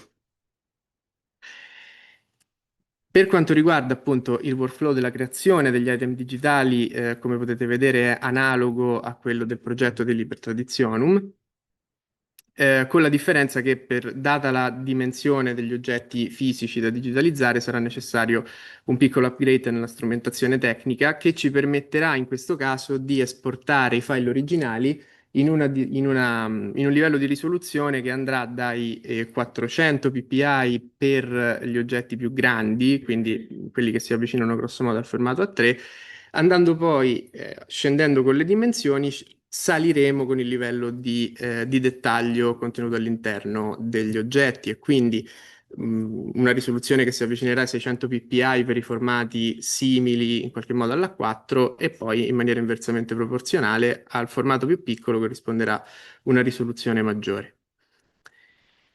Anche qui il workflow dei metadati è del tutto analogo, della creazione e dell'inserimento dei metadati è analogo a quanto descrivevo per il progetto di Libri Traditionum. Ultima nota con cui concludiamo è quella che riguarda i termini d'uso delle riproduzioni, quindi metadati che riguardano le licenze e i diritti di riproduzione, che sono le due etichette che ho elencato all'interno della slide. Il fatto è che gli oggetti che noi andiamo a digitalizzare non sono coperti da diritto d'autore, ma c'è una legislazione interna che ne regola l'utilizzo da parte di terzi e quindi la prima etichetta descrive esattamente questo stato di cose, cioè non c'è il diritto d'autore, ma ci sono altre altra legislazione, in questo caso appunto la legislazione nazionale che regola l'utilizzo delle copie digitali. La seconda invece è l'etichetta BCS, quindi beni culturali standard, utilizzando la quale è possibile accedere direttamente alla normativa italiana che descrive appunto l'utilizzo che sarà possibile fare dei set di dati digitali che metteremo a disposizione. Grazie.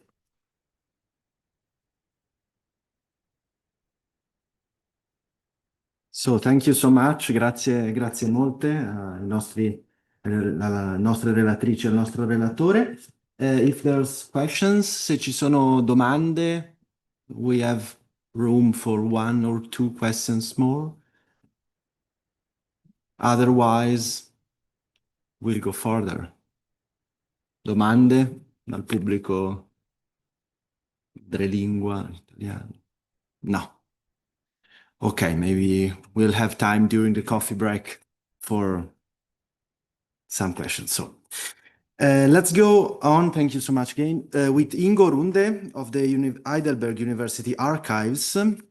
Ingo Runde will speak about digitization and indexing of medieval charters and official books in the Heidelberg University Archives. I'm sure that it will be a fascinating lecture because, as I understood from his abstract, in Heidelberg, Ingo and his team are testing AI application to enable deeper exploration of their documents. So please, the floor is yours. I share the screen of your presentation.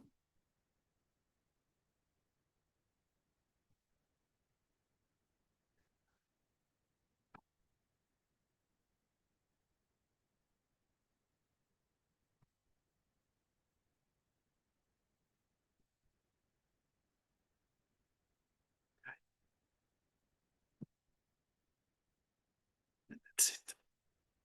Yeah. Okay, thank you very much for the invitation. And so I will start with, please stay close to the microphone. Between 2016 and 2021, extensive digitalization and indexing work was carried out at Heidelberg University Archives in 2 projects. They were concentrated on old holdings, which date back to the 13th century.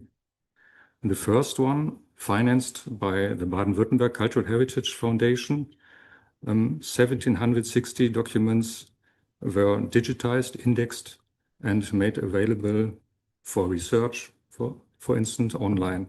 Also useful for our academic teaching in the archives. The starting point for this intensive study of our charter tradition was the return of a papal document from 1387, which had been taken from Heidelberg to the USA shortly after the Second World War. This event attracted considerable media attention and, in the context of proof of ownership, drew attention to medieval charters in the year 2014. The next step took place during the subsequent preparations for cooperation with the Heidelberg SFB Material Text Cultures and for the exhibition Heidelberg and the Holy See, shown at Kurpfälzisches Museum in 2017, in which the charter tradition played a central role. In the project, it ran 2 years from 2016 to 18, the charters were examined for preservation purposes, supplemented in terms of indexing, digitized, and finally made available on the internet in the beginning of 2019.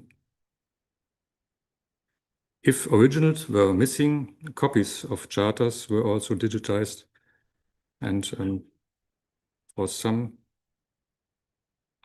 of the documents, reference could be made to existing editions, in particular to the entries of the Charter Book of Heidelberg University, published by Eduard Winkelmann on the occasion of the 500th anniversary of the Heidelberg University in 1886.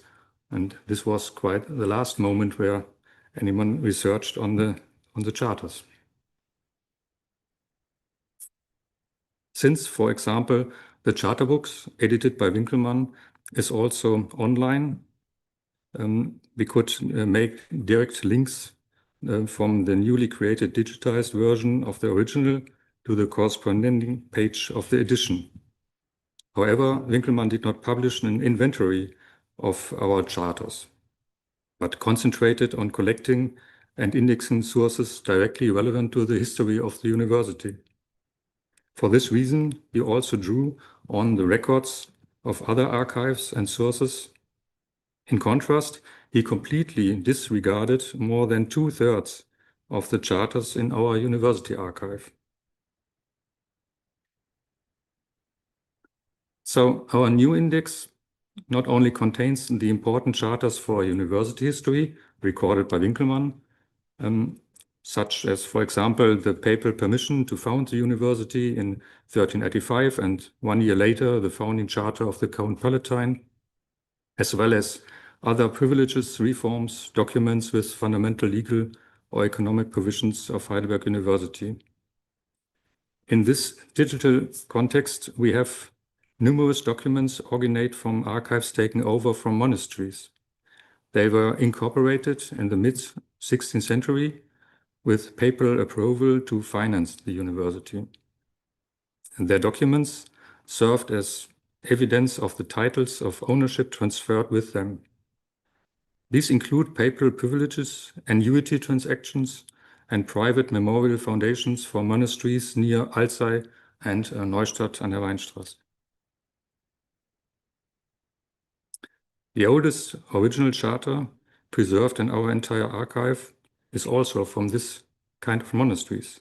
Pope Gregory IX confirmed in 1234 the transfer of a parish and its income to the Cell monastery.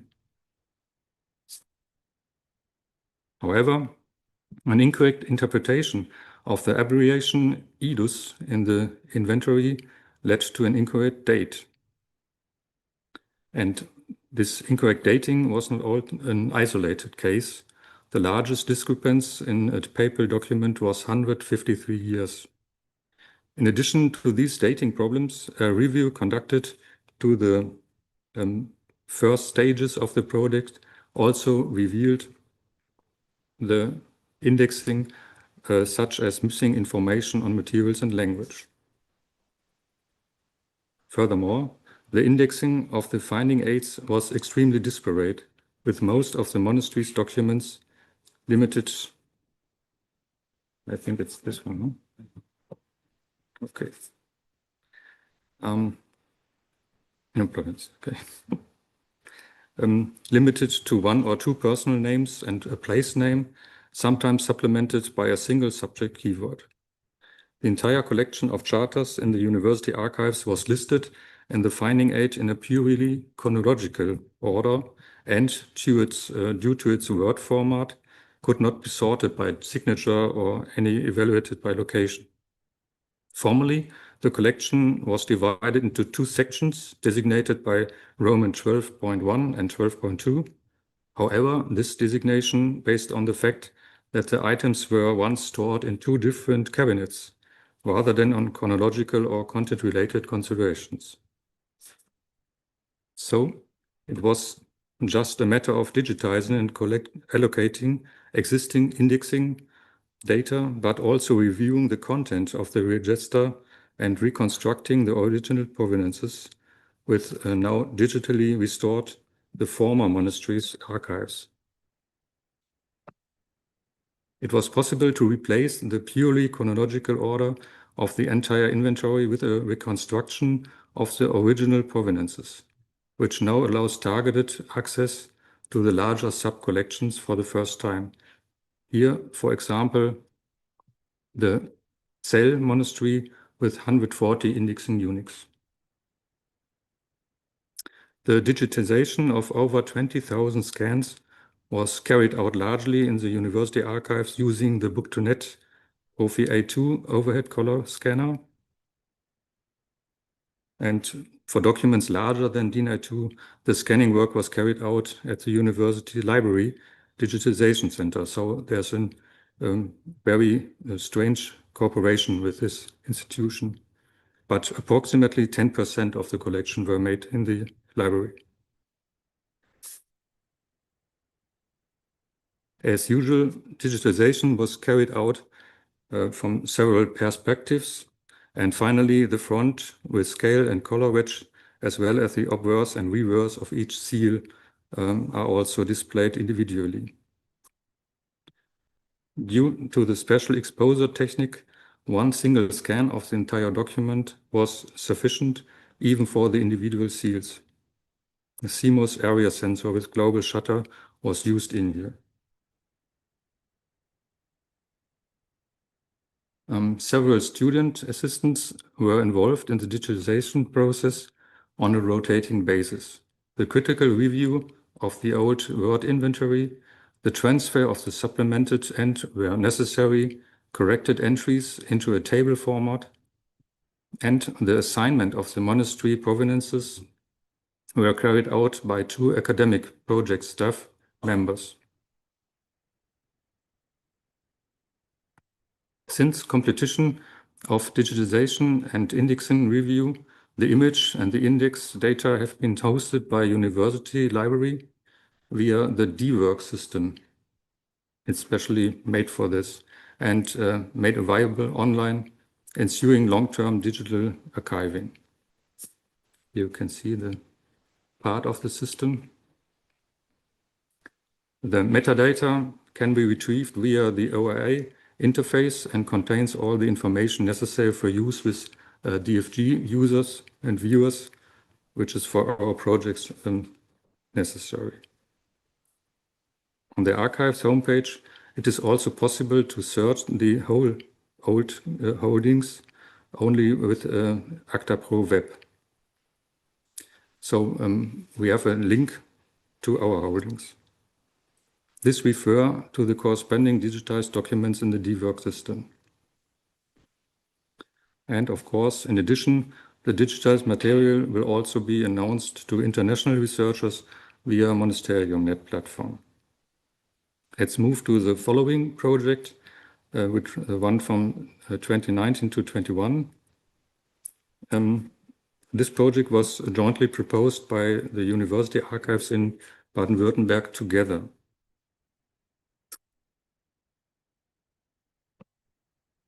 Its aim was to make digitized sources on similar functional areas and content available to researchers beyond the boundaries of the participating archives holdings. Such a network facilitates the cross-institutional approach that is generally preferred in university history research. In addition, the archive material provided here is of supraregional significance for university due to the wide catchment area of the teachers and students mentioned on it. The collection are of central importance for research, but they also vary in form and structure across all university archives. In order to create a comparable source base, documents groups were formed that could be used by all participating university archives, whether they were universities founded in the Middle Ages or in the 19th or 20th century. Initially, founding documents, statutes, and matriculation registers were defined as common denominators. In this order, the over 88,000 scans obtained in the joint project are gradually being presented on the regional information portal LeoBW. As part of the project, 96 archival units with approximately 40,000 scanned files have been digitized in Heidelberg. Additional sources, including the frequently requested and no longer restricted matriculation records from 1920 to 1936, were made available, meaning that now 111 official records can be reviewed online. Once again, Heidelberg University Library was our cooperation partner with its workflow DWork, and which is based on DFG guidelines. On the corresponding page, the Heidelberg archive groups are divided into Acta Universitatis, which means rector's books, founding documents and statutes, matricula, Acta Facultatis Theologicae, Juridicae, Medicae, Artium, and colleges and bursaries. In addition to digitization and online publication, the project also aimed to develop a structural internal indexing system for the archive, which could make it easier for users to navigate through the material and access its content. Here's one example. The indexing data created during the project consists of signature, title and date, summary with folio, pages, reference, size, dimension of book and book block, cover material, language, and all signatures. This data was fed into a university library's workflow and linked to the digitized material.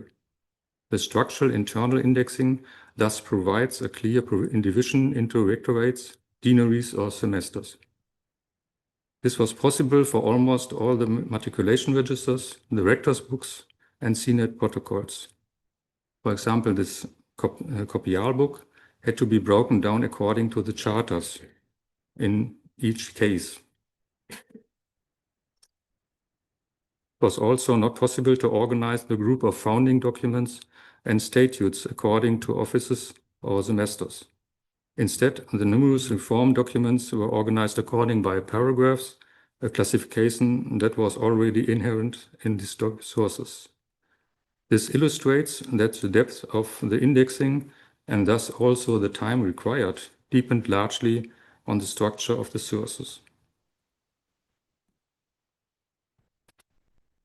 The digital linking of secondary and multiple transmissions as well as editions also promised significant added value. The Heidelberg Annotation module, HiAnno, offered by the University Library provides the technical requirements for implementing this project. This module can be used to mark the relevant areas in the digitized material, insert comments, and implement links to printed work available online. It also offers the opinion of linking G&D standard data. One example is the note from the first volume of the rector's books about the foundation of the university. This link now allows users to access the secondary source or the digitally available edition. The possibilities for reusing and wide-ranging source material are manifold. Specifically, 2 projects are planned in Heidelberg for more in-depth indexing. On the one hand, work is currently underway to compiling register of the rector's books, which are to appear in hybrid form as annotations in the digitalized version and in analog form as a published book. This is because only the first volume of the rector's books has been fully transcribed and registered yet. Here you can see. Only one more volume with a transcription followed. Then the academy project was cancelled due to the amount of time it required. However, the volumes up to 1625 have been digitized and structurally indexed. The next 100 volumes up to 1806 will now be digitized, but the indexing must be following. As you can see here, the rector's notes are rather written in informal style, and the hands change constantly, which even today makes the use of AI only possible to a limited extent.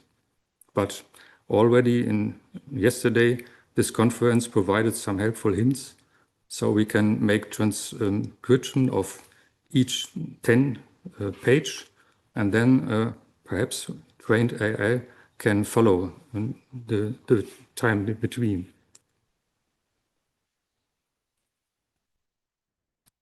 So the plan is to gradually create a register for a second volume and to compile registers for extensive third volume, which covers the whole medieval time till 1500. However, this requires transcriptions and translations to be made, albeit not in the detailed form required for a complete text edition. The digitized official books also include the matriculation registers from 1386 to 1336. They are structured according to rectorates and semesters. For in-depth indexing, a comprehensive database of university members is to be created for the recording and evaluating of the personal data contained in the matriculation registers, also in cooperation with other universities. The structure of the matriculation database of the old University of Duisburg, which I developed during my time in Marburg, provides the basis and the technical skills. But after among almost 20 years, it needs to be adapted to current possibilities. Also, its structure might be an opinion for in-depth indexing of ICARUS matricula, and we would be delighted if university registers were also included there soon. To prepare the new database, an international workshop on models and cooperation opportunities for historical personal databases was held in Heidelberg University Archives in March of this year in cooperation with colleagues from Prague. And if you would like to learn more about the structure, archival tradition, and the technical possibilities for processing university matriculation records, the conference proceedings an Universitäten im deutschen Südwesten may be sometimes helpful. Thank you very much for your attention.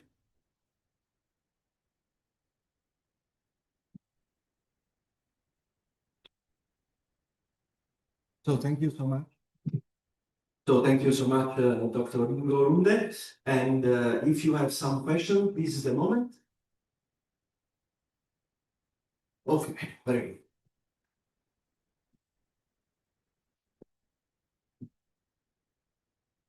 Thank you very much for your interesting presentation. If I haven't missed anything, you have mentioned annotation of charter texts or metadata or both. Can you explain a bit more about what do you use, which schemata, which structure you use for this? It's for the content of a part of the page, for example. It's also not only metadata, but primarily the content.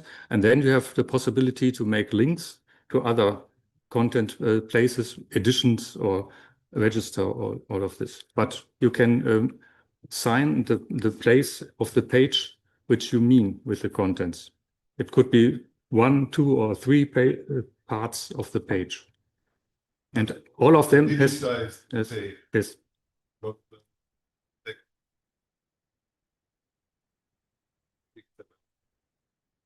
This could be a link. When the text is already ready, you can make a link to the whole text. And if you have edition online, you can make the referred to this page because, for example, the university made editions in this way that every page has a DOE, so you can make a direct link.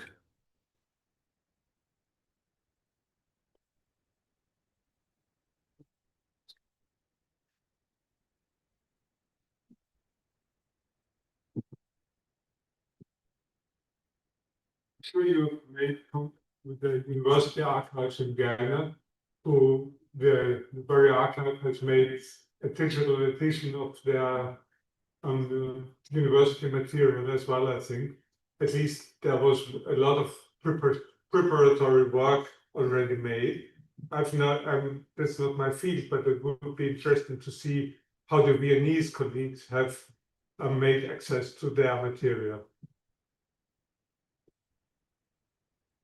Yeah, of course, we are always interested in direct contact with them.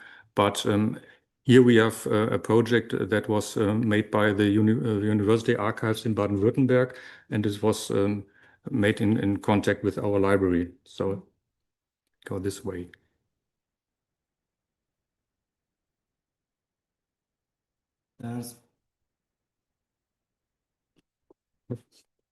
If there's anyone other for question? I have a curiosity for you, but maybe I've missed the passage during your presentation. You mentioned Edward Winkelmann, his Regesten und Acta Imperii, and this work that are milestone for every medievist. Do you have a relationship between your project and the personal archives of Winkelmann and the preparatory works to his editions that maybe you can find there, if there is one, personal archives of Winkelmann? Maybe you can find some important information about your digitization of also his editions, if there's one, maybe not. So we have no directed personal archive of him, but we have also documents from the Jubilee party. So there might be something, and from the university library. In this time, the archive was in the library for 100 years. So material is there, but we also have the problem that Winkelmann was interested in university history for the 500th Jubilee and not in our total holdings. And this was the case by the charters, that we have a vast part of them not in the edition of him. Okay. So I think he died in Heidelberg. Yes, it was Heidelbergian. Yes. Yeah. Thank you so much. Thank you.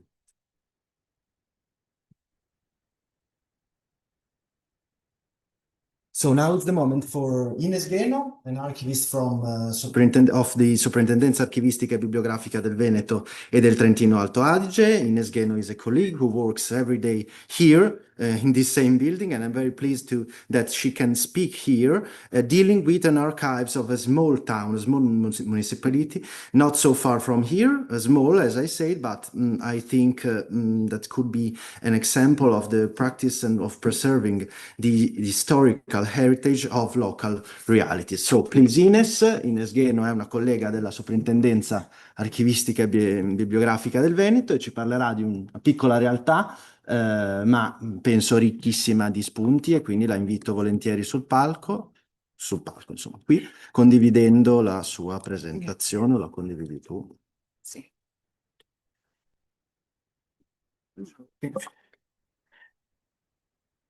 Aspetta, ancora aperta. Okay.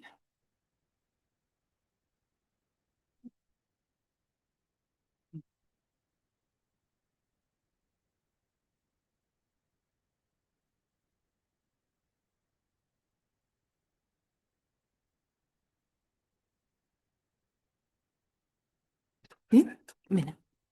Bene, buonasera a tutti, grazie per aver accettato la proposta per questa comunicazione, e mi scuso in realtà con il pubblico perché forse la mia comunicazione sarà meno di respiro internazionale, diciamo così, però cerco di affrontare comunque delle questioni che per il mio ufficio sono comunque questioni cogenti, ecco, diciamo questo. Allora, conservare la memoria per il futuro, ho proprio preso a piene mani il titolo di un progetto che è stato sottoposto alla Soprintendenza Archivistica per essere autorizzato. E quindi ho dato questo stesso titolo al mio intervento. Il comune di Borgo Valbelluna, in provincia di Belluno, appunto, ha proposto questo intervento nel momento in cui ha deciso di digitalizzare il proprio archivio storico. E allora partiamo appunto dalla Soprintendenza Archivistica, l'ufficio per il quale lavoro. E appunto, ripeto, un respiro meno internazionale, forse molto locale, però gli interventi di digitalizzazione del patrimonio, ad esempio dei comuni, passano per l'autorizzazione della Soprintendenza Archivistica ai sensi dell'articolo 21 del Codice dei Beni Culturali. Appunto, l'articolo 21,5 prevede che gli interventi siano autorizzati sulla base di un progetto, ed è questo progetto, Conservare la memoria per il futuro, che la Soprintendenza ha autorizzato per il comune di Borgo Valbelluna. E cosa abbiamo potuto osservare in questo periodo, insomma, preparando l'intervento per la Convention ICARUS? Allora, che c'è stato un forte aumento negli ultimi anni di progetti relativi alla digitalizzazione, interventi di digitalizzazione del patrimonio culturale da parte degli enti locali. un aumento che diciamo ha visto il quintuplicarsi dei progetti nell'ultimo biennio rispetto agli anni successivi. Le serie documentali che però sono oggetto di digitalizzazione sono tuttavia documenti prodotti principalmente nel corso del Novecento e quindi non molta documentazione medievale o di epoca moderna, e le finalità della digitalizzazione sono più prettamente di tipo amministrativo e gestionale rispetto a diciamo una funzione di valorizzazione, di divulgazione per finalità storiche. E questo anche diciamo, facendo seguito a importanti investimenti che sono avvenuti negli ultimi anni in epoca post-pandemica per, diciamo, digitalizzare l'attività amministrativa degli enti locali. Un'altra forma di intervento di digitalizzazione è normalmente invece quello legato a interventi di conservazione, quindi una digitalizzazione per la preservazione dell'originale e quindi per in qualche modo evitare la messa in consultazione dell'originale o campagne fotografiche di documentazione che viene inviata al restauro. Si pone come intervento invece diverso quello appunto proposto dal comune di Borgo Valbelluna. Nel progetto il comune si prefissa proprio come scopo la fruizione maggiore del proprio archivio storico, quindi il tentativo di aprire le porte dell'archivio agli studiosi e ai cittadini, sottolineo cittadini perché è la prima comunità di riferimento, dopo vi spiego anche chi sono i cittadini del comune di Borgo Valbelluna. Quindi l'interesse è utilizzare la strumentazione tecnologica per avvicinare un pubblico più vasto possibile e diversificato alla documentazione storica. Il comune di Borgo Valbelluna, vi dico alcuni dati, nasce nel 2019 per fusione di tre comuni preesistenti, il comune di Mel, il comune di Lentiai e il comune di Trichiana, e occupa una superficie di 167 oltre chilometri quadrati, per dare l'idea è più grande del comune di Belluno, che è capoluogo di provincia.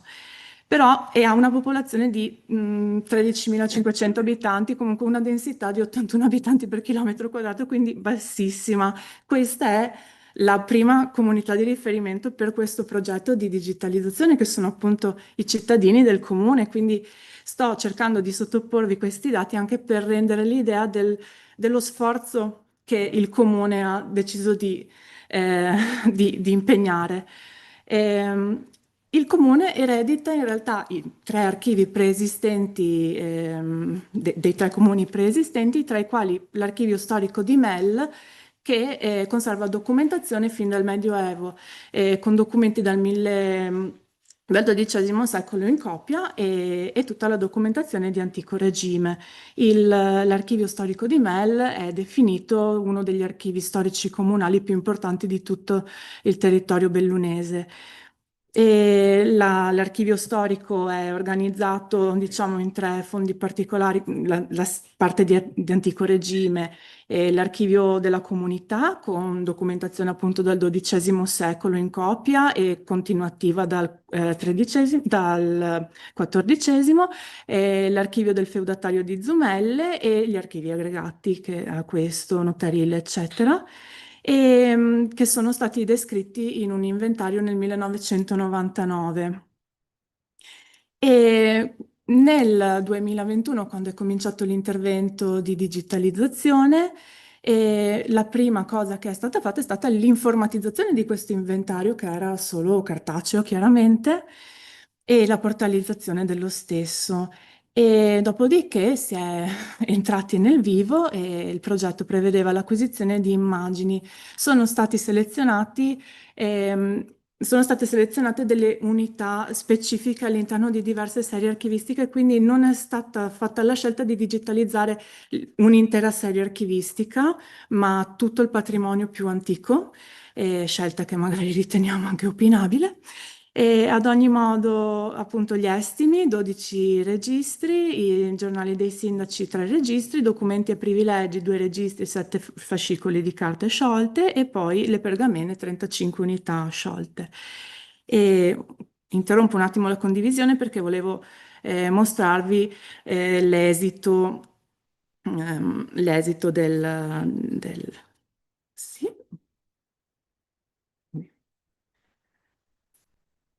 Aspettate. Vediamo qua. Sì, ma l'ha perso. Sì. Ok, torniamo qua. Vediamo. Questo sopra. Ah, sì, perso di vista. Grazie. Ecco qui, si vede? No, ho sbagliato. La ricondivido. Allora.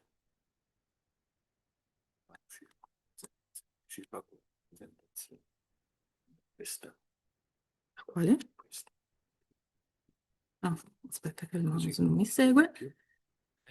Ok. Sì.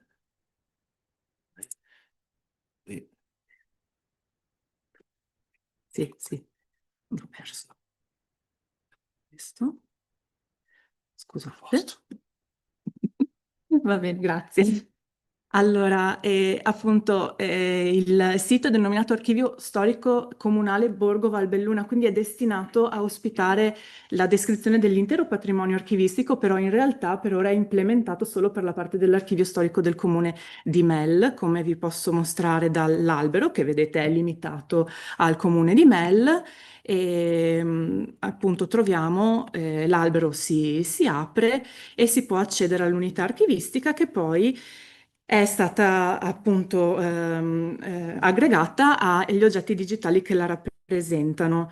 E, peraltro è stato scelto di caricare, sono state prodotte immagini ad alta definizione, le varie compressioni, però è stato scelto di caricare l'immagine a 75 dpi JPEG, peraltro filigranata. Quindi vediamo se riusciamo magari a vederla, però comunque la visualizzazione poi arriva fino a un certo grado di risoluzione, quindi per uno studioso effettivamente doversi studiare un intero registro d'estimo a video con questa risoluzione, diciamo che è limitante. La fruizione appunto è pensata più per invogliare un pubblico diverso che magari poi si reca in archivio personalmente. Ecco, diciamo che questo magari è più lo scopo del portale, almeno per come si presenta adesso. Sì, chiaramente si può ingrandire, però in realtà volevo mostrarvi che ci sono state fatte delle scelte particolari appunto anche nella selezione dei documenti e in particolar modo le unità non sono state restaurate prima della digitalizzazione, quindi si trovavano in uno stato discreto di conservazione, però avete visto subito molte unità presentano delle gore, anche semplice sporcizia. E peraltro sono stati digitalizzati alcuni pezzi, un'unità in particolare che è formata da documenti che nascevano sciolti, poi rilegati a registro, quindi la digitalizzazione non permette di leggere con facilità la documentazione. In ogni caso sono difficilmente fruibili anche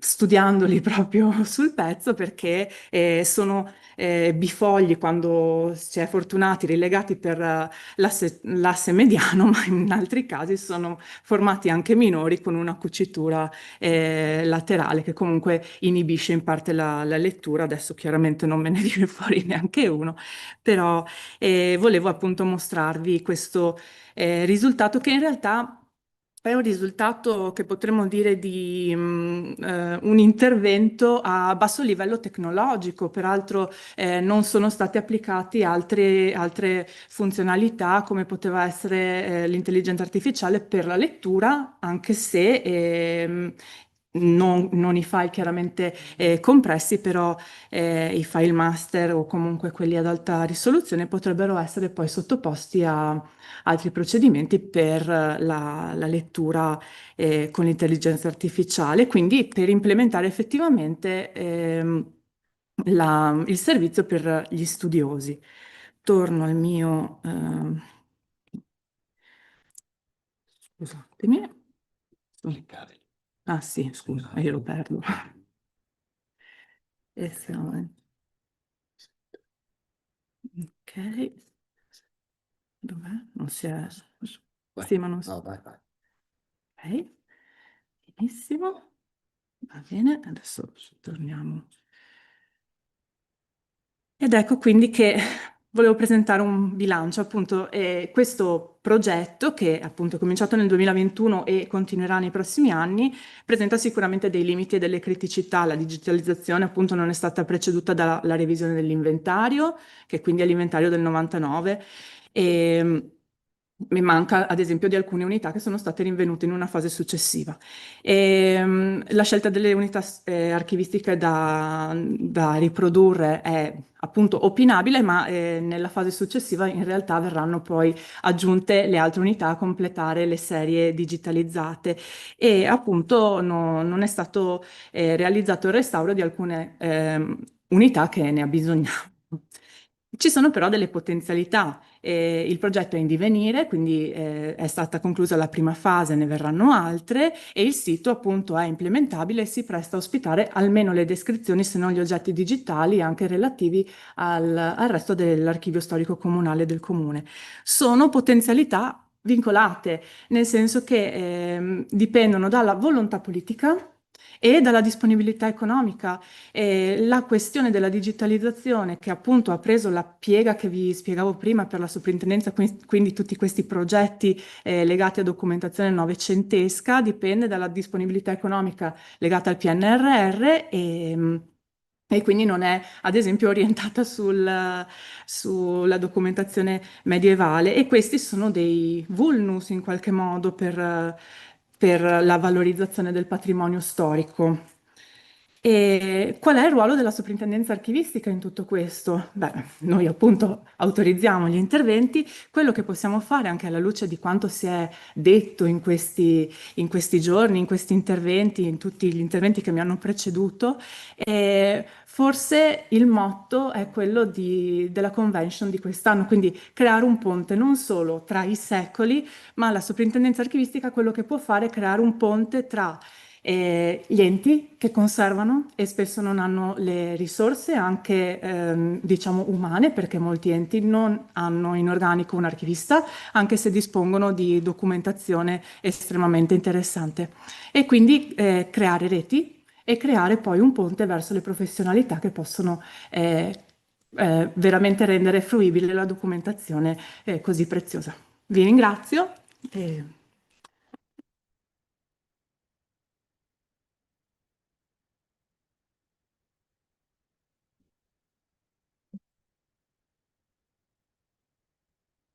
Se ci sono domande da parte magari anche dei colleghi italiani, if there's any question, this is the moment.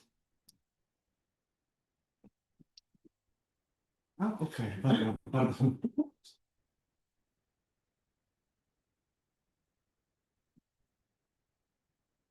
Devo chiedere alla nostra relatrice se questa scelta di caricare il file in bassa definizione ha a che fare anche con quello che sostiene il portale su cui sono stati caricati.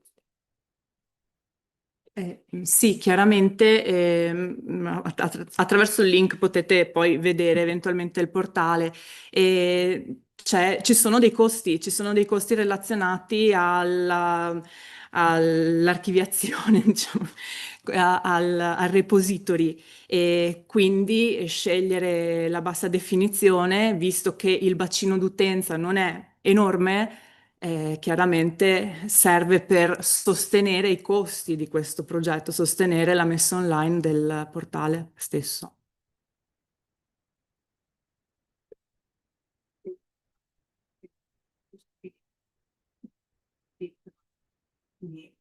Vigilati in questo caso. Uno dei problemi è proprio questo, non tanto e non solo per la sostenibilità dei progetti di digitalizzazione breve e medio raggio, ma quella futura, no? Il fatto che l'infrastruttura tecnologica da mettere in piedi poi per la fruizione costa, non è un qualche cosa che può essere sostenuto dai singoli enti e anche rispetto ai progetti che abbiamo visto anche stamattina, dove ci sono comunque degli investimenti consistenti anche sull'infrastruttura tecnologica che permette la fruizione su questi dati. Il problema di quelli che vigiliamo noi, cioè dei comuni, è proprio questo qua. Il fatto che manca poi il sostegno sulla parte successiva. Secondo me ancora tanto rimane da fare su questo. E bisogna anche che ci sia un impegno a livello centrale. Se vengono lasciati soli, fanno fatica a fare rete su questa cosa qua. Sì, non aggiungo nient'altro perché è chiaro. E soltanto ho parlato di un progetto a basso livello tecnologico. È questo anche il limite. Un comune di 13.000 abitanti con le risorse che può mettere in campo non può certo sviluppare progetti altamente innovativi, se non inserito in una rete e supportato. Ecco, vi ringrazio.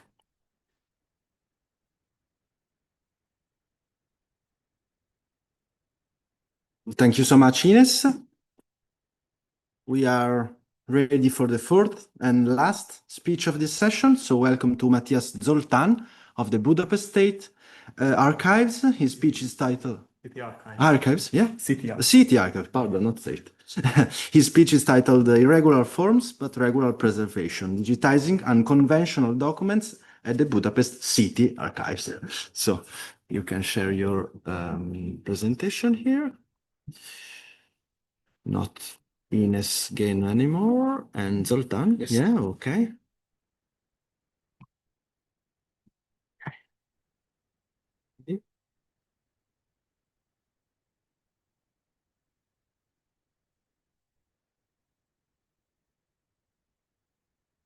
Perfect. So, please. Dear colleagues, thank you everyone. Hello everyone, and dear organizers, thank you for the possibility to be here and to have this speech for you to this afternoon. The topic of my presentation, what I prepared for you, is about the challenges and the interesting and the unconventional works what we are facing day by day, more and more frequently in the city archives of Budapest. Just before I start, let me just have a brief introduction of the City Archives Preservation Department. I don't know if some of you have been there already or not, but just briefly, what we do have over there is a conservation workshop. We have a bookbinding workshop. Also, we are dealing with digitalization and the challenges of it, and a photo studio. And what I want to point out in this case is the coordination between digitization and conservation, which would be in one side, it is a key point of my presentation. So on the inside the preservation department, this combination became crucial to deal with the challenges what we have. Of course, we have the common task, not a big surprise. We are dealing with a large quantity of book format and document format scanning and digitizations. Just the quantity to have an impression of it, around 800,000, 900,000 scanned files were made in each year. Besides of that, we have the other untypical format as well. but the larger numbers are connected to the most common tasks what we have in the city archives. Just getting back a little bit to it, these numbers were produced mainly by 4 large scanners, the quite known scanners of the Zeichel company. We have many others as well, but the big numbers are coming from these type of scanners. We are dealing with photos. I will get back to that later. And of course, we are digitizing plans and maps. I will just a little bit. I will just talk about that in a little absolutely small manner. But the plans and the maps digitalization could be a huge challenge as well for us. So besides of the most common tasks, there's always a but. There is always the life is not that easy in the archives. So we have to face with absolutely diverse collection, which are different in format and different in size from the typical documents what we have in the archives. So within the paper-based collections, we encounters encounters with untypical format both in size and form. And this is what I was thinking, that how we should carry out these digitalizations and what is the main goal of them. I was thinking to take 2 cases, and through these cases, I will try to explain to you how we deal with them. The first case what I choose is the case of the architectural collection of István Medgyessy, who was a quite famous architect working in Hungary mainly in the first part of the of the 20th century. And I chose his collection because it's absolutely diverse and it's very, very challenging. First, we have the largest part of the collection are plans. Approximately 3,200 items are inside this collection, and 1,600 of them are digitized already. The complexity of the collection starts from the B section, which is combined by albums. These are 12 fully digitized albums, which are, you can imagine, just one large A1 format album in which it was sticked in some other materials. It functioned as a diary, but it wasn't made by the architect himself. It was made by his son-in-law. Yes, it contains the photographs, paper prints, leaflets, sometimes architectural plans, handwritten and typewritten documents. So it's an absolutely mix of everything. We have photographs in it. This is another challenge, how to deal with the cases of the photographs, not only by the point of view of the technology, what we can use, but also the indexing and the archiving, the digital collection, what we produce during the digitization. The most challenging part of it was the items that you can see over here, but I have to say that the whole collection is actually deposited holdings. The crocodile and the objects are not in the archives, of course, because what can we do there with it over there? But this is a collection which remained at the family.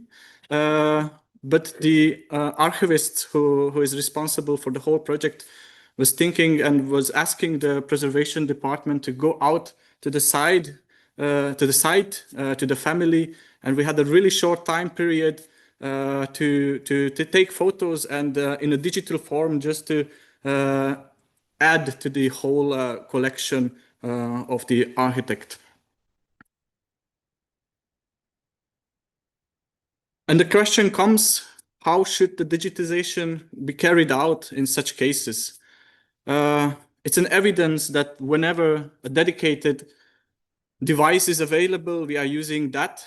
But in case of mixed or atypical originals that absolutely not fit to standard categories, we are using photography, we are using photographs, and we are using professionals who are having expertise in this work.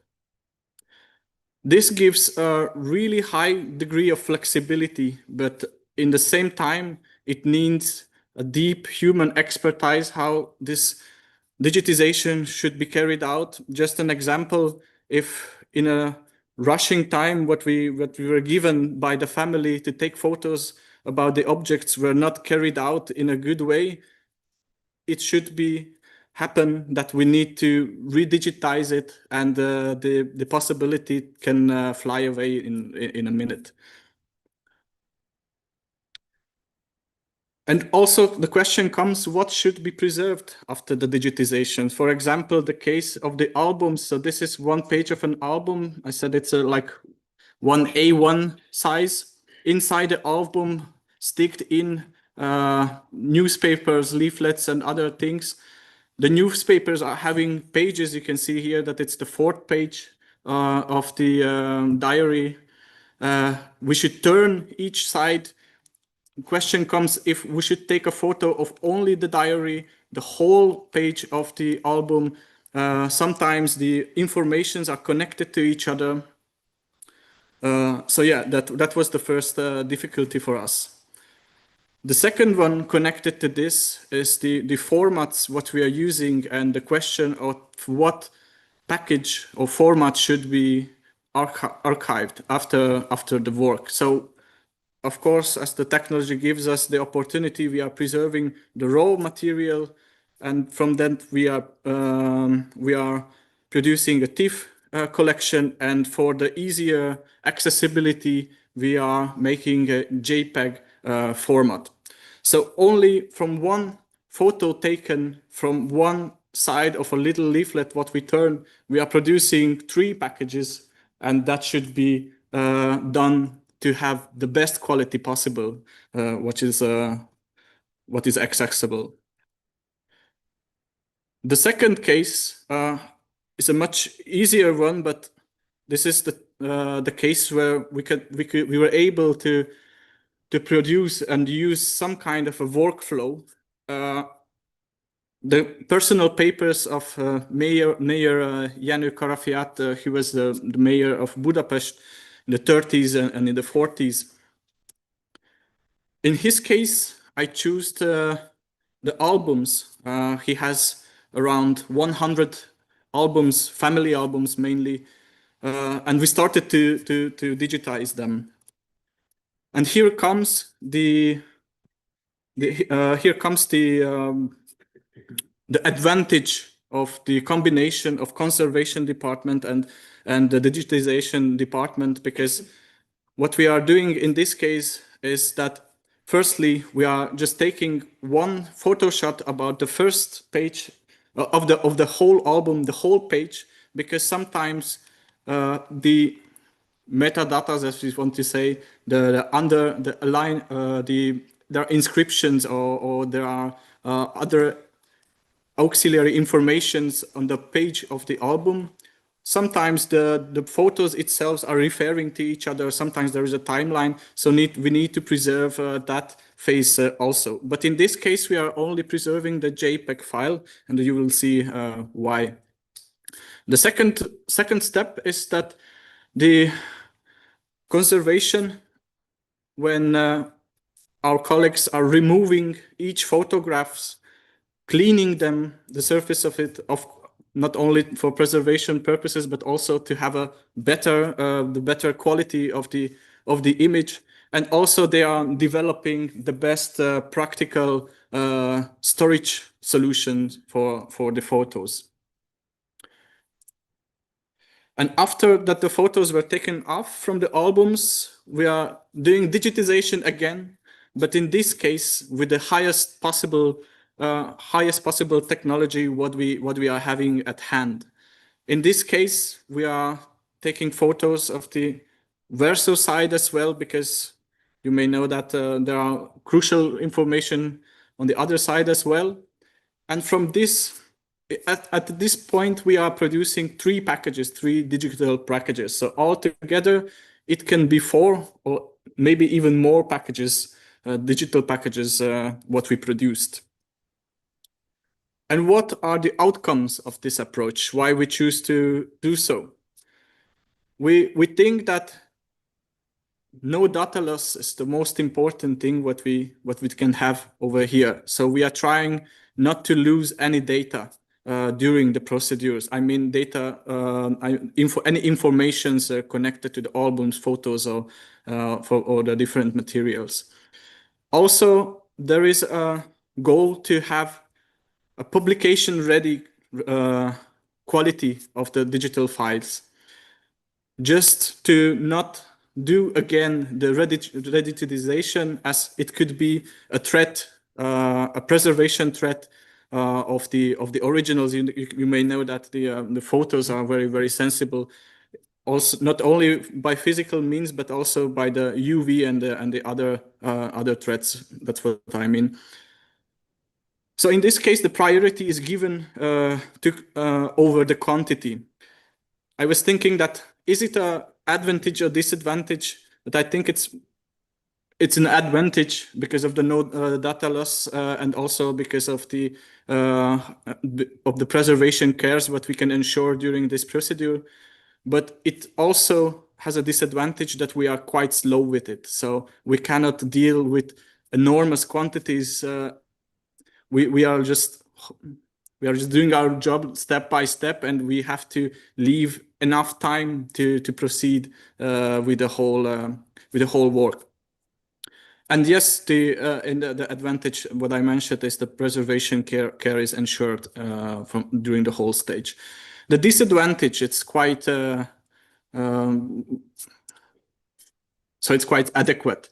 The method requires an extremely large storage capacity, which is nowadays is a question of money.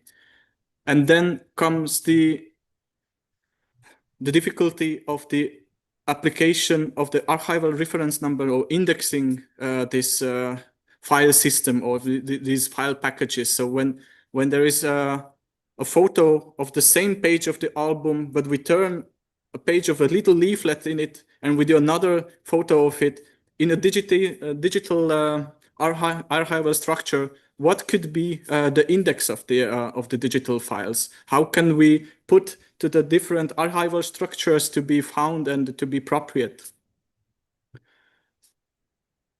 We just found out that gaining experience and building communication is key. We are just getting more and more experience, and based on that, it's easier to face these challenges. But new challenges, unknown challenges are coming, and what we are doing, that using this expertise, we are trying to bring it into a working group which combines archivists, combines professionals on photo restorations, professionals from the field of the technology, of the photo technology, and all together and in a working group on visual and material sources, what we have in the City Archives of Budapest. We are discussing the cases, and also we are trying to build strategies, long-time strategies, to how to do these unconventional works, what we are facing. So thank you for your attention. That was all what I was thinking. And thank you also for the possibility.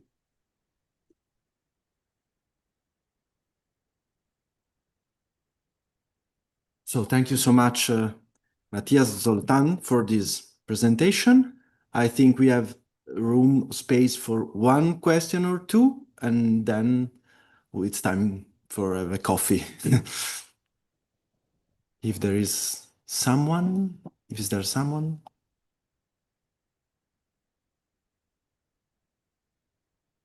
Otherwise, I invite you to join the coffee break in the same room as yesterday and as this morning. And I think that many questions can be discussed there. Thank you so much. So 20 minutes for our coffee break at 4 o'clock p.m. Here. Thank you so much.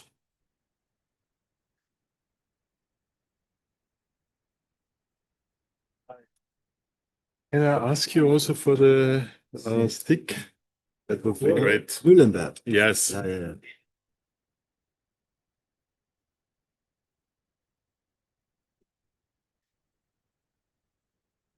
Voilà. So we have stick. No. USB. You don't have. I don't have. Okay, have it. Great.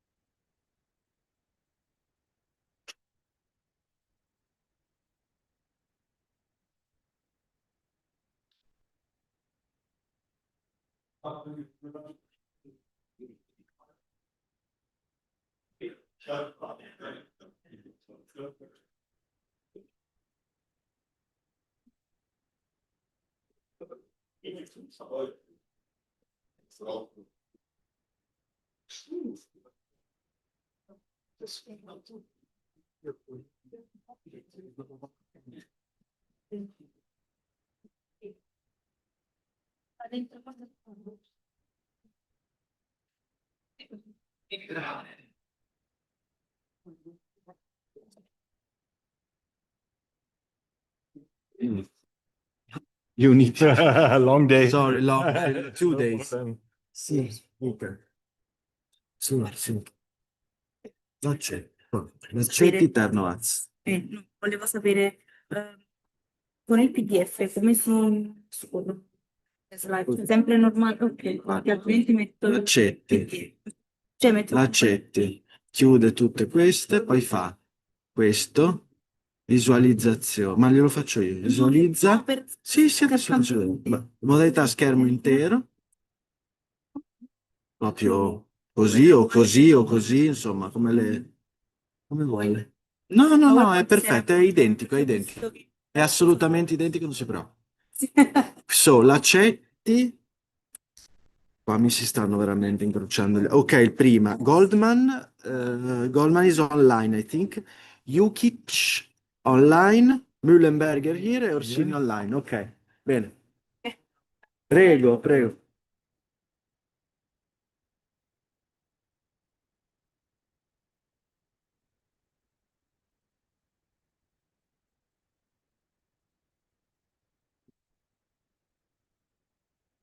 When you're ready. Put it just here. Okay, tell me when you're ready. Yeah.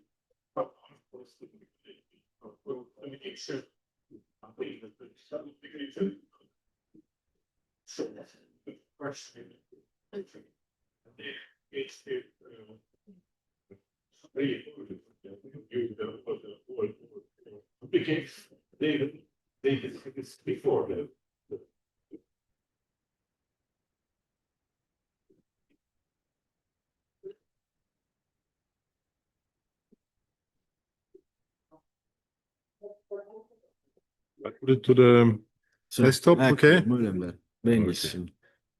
That's the USB now. Yeah? Yes, perfect. Okay. Okay, great. Let's try it out. I just. But I will share for you in Zoom. Ah, okay, wonderful, problem. wonderful. But I need just to check cadastre, yeah. Yes, the cadastre. That's Yeah, like the one to yeah, Italian cadastre. yeah, great. Yeah, But I saw it. Fantastic. Yeah. Very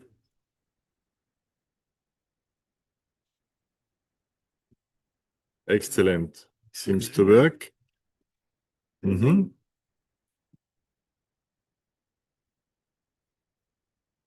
Sorry. No problem. That's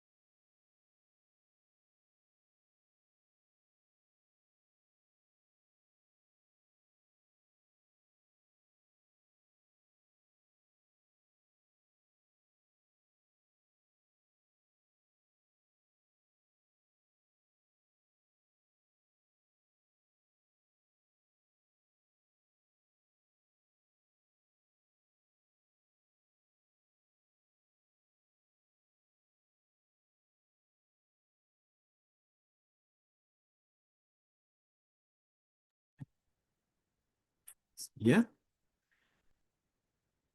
You are online, so you can start. Hello, welcome to the session of the ICARUS Convention, the second day. I would like first to thank you all for your resilience of being here until the last session. It was a very hard day in terms of time, but you will be rewarded with some very interesting materials presented in this session. These are some experiences shared from different countries, German, Croatia, Austria, and of course, host country, Italy. And we'll be in the field of creating a digital environment for different kind of archives, from scattered archives to cadastral material, private and local archives, and legal nature archives, and of course bibliographical material. Some will be presented online, some in situ. But let's start with the first presentation. This is collaborative authorship from Lorenza Lacetti, Stefano Giustino, and Diego Tomasello. The presentation will be provided by Lorenza. Lorenza, the floor is yours. Thank you.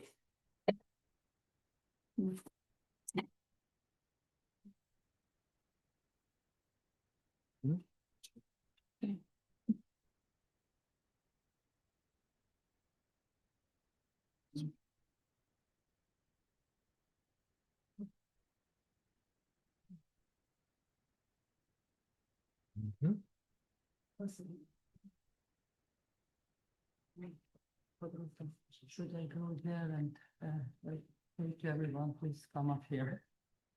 Ok. Buon pomeriggio a tutte e tutti, grazie all'organizzazione che mi ha dato la possibilità di essere qui oggi.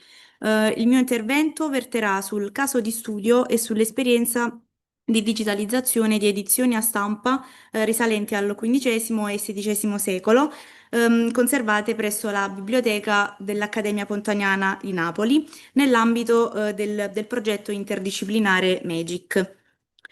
Innanzitutto desidero infatti introdurvi il progetto che vede la collaborazione di 3 aziende leader nel campo delle tecnologie applicate ai beni culturali con l'Università di Napoli Federico II, in particolar modo con il Dipartimento di Studi Umanistici da un lato e il Dipartimento di Fisica Ettore Pancini dall'altro.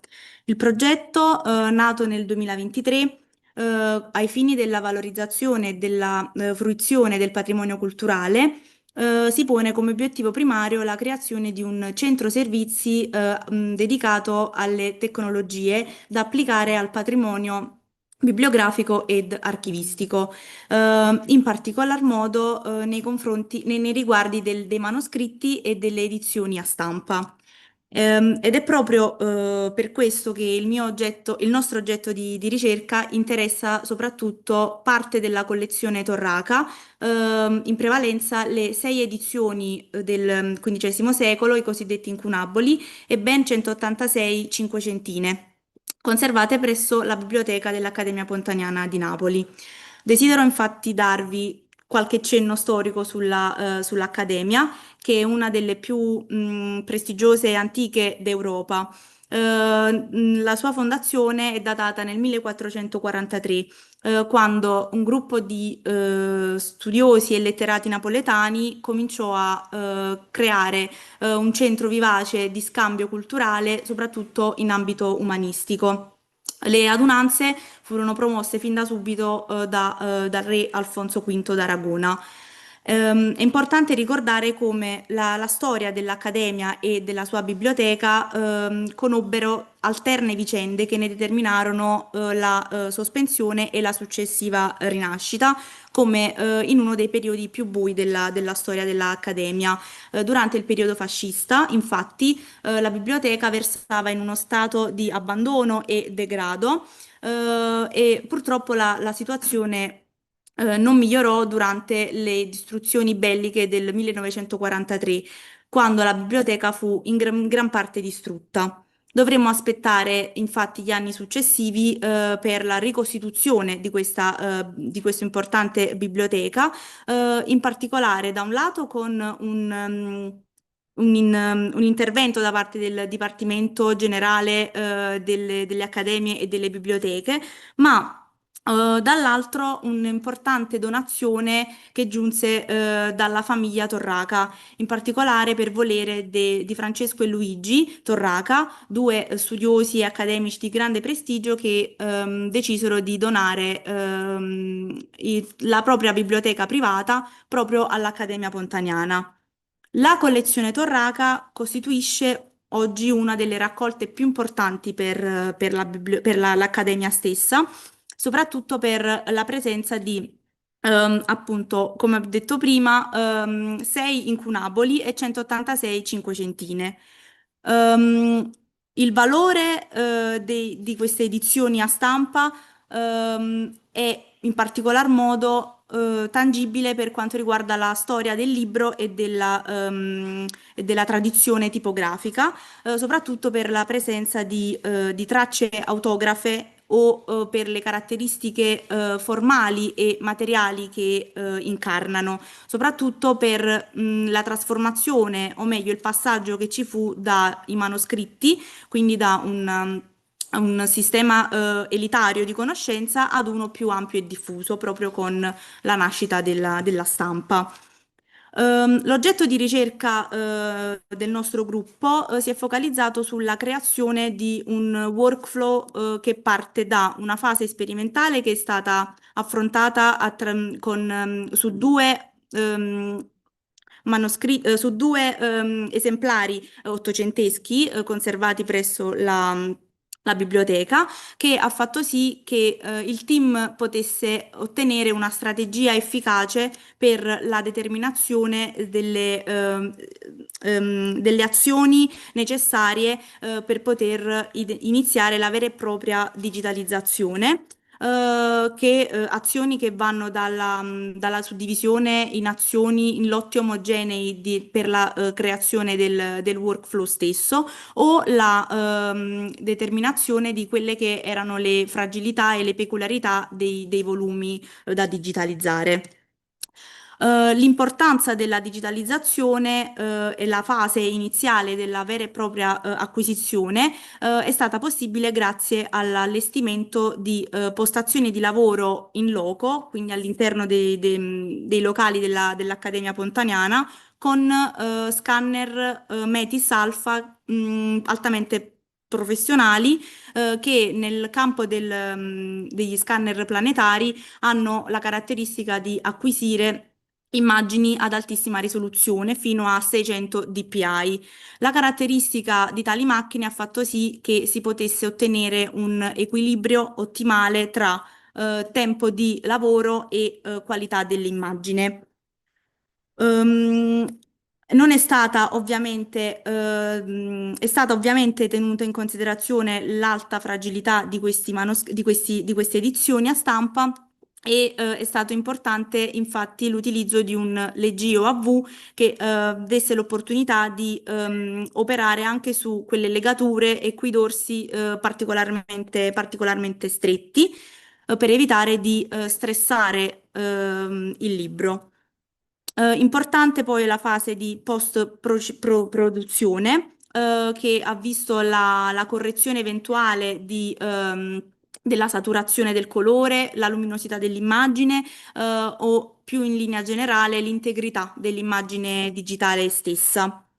Nel progetto sono importanti e sono innovativi i tre o meglio, uno dei tre formati che prevede il progetto, perché oltre al TIFF e il JPEG, l'innovazione sta nell'utilizzo del FITS, che è un formato usato in astrofisica perché permette agli scienziati del settore di scambiare e memorizzare una quantità di dati molto grande, mantenendo la qualità delle immagini. E quindi l'utilizzo del FITS all'interno di un workflow di acquisizione digitale di libri è particolarmente innovativo perché ha una lunga durata nel tempo, anche in presenza di eventuali modifiche dello standard.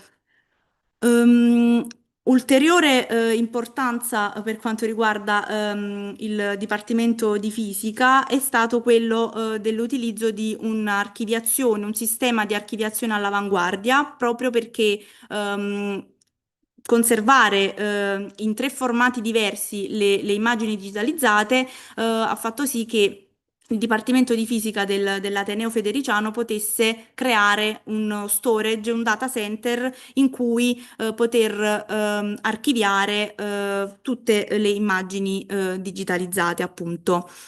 Ulteriori progressi nel workflow sono stati effettuati da un lato con la nomenclatura standard di ogni file e dall'altro con la creazione di una piattaforma integrata di accesso digitale e catalogazione.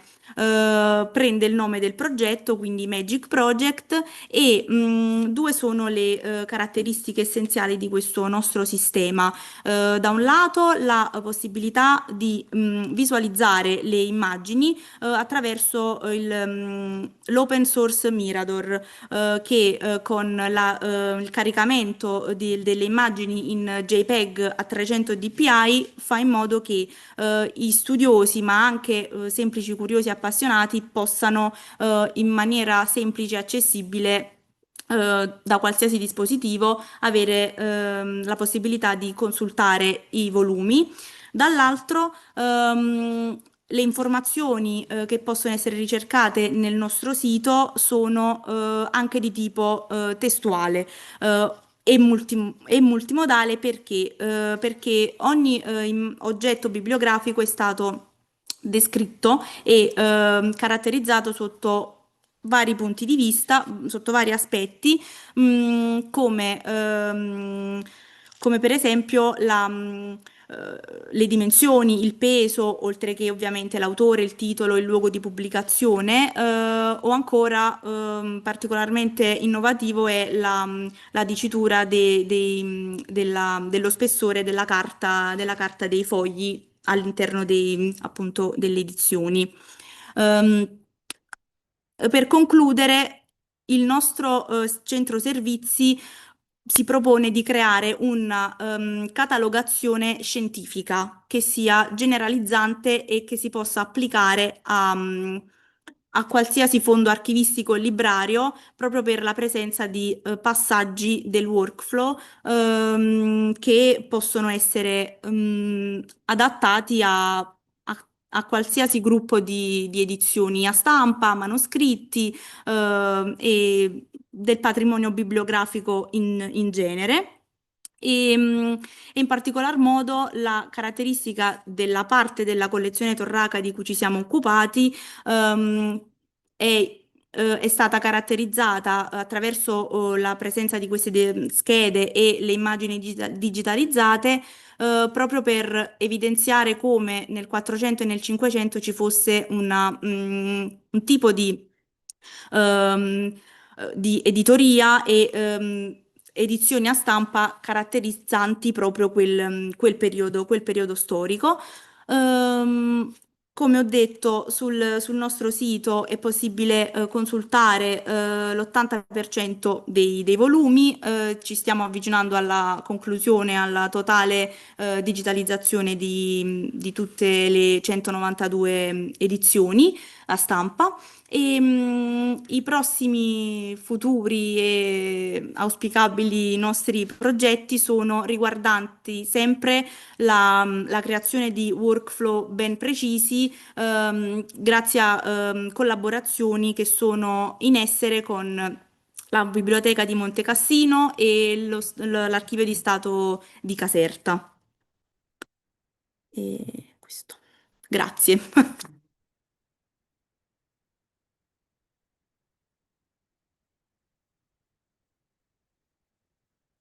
Thank you, Loretta.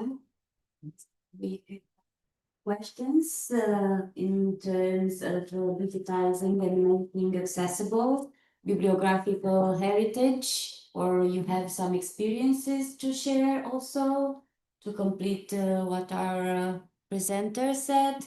Please go ahead. Okay, if it's not the case, I would rather ask myself, I would rather ask you if you intend to continue these initiatives. You mentioned something, but as you have already the knowledge and the tools, if you want to go further and continue your work. Okay. Yes, we have the possibility and the knowledge to continue because of the principal goal of this city, this data center of university in collaboration with the three companies, as the primary goal to help other institutes, state archives, just because of our experience. So we hope that this could be possible. Okay. Well, thank you, Lorenza. Thank you. Thank you all for the sharing us your experience. And now we go further to the second presentation. It will be online. Julius Goldman from Stadt- und Stiftarchiv Aschaffenburg. And the presentation will be about private and local archives, which is very important because making this kind of archives, it's really important. And let's see what Julius has to tell us. I don't see him in the room, the Zoom room, but Okay. maybe with another name connected. Goldman Julius. If you are here with us, make a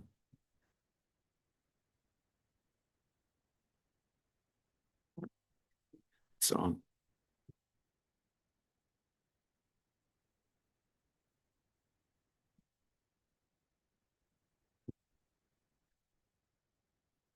So if it's not here or online, we go further, and I think Mariana Jukic is also missing. Go farther again. Go further then to Günther Mühlberger from University of Innsbruck, Austria, who will present us a study case, I think, from from Austria regarding cadastral archival material. Thank you. The floor is yours. Thank you. Yes, hello everyone. Thanks for being here and for being able to provide you with some results from a project we did actually the last 5 years. And since 1 week, it is more or less finished. So that's a good moment, I have to say.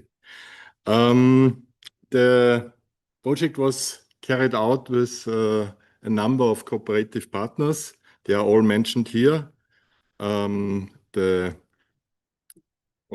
you. We work together with the Bundesamt für Eich- und Vermessungswesen.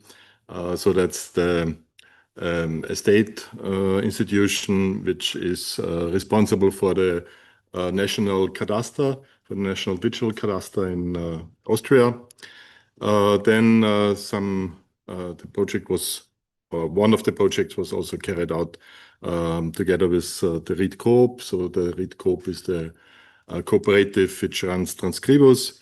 Then the State Archive Tyrol was included, and Tiroler Bildungsforum. This means this is an institution run by the Tyrolean government, and they care about the local archives, and they played a very important role in this project.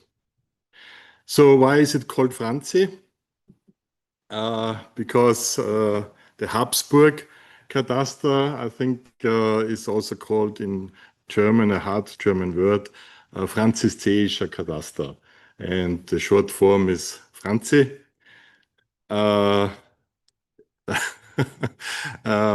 We also have Kathi, the Cadastre Tirol, and but Franzi is Emperor Franz II played an important role because he was impressed by the Napoleon Cadastre, and in 1817 the Habsburg Empire decided that they want to have also a cadastre like the French guys.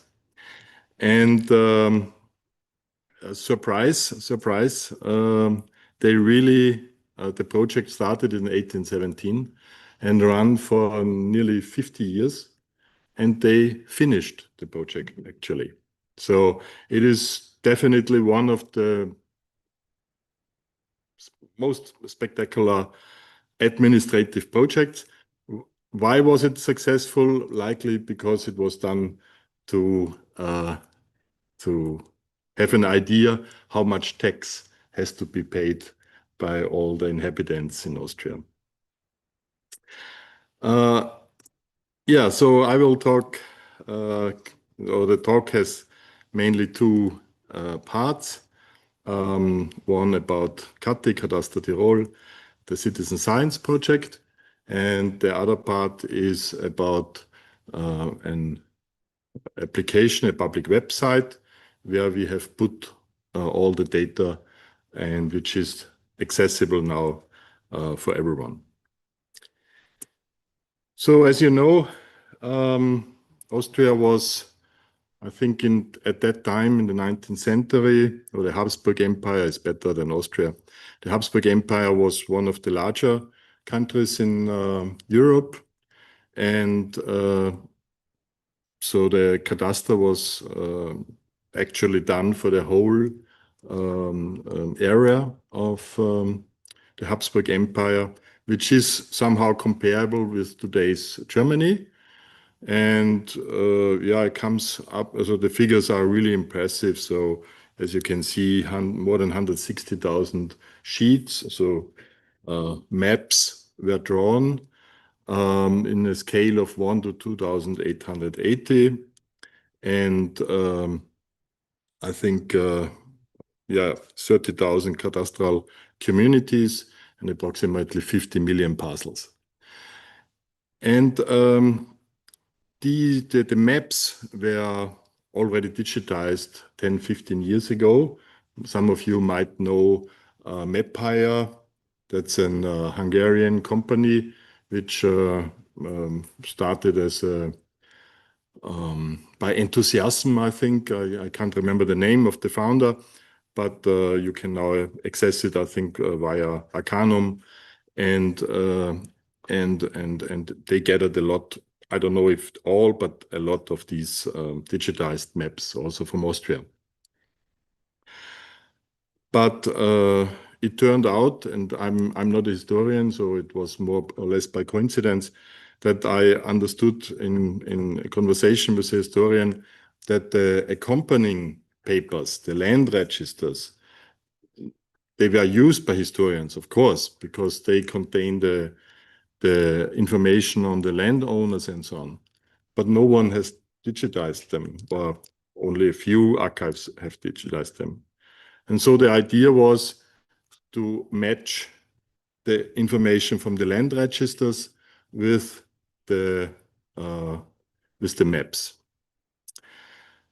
Of course, the whole Habsburg Empire would be much too big for this. Also, Austria was too big. We started the project more than 5 years ago.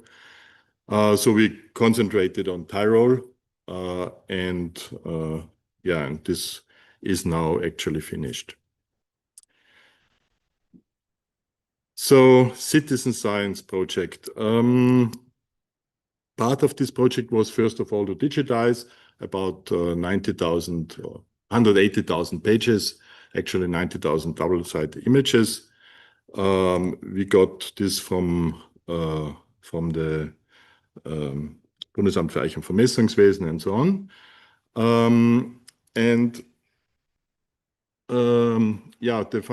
The funding came from the state of Tyrol. We got about 200,000 euro for carrying out this project, and also for developing the software so that the volunteers actually can work and put in the data. So approximately 750,000 parcels had to be processed, the idea was that citizen scientists will do this. And this was, of course, a big risk. We didn't promise actually that we will finish the project. The project ran for 2 years. After the 2 years, we understood, okay, it will really turn out as a success. But at the beginning, of course, we didn't know, and I personally didn't believe that we would be able actually to finish the project. The original maps were already digitized, as I said before, but they had to be stitched together so that you get one big image. And this was done by the Bundesamt für Eich- und Vermessungswesen, so not by us. And they provide a web service which we can access for our applications. I give you some examples now how these cadastre maps look like. So they are actually not only very informative, but also really beautiful. As you can see, they are all colored. They are really, really detailed. So here's e.g. detail from Innsbruck, from Wilton. That's a part of Innsbruck. You see a monastery. You see even the trees. Here, e.g., you can see that there are the numbers of the parcels. The parcels are really exact. So you can say that they worked the best they could, and about 80 centimeters you have to accept that there are errors in the maps, but 80 centimeters is okay. Then you can see in red the houses, actually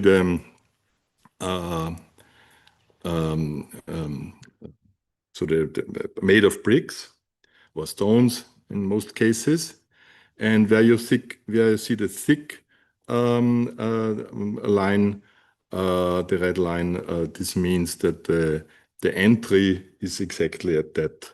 The door, the main door, is at that side. And in yellow, you see wooden houses. But we, as I said before, we were more interested in, or our focus was actually this form. And the amazing thing is that in this form you find, as I've written down there, the parcel number, the house number, the family name, the given name, then also very important in Tyrol, also in other parts of Austria, the house name, so vulgar name, profession, the address, and also very interesting, the usage type of the parcel. So they tell you Is it a house? Is it a meadow? Is it wood? Is it whatever? So there are more than 1,500 different usage types. Then the size of the parcel, of course, then some comments on shared ownership. So you have often parcels belonging to 20 people or 30 people, especially in the woods. This was a common ownership, and this is also mentioned here, and is still legally relevant. So still people can say, look at this cadaster, they tell me that I have the right to go to the wood and take some wood for heating or for whatever, doing fences or whatever. Yeah, and this form is actually was used in exactly that way. Of course, not always using all the columns. You can see here some columns are not used in this case. Since it took such a long time, they had some differences, but the columns were there, and they are really homogeneous over the whole 50 years and for the whole empire. And they were filled in really carefully and with nice writing. So we used Transcribus to train a model and to run it. It does a decent job, actually. 5 years ago, the software was not the same stage as now, so we couldn't do table recognition and so on. But anyway, I decided that it makes more sense if we want to engage citizen scientists. I thought that it is not so funny to correct mistakes from the AI, but it's even better, or it is better, to write from scratch and give them the chance to use copy-paste or something else to speed up the process. And I think this was a good choice. So we developed citizen science tools for this task. And the start page showed always the progress of the project. So you could see the most active users of the last 7 days. The smiling face here was very important, actually, because he motivated a lot of people to join. And of course, there was a kind of competition between the volunteers. And you see the amazing figures above here. So you see that in the week, this was already 2 years ago or something like this. You see that I think 1,900 parcels were done in the last 24 hours, and 12,000 or 17,000 in the last 7 days, and 61,000 in the last 30 days, and altogether 579,000. So at that time, this was 1/3 of the whole task. So we always knew about 1.5 million entries had to be made. So the entries are double the parcels, because also georeferencing was one extra task. The georeferencing was done using this interface, a very simple interface. We said that it is too much work to actually mark the whole polygon of the parcel. That's, as you can see here, that would be really a lot of work. And my hope was maybe in some years we can use the information from this to train a model and to do something automatically. And actually, there are colleagues in Graz at the Technical University who have done a similar approach, and they get good results. So what we did is just to underline the parcel number, and with this we can link exactly to the parcel. And since we do know the size of the parcel, I think that's sufficient for many applications, of course, not all of them. So the user just started and then just clicked, and when the user said here's store the number again, it didn't. So he didn't need to wait, but just opened the next form. And a similar approach we used for providing them with an interface for the table with the information. And here they also had to set a point on the image, also with the idea behind that if we have this point on the image, we can later on link directly to the row of the table, and in this way it is always possible that someone controls the data. I have to say that the volunteers are people who are engaged with history on a local level, so they are all very committed, and we didn't want to attract too many people. We wanted to attract just one person who feels responsible for one commune, and that worked out very well. So the people really had the feeling, okay, if I take this task, I will also finish it. And in most cases that worked, but of course, then some people really got enthusiastic and started also to do other communes and did a lot of work. So about 5 people, 3 to 5 people did more or less 2/3 of the whole work. Unfortunately, that's also the case in most companies. Yeah, so as you can see here, they had to put in the data, but you see also that a lot of Dito signs are here. Dito, which means the same person, and then you just need to say as before. So this is much easier than correcting something from the AI. Okay, I will not show you how this works actually, since I guess we have some time. Okay, great. But you can imagine that worked really now for 5 years. And I can say if someone is interested, we are completely open. We can give it to you. Of course, it's not a real open source package in the sense that we have developed this with the idea of open source. So documentation is probably not as. Yeah, I will have a demo, but here I would need to log in. And so I think I can show you a bit more afterwards.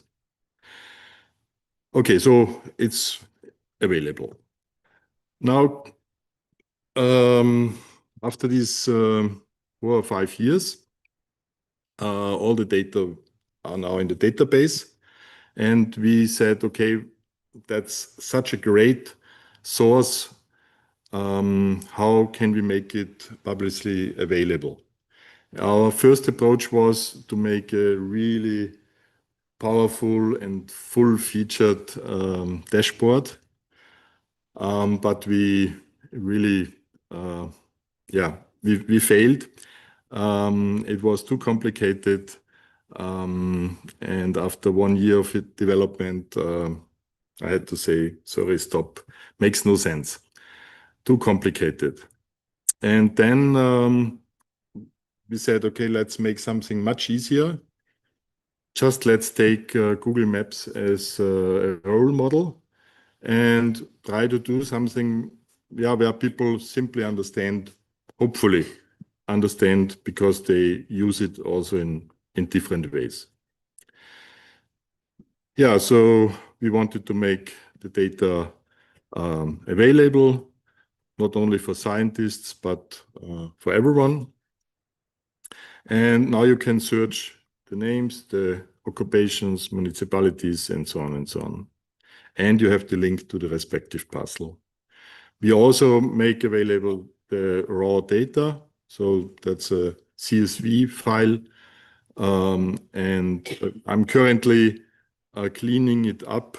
So what you can download now is really raw, but that should become a bit more cleaned up. Yeah, that's more or less how it looks like. I go through this. Yeah, that's the CSV file with all the data included, also the georeference. And now let's have a direct look.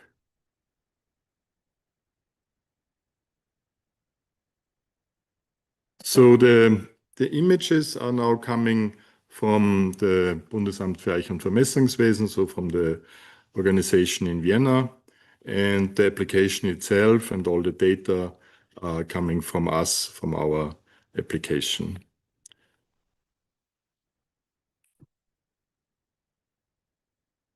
Okay, so yeah, probably the first thing we say here name or commune. So the first thing someone could do. Okay, please.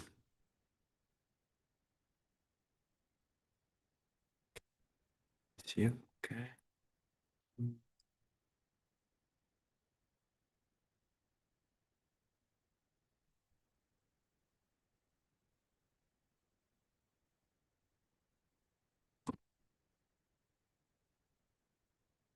Perfect. Thanks a lot. Yeah, so one of the first things is probably type in your name. Oops, the different screen. This case, something simple.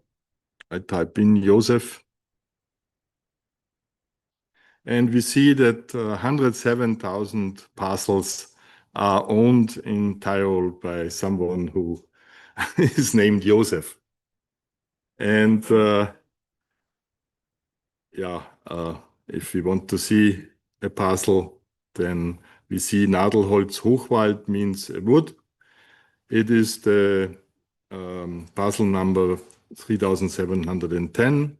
It belongs to Alois and Josefa Zimmermann, geborene Spielmann.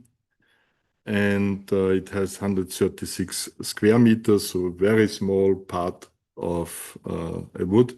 And it is in the Commune Obsteig. But we can search all other things, like e.g. what I really like, gardens, so historical gardens. And that's in German Ziergarten. So we see that 221 parcels are named with Ziergarten, so park or whatever you would call it. And the nice thing is that you can see with one view that the distribution of the Ziergarten of the park within Tyrol. And so let's zoom in here, of course, in Innsbruck and surrounding a number of Ziergarten. And one of the nicer one is e.g. here. I would need to search a bit different.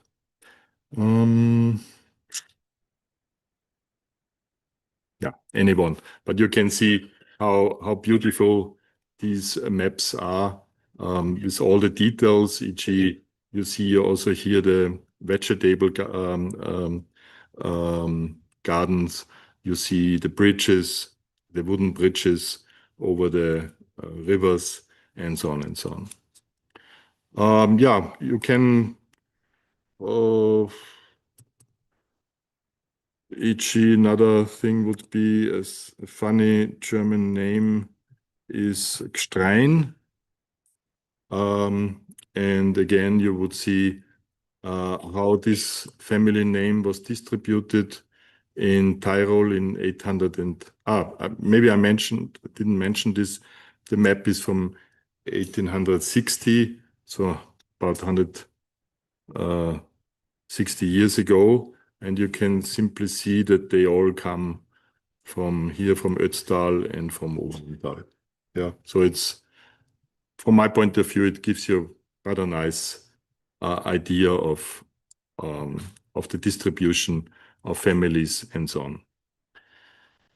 Yeah, in the future we will do more with the data, of course. As I said, I'm now cleaning it up, and I hope that also colleagues can use it for historical investigations on ecology or on many different things you can do. You have e.g. the distance from each parcel to the living house or to the house of the people, and so on and so on. So you can of course also search who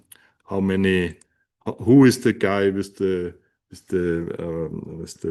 most parcels, or who is the richest guy in some way within the commune, and so on and so on. So a lot of data are in here.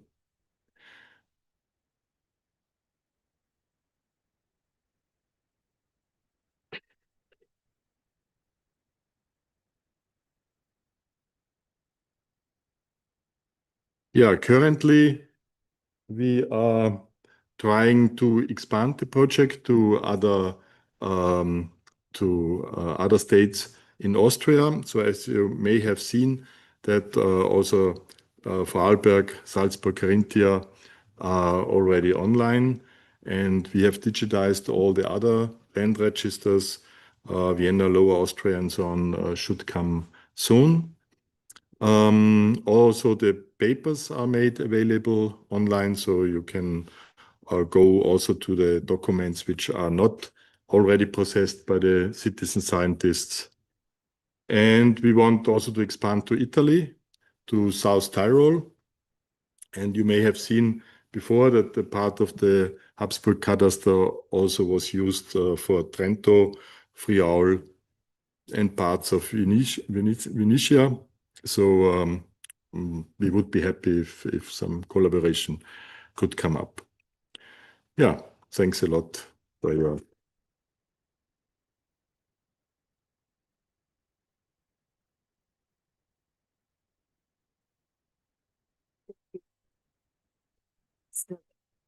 To find about your hard and I'm sure passionate work, your flow of the process, the dilemmas, the solution you have chosen to apply. And I bet you have questions for Günther. Yes, I was pretty sure about that. Thank you very much. It was very impressive, especially that you finished your project in time. I've a bit curious question. There are hundreds, thousands of single sheets. Each of these single sheets is an original, and there is a digital copy of the original. But then these originals were stitched together to one big card. And then this one big card is something like a hybrid, not an original, because the borders between the single cards cannot be seen, or am I wrong? Yeah, you can see them here, but not intentionally. It's just by mistake.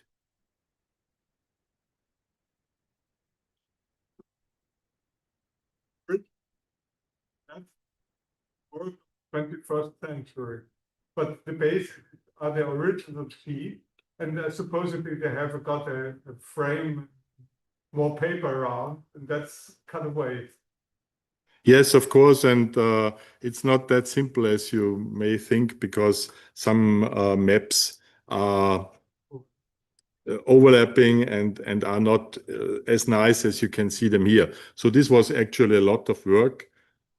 Yes, can be mentioned or should be mentioned. I have to confess, that I'm still behind my schedule to write a good description of what we have actually done, and then this would make sense to put in. Yes. The nice thing is that the Bundesamt für Eichen- und Vermessungswesen also made this really carefully, and therefore you can see that e.g. here it worked really nice, which is not so easy because of the humidity. The maps are of course not really rectangular and so on and so on. So they did their best to really make it in a nice way. But of course, they were a bit frightened when we said, this is something I would like to see also in this application, that we can overlap it with the modern cadastre. And that is technically not a problem because it's the same system. You just you could think on just a transparent layer, an extra layer where you have the modern cadastre. And they are of course a bit frightened because then you see some of the mistakes easier. But anyway, I think for the people it would be interesting to overlap it with modern things.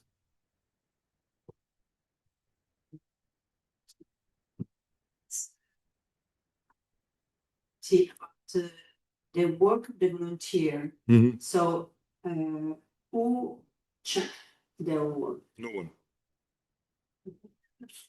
So this wouldn't be possible. It's hard to estimate. We made a mistake, and this was that we do not have a log file where we logged everything what they did. So I can't tell you how much hours they spent. But I can tell you, if I would have done it, I would have needed about 20 person years. So they were much faster than me, but I think 10 person years at least. And no one will pay you the 10 person years. So the question is, do you accept that they make some mistakes? Or do you trust them? And in which way can you motivate them to work accurately? And my experience is that the best motivation was to give them responsibility. Yeah. Then they feel that they are committed and responsible. They do it for nothing. So they do it for the honor. Yeah, they do it for the sake of the project and not for money.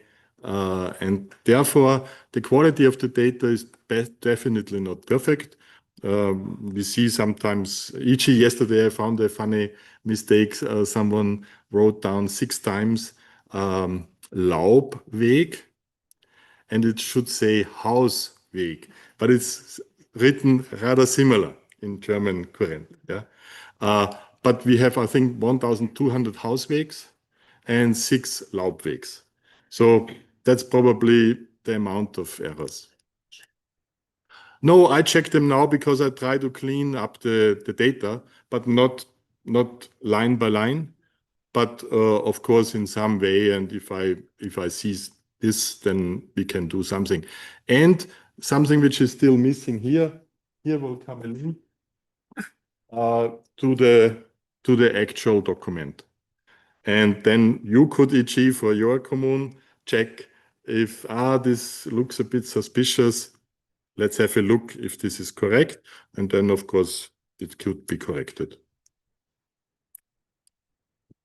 In addition of this question, do you have some remarks? This content was provided by volunteers. You must be Yes, we mention them always. And that's also part of the description paper to mention them as a whole. But as you have seen on the other page, that they were always a community and they knew what they have done. So they are not researchers. So for them, it is really about also having access to their own history. Yeah. Thank you. That's really interesting. Even if once I noticed the Prancy database and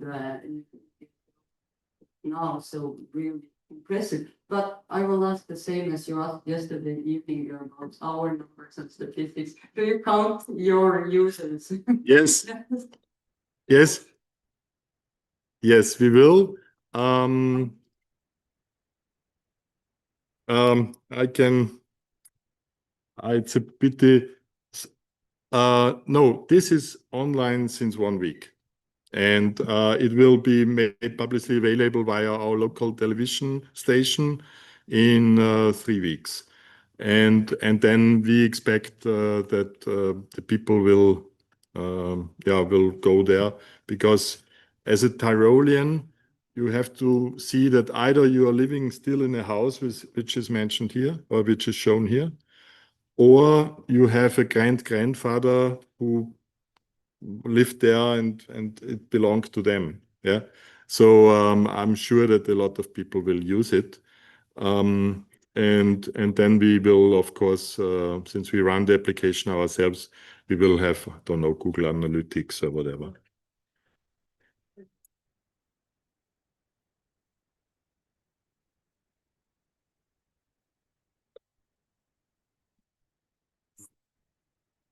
Yes. Okay, perfect. And techniques or who knows what? If it's not the case, I would have a remark. Of course, maps are very important for specialists, are very interesting for the enthusiasts. And the data you link with these maps is also very important for genealogists, for example. But what I really appreciated in your work is involving people, as you say, because you have underlined several times, you involve people. It's a win-win situation. You have your descriptions and people are valorized through their work. And this is a very good thing for community. So thank you, Günther. Thank you.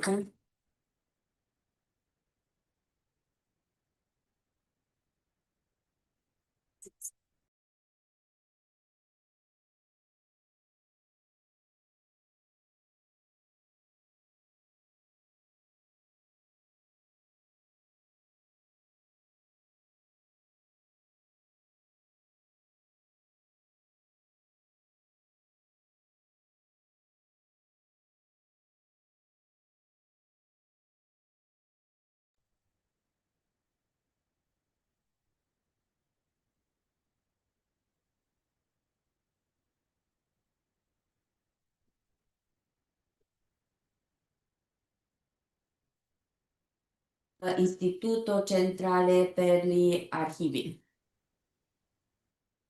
He's online. Yeah. Salve, buongiorno, buonasera, anzi spero che mi sentiate. Sì, si sente. Ok, perfetto. Provo a condividere la mia presentazione.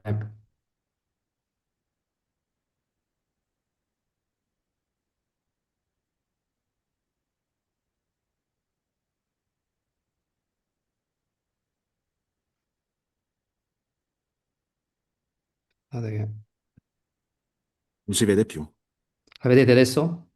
Benissimo, grazie. Ok, perfetto. Allora, il mio intervento si focalizzerà su una parte del passato e una parte del presente e futuro. Riguarda la digitalizzazione dei catasti italiani, catasti storici italiani, e quando dico storici intendo catasti che non sono più attivi, nel senso che non sono quelli attuali utilizzati dallo Stato italiano per le tassazioni sui beni immobili. Quindi da questo punto di vista il catasto che prenderò in considerazione è soprattutto un insieme di documenti, registri, mappe, disegni e quant'altro, catasti che si sono venuti a creare in Italia a partire soprattutto dal Settecento in poi, epoca in cui, almeno per quanto riguarda l'Italia, Si può parlare di catasto moderno, cioè fondato su alcuni principi scientifici che sono stati poi il fondamento dei catasti ottocenteschi e novecenteschi.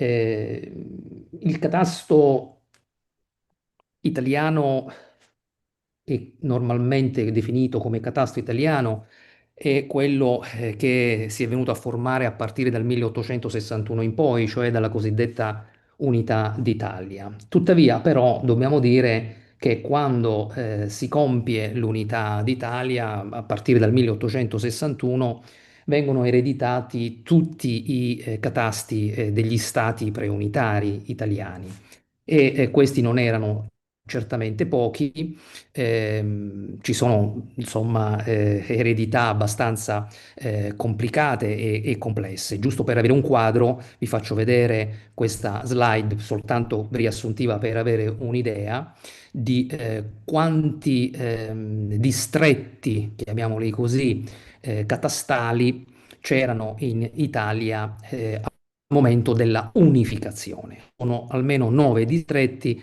per un complesso di 24 catasti differenti che si erano formati appunto negli anni precedenti alla unità d'Italia.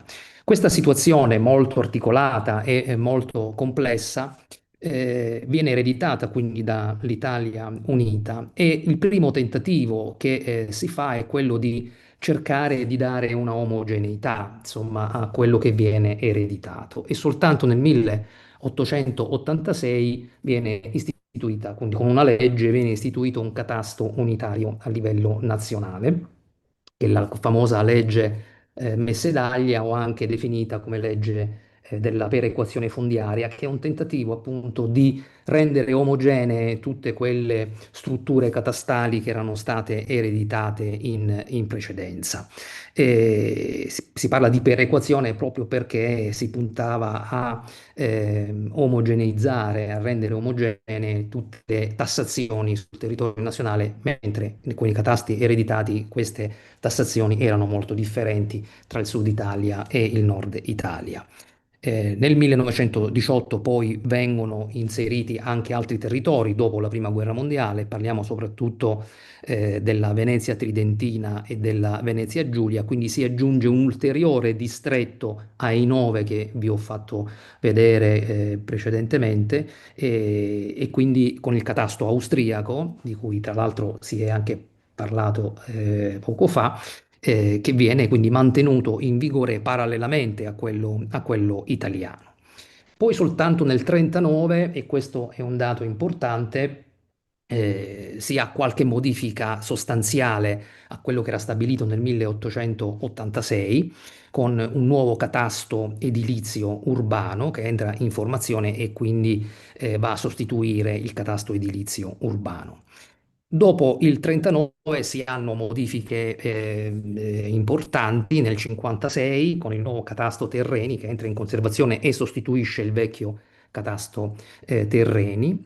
Nel 62 c'è un nuovo catasto edilizio urbano che entra in conservazione e sostituisce il catasto edilizio urbano, ad eccezione appunto di una zona che era stata di recente acquisizione, come vi ho appena accennato. E poi nel 1984 c'è l'impianto del catasto anche moderno italiano, che è la base del catasto tuttora in uso, cioè nel 1984 sostanzialmente il nuovo catasto edilizio urbano e il nuovo catasto terreni vengono separati ma messi comunque in relazione, gestiti come due catasti differenti. Questa panoramica è importante anche per ciò che volevo mettere in evidenza, cioè che la situazione italiana è una situazione abbastanza complessa, certamente ricca di stratificazioni storiche e di informazioni, ma molto complessa. Ed è questo il punto, diciamo, la scommessa e il punto storico importante di tutti i progetti di digitalizzazione che sono stati sviluppati sul territorio italiano per cercare di coordinare anche una serie di progetti. Progetti importanti, alcuni già testati nella fase primordiale del web negli anni 90, con alcuni progetti come il progetto Imago, che era un progetto che aveva coinvolto alcuni archivi di Stato italiani, ma le cui digitalizzazioni, ovviamente per motivi tecnici, allora legati alla tecnologia sviluppata fino a quel momento,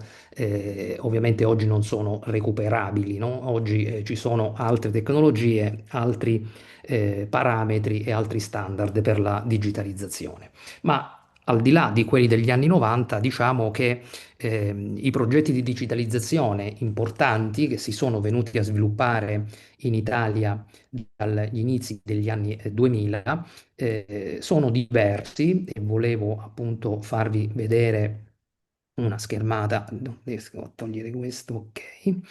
Ehm,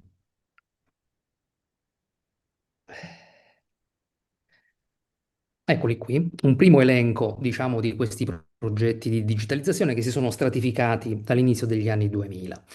Uno dei più importanti è stato il progetto Castore, così definito come acrostico di catasti storici regionali della regione Toscana, che è partito dal 2004 e ha riguardato soprattutto mappe catastali ottocentesche. In questo progetto, cioè, non ci sono digitalizzazioni dei registri, è cosa importante quella dei registri, ma si è puntato molto alla rappresentazione cartografica con anche la georeferenziazione.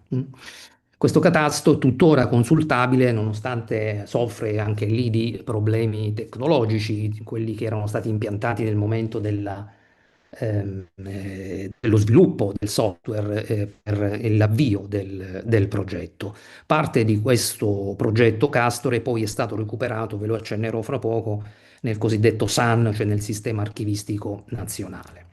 Un altro progetto importante è stato quello dell'Atlante dei catasti storici della regione Piemonte. Oggi è un geoportale, ma dal 2004 al 2010 aveva questa denominazione, che ha riguardato soprattutto i catasti di epoca napoleonica e di area sarda, appunto del Regno di Sardegna per capirci. E anche questo è stato un progetto che ha puntato molto alla cartografia, quindi alle mappe con georeferenziazione. Anche qui, diciamo, è piuttosto penalizzata la parte relativa ai registri per quanto riguarda la digitalizzazione e a tutte quelle informazioni che sui registri possono essere ricavate, che sono, noi sappiamo, forse oltre alle mappe, una delle fonti importanti per il recupero di informazioni di vario tipo, che va dalla toponomastica alla antroponimia, a tutti gli altri aspetti legati alla gestione e alla conduzione della proprietà terriera e dei beni immobili. Un altro progetto importante è stato quello dei catasti storici lombardi, si è sviluppato dal 2006 al 2015, che ha riguardato il catasto teresiano e catasto lombardo-veneto.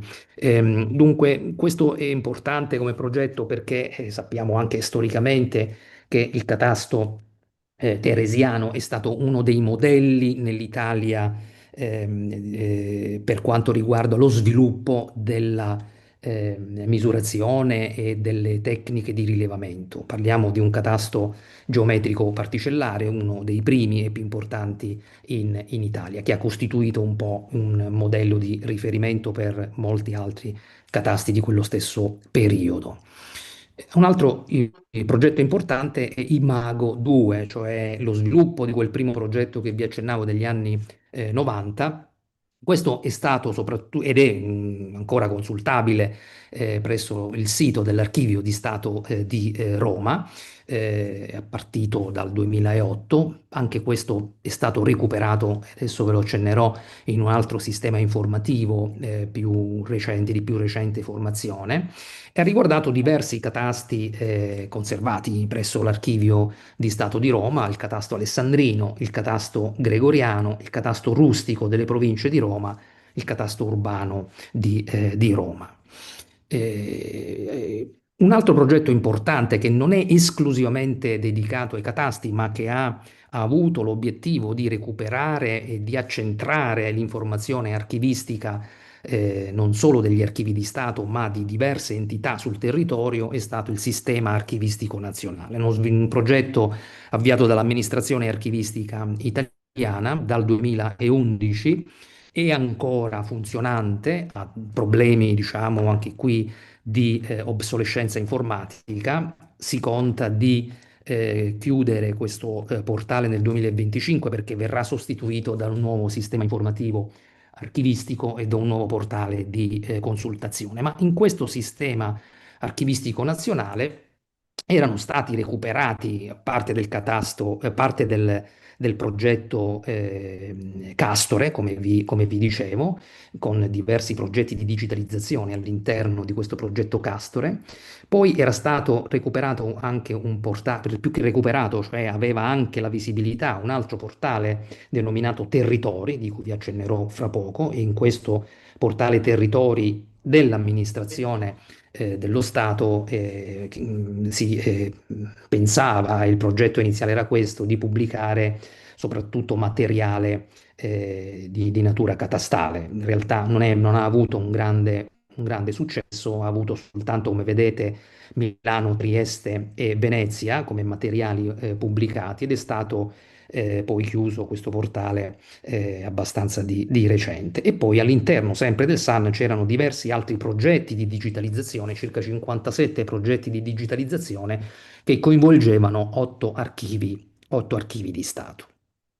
Portale Territori, come vi dicevo, era un portale collegato al SAN, era nato proprio come un portale tematico legato quindi al SAN, aveva un carattere, voleva avere questo carattere nazionale, però anche qui per obsolescenza informatica il portale è stato chiuso nel 2022, i suoi materiali sono recuperati nel sistema, in un altro sistema di cui vi accennerò e che vi dirò. Altro progetto importante è stato quello dei catasti storici del Veneto, oggi geoportale della regione Veneto. La parte più, diciamo, primordiale di questo progetto va dal 2014 al 2020 ed è diciamo, uno strumento che ha reso disponibile soprattutto materiali come il catasto austriaco e altri catasti preunitari. Archivio digitale, diciamo, è l'ultimo nato dell'amministrazione archivistica e che ha puntato a pubblicare nuovi progetti di digitalizzazione e a recuperare i precedenti progetti di digitalizzazione. Anche qui ci sono diverse cose che sono state recuperate da sistemi in precedenza sviluppati. Questo è il panorama di ciò che è stato prodotto, diciamo, dall'amministrazione archivistica, ma non solo, come abbiamo visto anche sul territorio, soprattutto a livello regionale, diversi progetti che puntavano a rendere il materiale analogico in digitale e a renderlo disponibile, puntando molto sulla cartografia e le mappe, quindi la digitalizzazione di questo tipo di materiale, molto meno sulla parte relativa ai registri catastali, le varie tipologie dei registri catastali. Ciò di cui voglio accennarvi in maniera un po' più dettagliata riguarda due nuovi progetti di digitalizzazione che sono stati avviati dal 2022. Uno di questi è ancora in corso e vedrà la fine soltanto intorno a giugno 2026. Uno è stato sviluppato dalla DGA, cioè dalla Direzione Generale Archivi, l'amministrazione archivistica italiana, l'altro è stato sviluppato sempre dal Ministero della Cultura grazie ai fondi PNRR, no? Il Piano Nazionale di Ripresa e Resilienza, che sono fondi europei. Il primo di questi progetti, cioè il progetto della Direzione Generale Archivi, è stato avviato nel 2022 grazie a un finanziamento che era stato reso disponibile dalla legge di bilancio del 2019, ha riguardato 8 archivi di Stato, quindi Ascoli Piceno, Isernia, Livorno, Modena, Novara, Padova, Sassari e Viterbo. Ehm, Ha riguardato diverse, vi farò vedere quali tipi di materiali ha riguardato poi di natura catastale presso questi archivi Il progetto ha avuto come obiettivo sia la descrizione archivistica dei fondi catastali, e questa descrizione archivistica è stata fatta in un software dell'amministrazione denominato Metafad, che è un software esclusivamente di natura archivistica, quindi che prevede una serie di elementi descrittivi. Prevede e ha previsto la produzione di oggetti digitali, sia in un formato master TIFF 6.0 non compresso, con diversi formati, perché come bene potete immaginare ci sono mappe che hanno dimensioni abbastanza grandi, e quindi anche qui ci sono state definizioni diverse per immagini, per oggetti fisici che avevano delle dimensioni differenti, e poi anche dei file derivati che saranno utili soprattutto nel caso della pubblicazione online di questi materiali, che sono dei JPEG sia a 300 dpi, a 200 dpi e a 150 dpi. L'infrastruttura in cui tutto ciò è stato fatto, vi ho detto, il software era Metafad, ma i dati informativi, le descrizioni archivistiche che erano state ospitate da questo software sono state esportate da questo software e caricate nel nuovo sistema informativo archivistico che l'amministrazione archivistica ha di recente rilasciato e messo a disposizione degli istituti archivistici, cioè archivi di Stato e soprintendenze archivistiche e bibliografiche. Quindi tutte le informazioni descrittive sono passate in questo nuovo sistema informativo. Gli oggetti digitali sono stati impacchettati insieme a dei file MEZ e comic, file MEZ con un profilo e comic con un profilo adattato allo scopo, per essere caricati in un'altra infrastruttura che si chiama appunto Teca Multimediale, sviluppata da un altro istituto del Ministero della Cultura, la Digital Library. Ora, il caricamento degli oggetti digitali insieme ai file MEZ e comic permette l'aggancio poi di questi oggetti digitali alle descrizioni archivistiche, quindi la restituzione contestuale degli oggetti digitali alle descrizioni, quindi archivistiche. La pubblicazione di questo materiale non è ancora stata fatta, però è in programma diciamo, nei primi mesi del 2026, all'inizio del 2026, quando appunto sarà disponibile anche il nuovo portale che l'amministrazione archivistica sta mettendo in piedi per la consultazione di tutto il patrimonio archivistico nazionale, e che si chiama appunto Archivi Nazionali. In questo nuovo portale sarà possibile quindi consultare le descrizioni archivistiche strutturali e gerarchiche secondo l'albero dei singoli fondi archivistici, con l'aggancio degli oggetti digitali alle singole unità che sono state lì descritte. Dico subito che questo tipo di pubblicazione, almeno allo stato di previsione di oggi, non prevede la georeferenziazione, quindi si tratta soltanto di avere mappe comunque a disposizione con il legame tra le particelle che sono indicate nelle mappe e quelle che sono nei registri. Quindi questo legame sarà garantito, quindi la possibile consultazione contestuale di descrizioni archivistiche legate ai registri, le digitalizzazioni dei registri, le digitalizzazioni delle mappe, e quindi la relazione di questi oggetti tramite appunto legami che ci sono e sono nella parte descrittiva delle particelle, quindi le particelle delle mappe e le particelle dei registri sono messe in relazione. Questo tipo di progetto, vi dico subito, ha riguardato una certa mole di unità archivistiche e documentarie.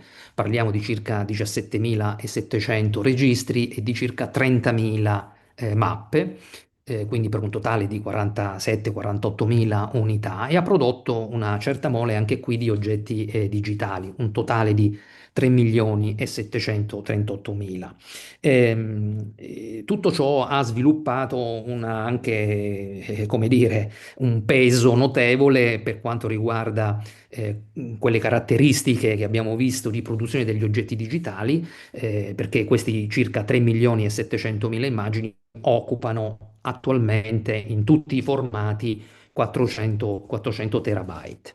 Potete vedere in un elenco che vi ho messo qui accanto gli archivi di Stato interessati dal progetto con i relativi fondi archivistici che sono stati digitalizzati. Quindi si tratta soprattutto di materiale del periodo a cavallo dell'Unità d'Italia e post-unitari, ok? Quindi e riguarda soprattutto questo aspetto cronologico, questo progetto della Direzione Generale Archivi.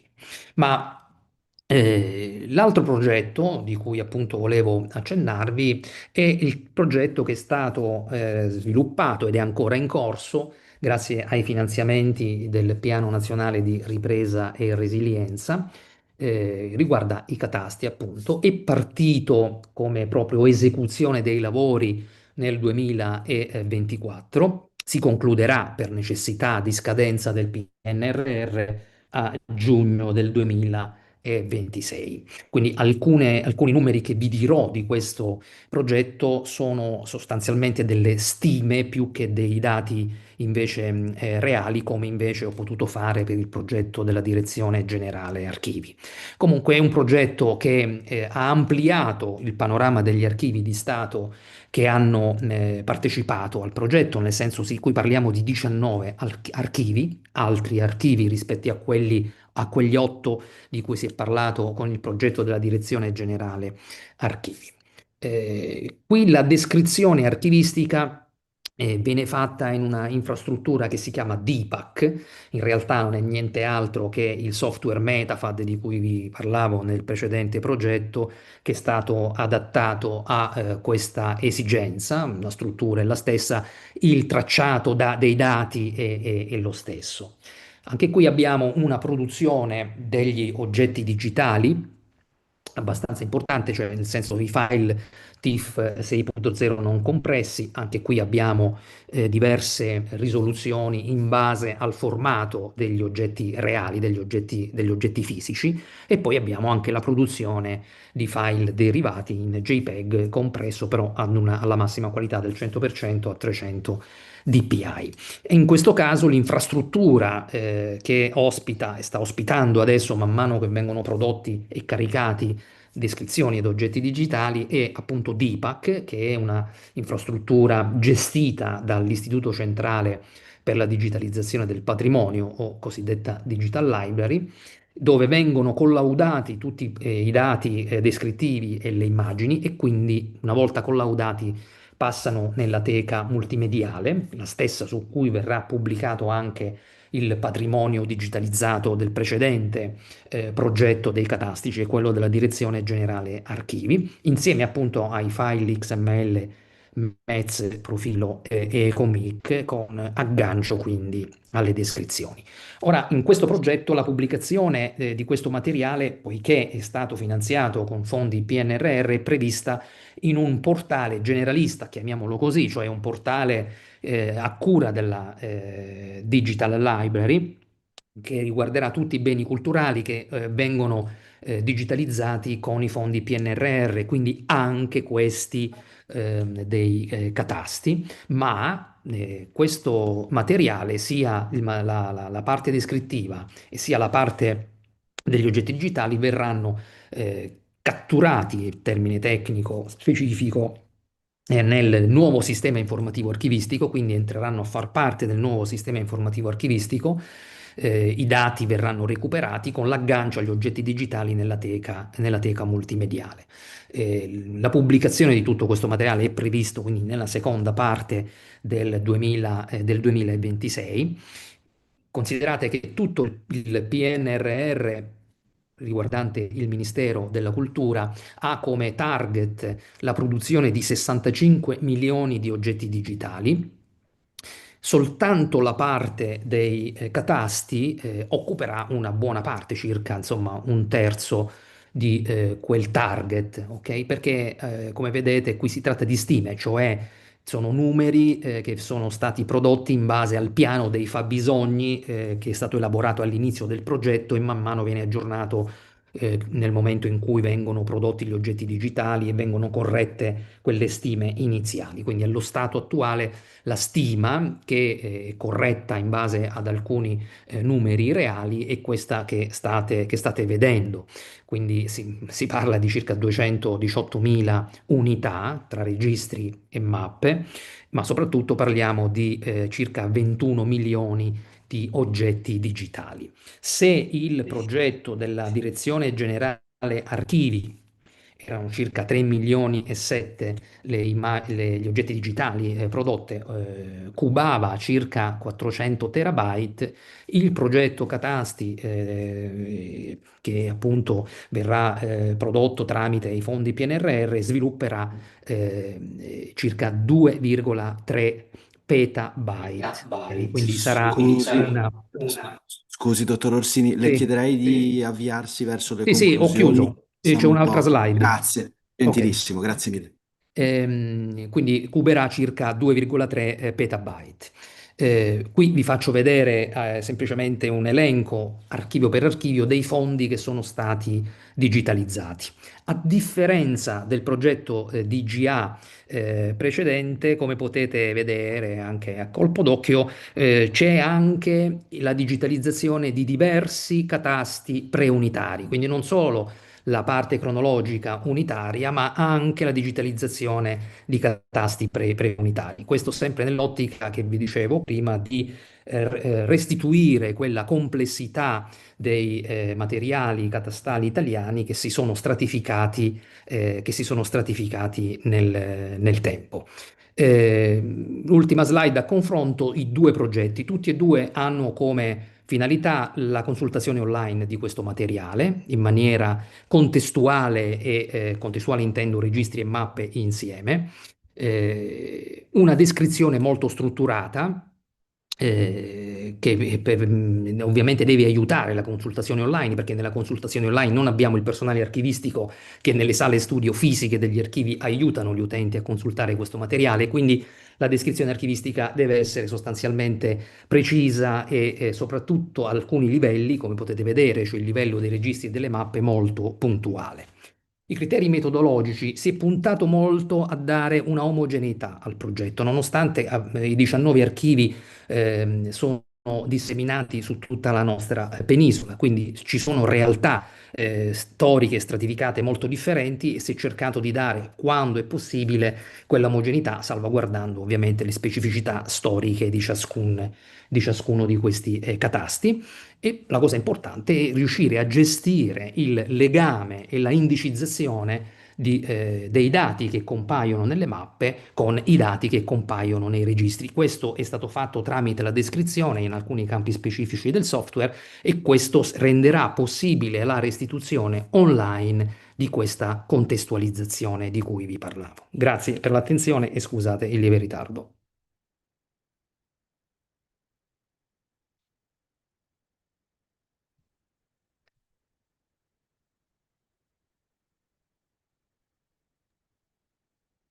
Yes. Thank you, Pasquale. Ok. Mi sento male. Ma non ci sente proprio perché non stiamo Adesso sì, parlando. lei adesso sì la sento. Sì, sì, adesso parliamo e ci sento. Thank you, Pasquale, for Sì, the comments adesso sì. Però you credo che gave più che dal suo us. microfono la sento dall'altro microfono. Okay. Do you hear me? Sì, adesso sì. Okay. Thank you for the context you gave us. We all know that an archive can be deeply understood only in the context. And of course, thank you for the detailed overview of the past and ongoing projects. So thank you. Let's see if somebody has questions for you from the audience or online. Who knows? I guess nobody has. Everything was very clear. So thank you. And Grazie. thank you all for staying here until the very end. And I think we deserve applause, all of us.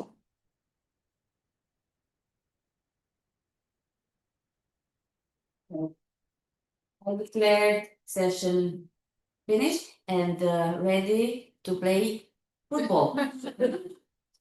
Good luck. Yes. I don't have information. Let's ask organizers. No, don't have.